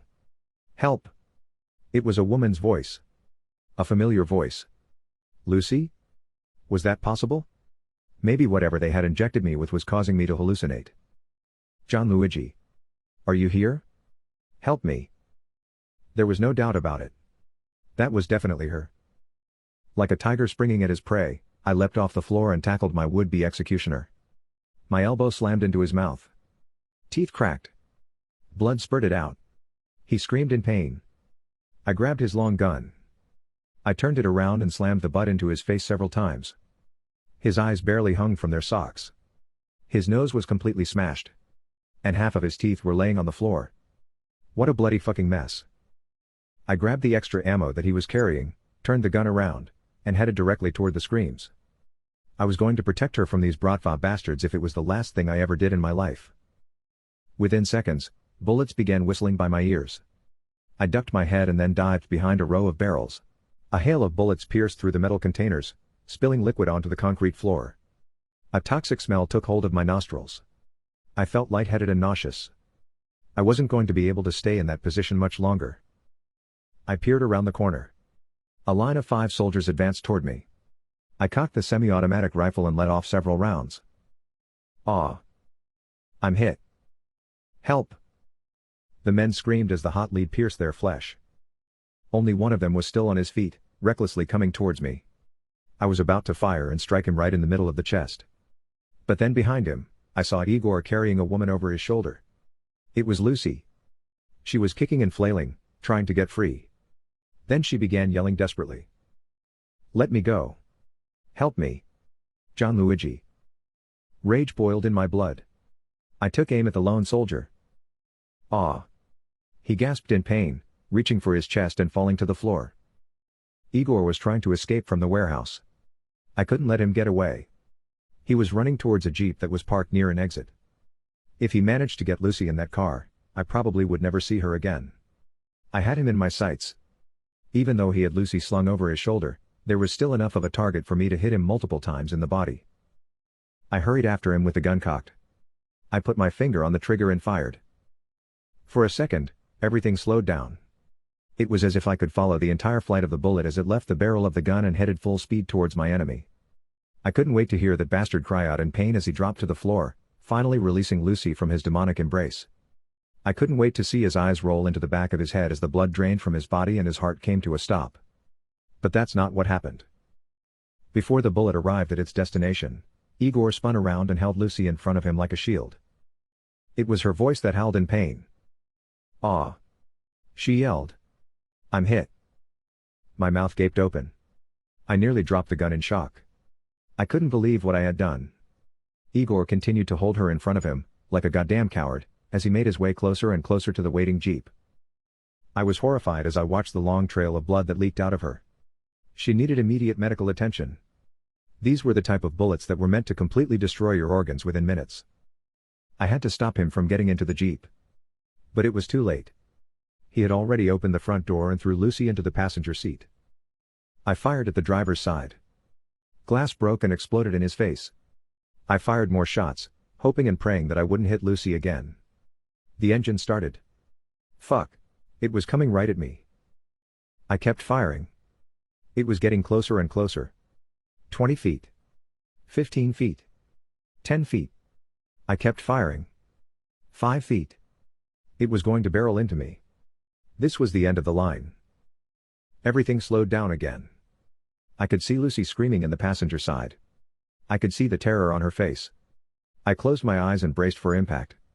Right as the jeep was about to slam into me, I heard a loud crashing sound. But I didn't feel any pain. My body still felt completely intact. I opened my eyes. A black SUV had slammed into the side of Igor's vehicle. Leonardo hopped out of the driver's side. And my 3 favorite goons, Johnny, Frankie, and Tommy, exited from the back seat. They rushed towards me. "Is everything all right, boss?" they asked. I didn't bother answering. Instead, I pushed past them. Igor had been crushed.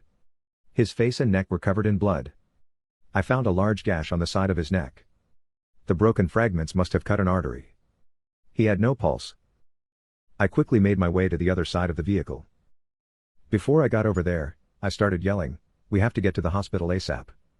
Lucy's been hit." I opened the passenger side door. I stared at her bloody body in horror. "Where's the wound?" I asked frantically. She had hardly any energy and was struggling to keep her eyes open.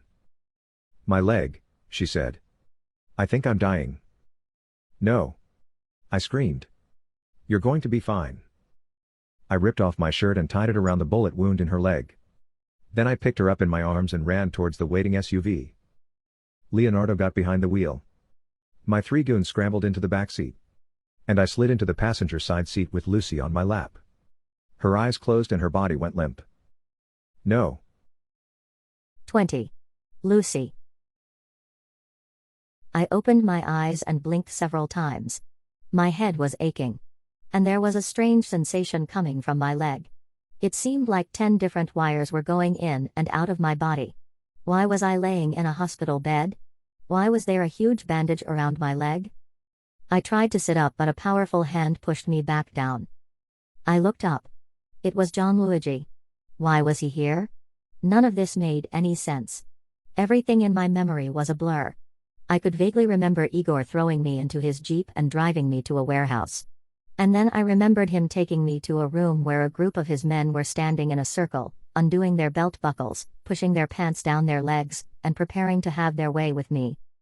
I think that was the moment where all of my memories cut off. What they were going to do to me was too horrible to imagine. My brain must have stopped functioning. After staring at me in silence for a few moments, Gianluigi finally spoke. Just relax, Lucy. The surgery was successful. But you're going to need a lot of rest. Surgery? What happened? He bit down on his bottom lip and looked away from me. There was a very strange expression on his face. My entire body felt weak. But I managed to grab his wrist and squeeze it as hard as I possibly could. Tell me what happened. He sighed heavily, then turned to face me. I shot you. What? You tried to kill me? No, he said, shaking his head from side to side. I didn't want to hear any more of what he had to say. The only thing I wanted was to get out of there. And to get away from him. Help. Help. Police. I started screaming. Fear flooded his face. I continued screaming. He clamped his hand down on my mouth. I tried my best to push it away. But it was no use. He was too strong. And I didn't have nearly enough energy to fight against him. When he realized that I'd given up, he removed his hand. Lucy, please let me explain. There was a pleading sadness in his voice. I didn't mean to shoot you. And I wasn't trying to kill you. I was trying to save you. It was your crazy ex that wanted you dead. Igor? I said, sitting up in the bed, terrified. Is he here? Is he coming after me? I have to get out of here. He took my face in his hands and stared deeply into my eyes. He's never going to put his filthy hands on you ever again. Is he? He's dead. Did you? He put his fingers to my lips. Let's just say it was an unfortunate accident. I reached out and wrapped my arms around his neck, hugging him as tightly as I possibly could. Thank you so much. They were going to do terrible things to me. He smiled and ran a finger down my cheek. An electric current shot through my body. He cupped my chin in his hand, leaned forward, and kissed me. His lips felt so soft and comforting. He kissed me again. I felt like I was going to melt. I know this might sound crazy, he said, staring intensely into my eyes. But I've never felt this way before about a woman. And it scares the shit out of me. I nodded up and down, not wanting him to stop, and trying to hold back a torrent of tears. You might not remember it, he said. But on the way to the hospital I cradled you in my arms. In that moment, I knew that for the first time in my life, I truly loved a woman. For a moment, I felt like my heart had stopped. I couldn't believe the words that had just come out of his mouth. Do you mean? I love you, Lucy, he said, squeezing my hand. And I want us to be together forever. Whether it's in New York or somewhere else. I don't want to ever leave your side. I couldn't hold the tears in any longer. They flowed smoothly down my cheeks. I'd never experienced this feeling before. Seeing such a powerful, brave man willing to make himself vulnerable in front of me was unlike anything that I'd ever imagined possible. Yes, I want that, I said. I love you too. Please don't.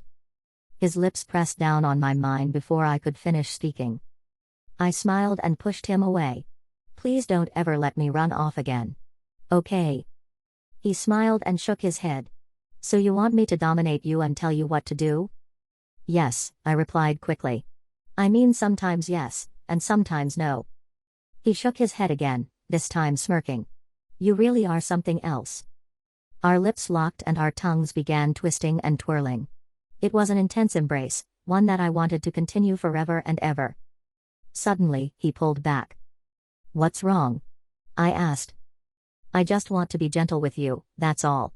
We'll have plenty of time to play once you've recovered. A wave of disappointment washed over me. For a moment, I'd forgotten the bandaged and wounded state that I was in. Don't be sad, he said. I promise to give it to you just how you like. And how's that? I said, playfully. Rough and dirty. Is that really how I like it? Yes, it is, sweetie. Our lips locked and our tongues began dancing, as we sloshed juices back and forth, from one mouth to the other. I would never let this man leave my side. And I was more than willing to do whatever he asked of me. I never imagined that I would ever be able to trust a man again.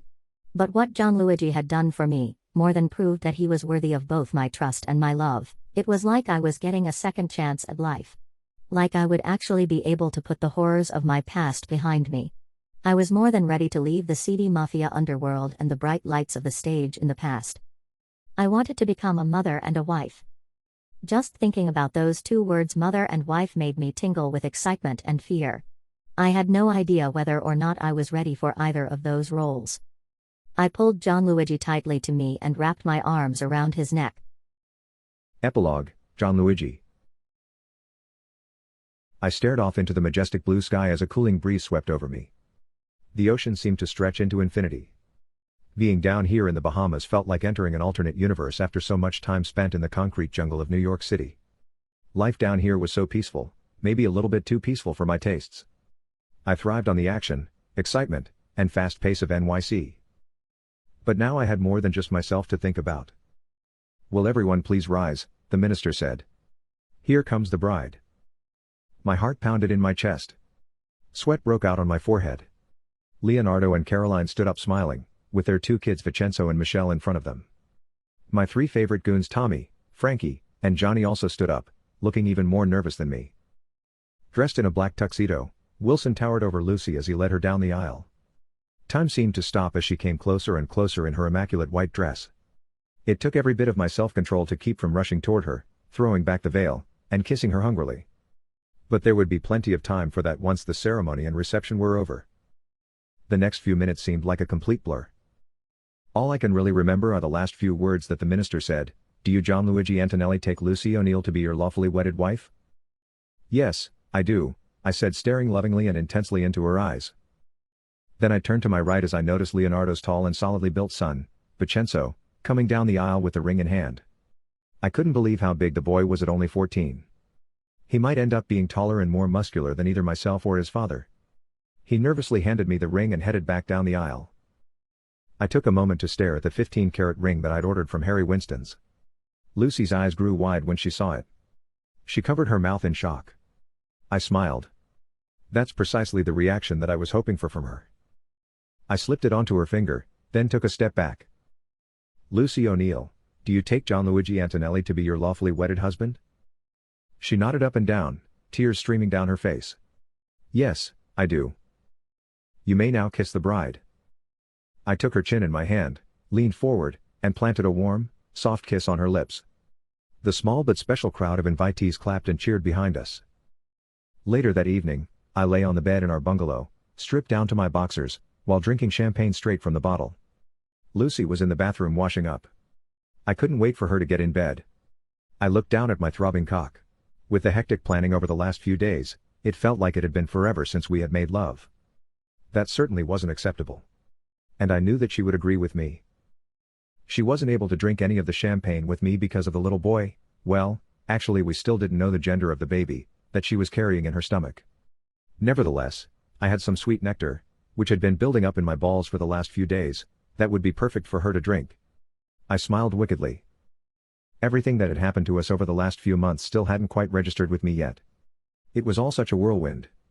One minute I was rescuing her from the filthy hands of my club manager, the next minute we were being shot at by her crazy Bratva ex, then we were making love for the first time, then we were rushing to the emergency room after I accidentally shot her, and finally, we ended up here on a beautiful beach in the Bahamas saying our vows and pledging to be together for the rest of our lives. Before meeting her, I never would have imagined that any of this would be possible. And this still only felt like the beginning of our journey together, not the end. In 7 months, I would be a father for the first time. The thought of another small human being with my DNA and my name, relying on me for nurturing and protection was so exciting. It was also completely fucking terrifying. I had no idea whether or not I was cut out for that role. The only thing I'd ever really been in life was the muscle-bound, meathead. But now so much more would be asked of me. Propped up against a stack of pillows in the bed, I grabbed the bottle of Krug Vintage Brut champagne and took a long slow sip. The shower water shut off in the bathroom and a few minutes later Lucy came out wearing a white robe with a towel wrapped around her wet hair. She sauntered in front of me without turning in my direction. She opened a drawer and pulled out a pair of panties and a bra. "No need for any of that," I said. She finally turned toward me, a sly smile on her lips and a lusty look in her eyes. "And why is that?" she asked, playfully. I didn't answer right away. Instead, I pushed my boxers down my legs and began stroking my brick-hard cock back and forth. Her eyes fixed on it. She licked her lips. "Why don't you come over here and find out?" I said. She bit down on her bottom lip, then shook her head. "I don't think that's a good idea," she said. "Why not?" I asked, not quite sure what was wrong. "You're so big. You might hurt the baby." "Lucy, get your sweet ass over here. The baby will be just fine." "Are you sure?" "Get over here." She hurried into bed, positioning herself between my legs. She took hold of my cock, struggling to wrap both her hands around it, and stared at it admiringly. Then she began slowly licking up and down the shaft, pausing at the top and swirling her tongue around the head. I leaned my head back and moaned. My entire body tingled with desire. How had I managed to keep my hands off this woman for even a few days?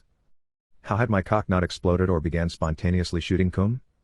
I loved that lusty gleam in her eyes. I loved how she would pretend as if she couldn't handle it when in reality, no woman had ever handled me so expertly before. Just like that. "Keep sucking on the head." She did as I asked, continuing to bob the top of my cock in and out of her mouth, both her hands working up and down the shaft. I was breathing heavily. Sweat covered my flesh. I smiled as a cool breeze came off the ocean and washed over me. I ran my fingers through her hair as her head began to move furiously up and down and she took more and more of my cock into her mouth. No woman had ever come close to getting that much of my meat down her throat. I marveled at her skills. A lusty grin spread across my face as she began to make gagging sounds. Most women would have given up then, and moved on to something else, feeling like they had done enough. Fortunately, Lucy wasn't like that. The gagging seemed to make her even more determined to get as much of my rod in her mouth as possible. Suddenly, she pulled it out of her. Slobber covered the lower half of her face. She licked up and down the glistening stick, then once again shoved it into her mouth, pumping and pumping. "Oh, shit, that's so good. Fuck." I clenched my fists. I didn't want to come, not yet. I wanted to shoot a thick load inside of her. Deep into her pussy. But I didn't know how much longer I was going to be able to hold on. Her majestic mouth had brought me to the brink of a powerful orgasm. I had to stop her. I grabbed her by the back of the neck and pulled her away from my cock. She stared at me with surprised, wide-open eyes. "Come here and kiss me, you cock-sucking slut." She wiped the spit, slobber, and pre-cum from her face. Then she brought her lips to mine and we kissed hungrily, tongues wrestling, juices jostling back and forth. "I'm so fucking wet," she said, briefly pulling away. "That's good to hear.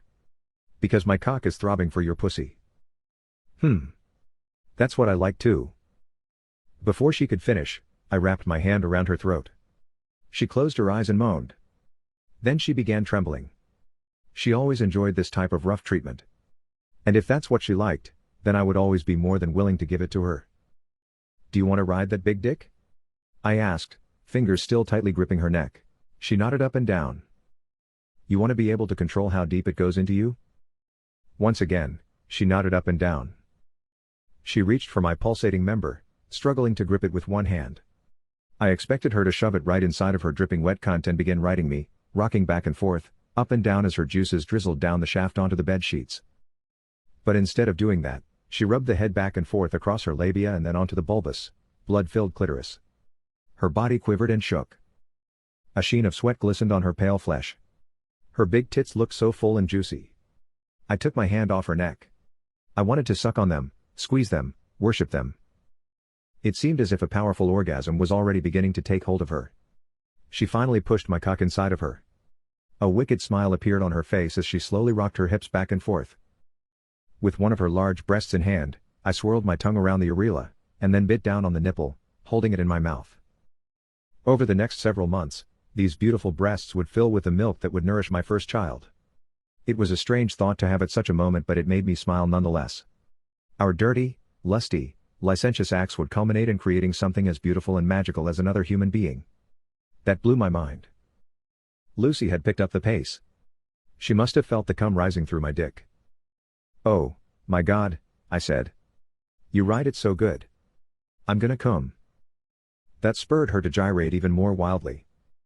I grabbed her ass cheeks and squeezed. Then I began thrusting my rod up into her. I was going to come at any moment. But I didn't want to do it like this. Without warning, I flipped her over, pinning her on her back. "This is how you want it, isn't it?" I grunted, pile driving my cock into her as her legs wrapped around my torso and her eyes rolled into the back of her head. The bed rocked and creaked, sounding as if it was about to break. "Fuck me. Fuck me." I pumped my hips harder than I ever had. "Deeper," she said. "Harder." I gripped her ass cheeks and slammed into her as deep as I possibly could. "Ooh." I groaned as my cock emptied like a geyser inside of her, growing even fuller and thicker as it did. My hips were still moving, but I was completely exhausted, covered in sweat and panting.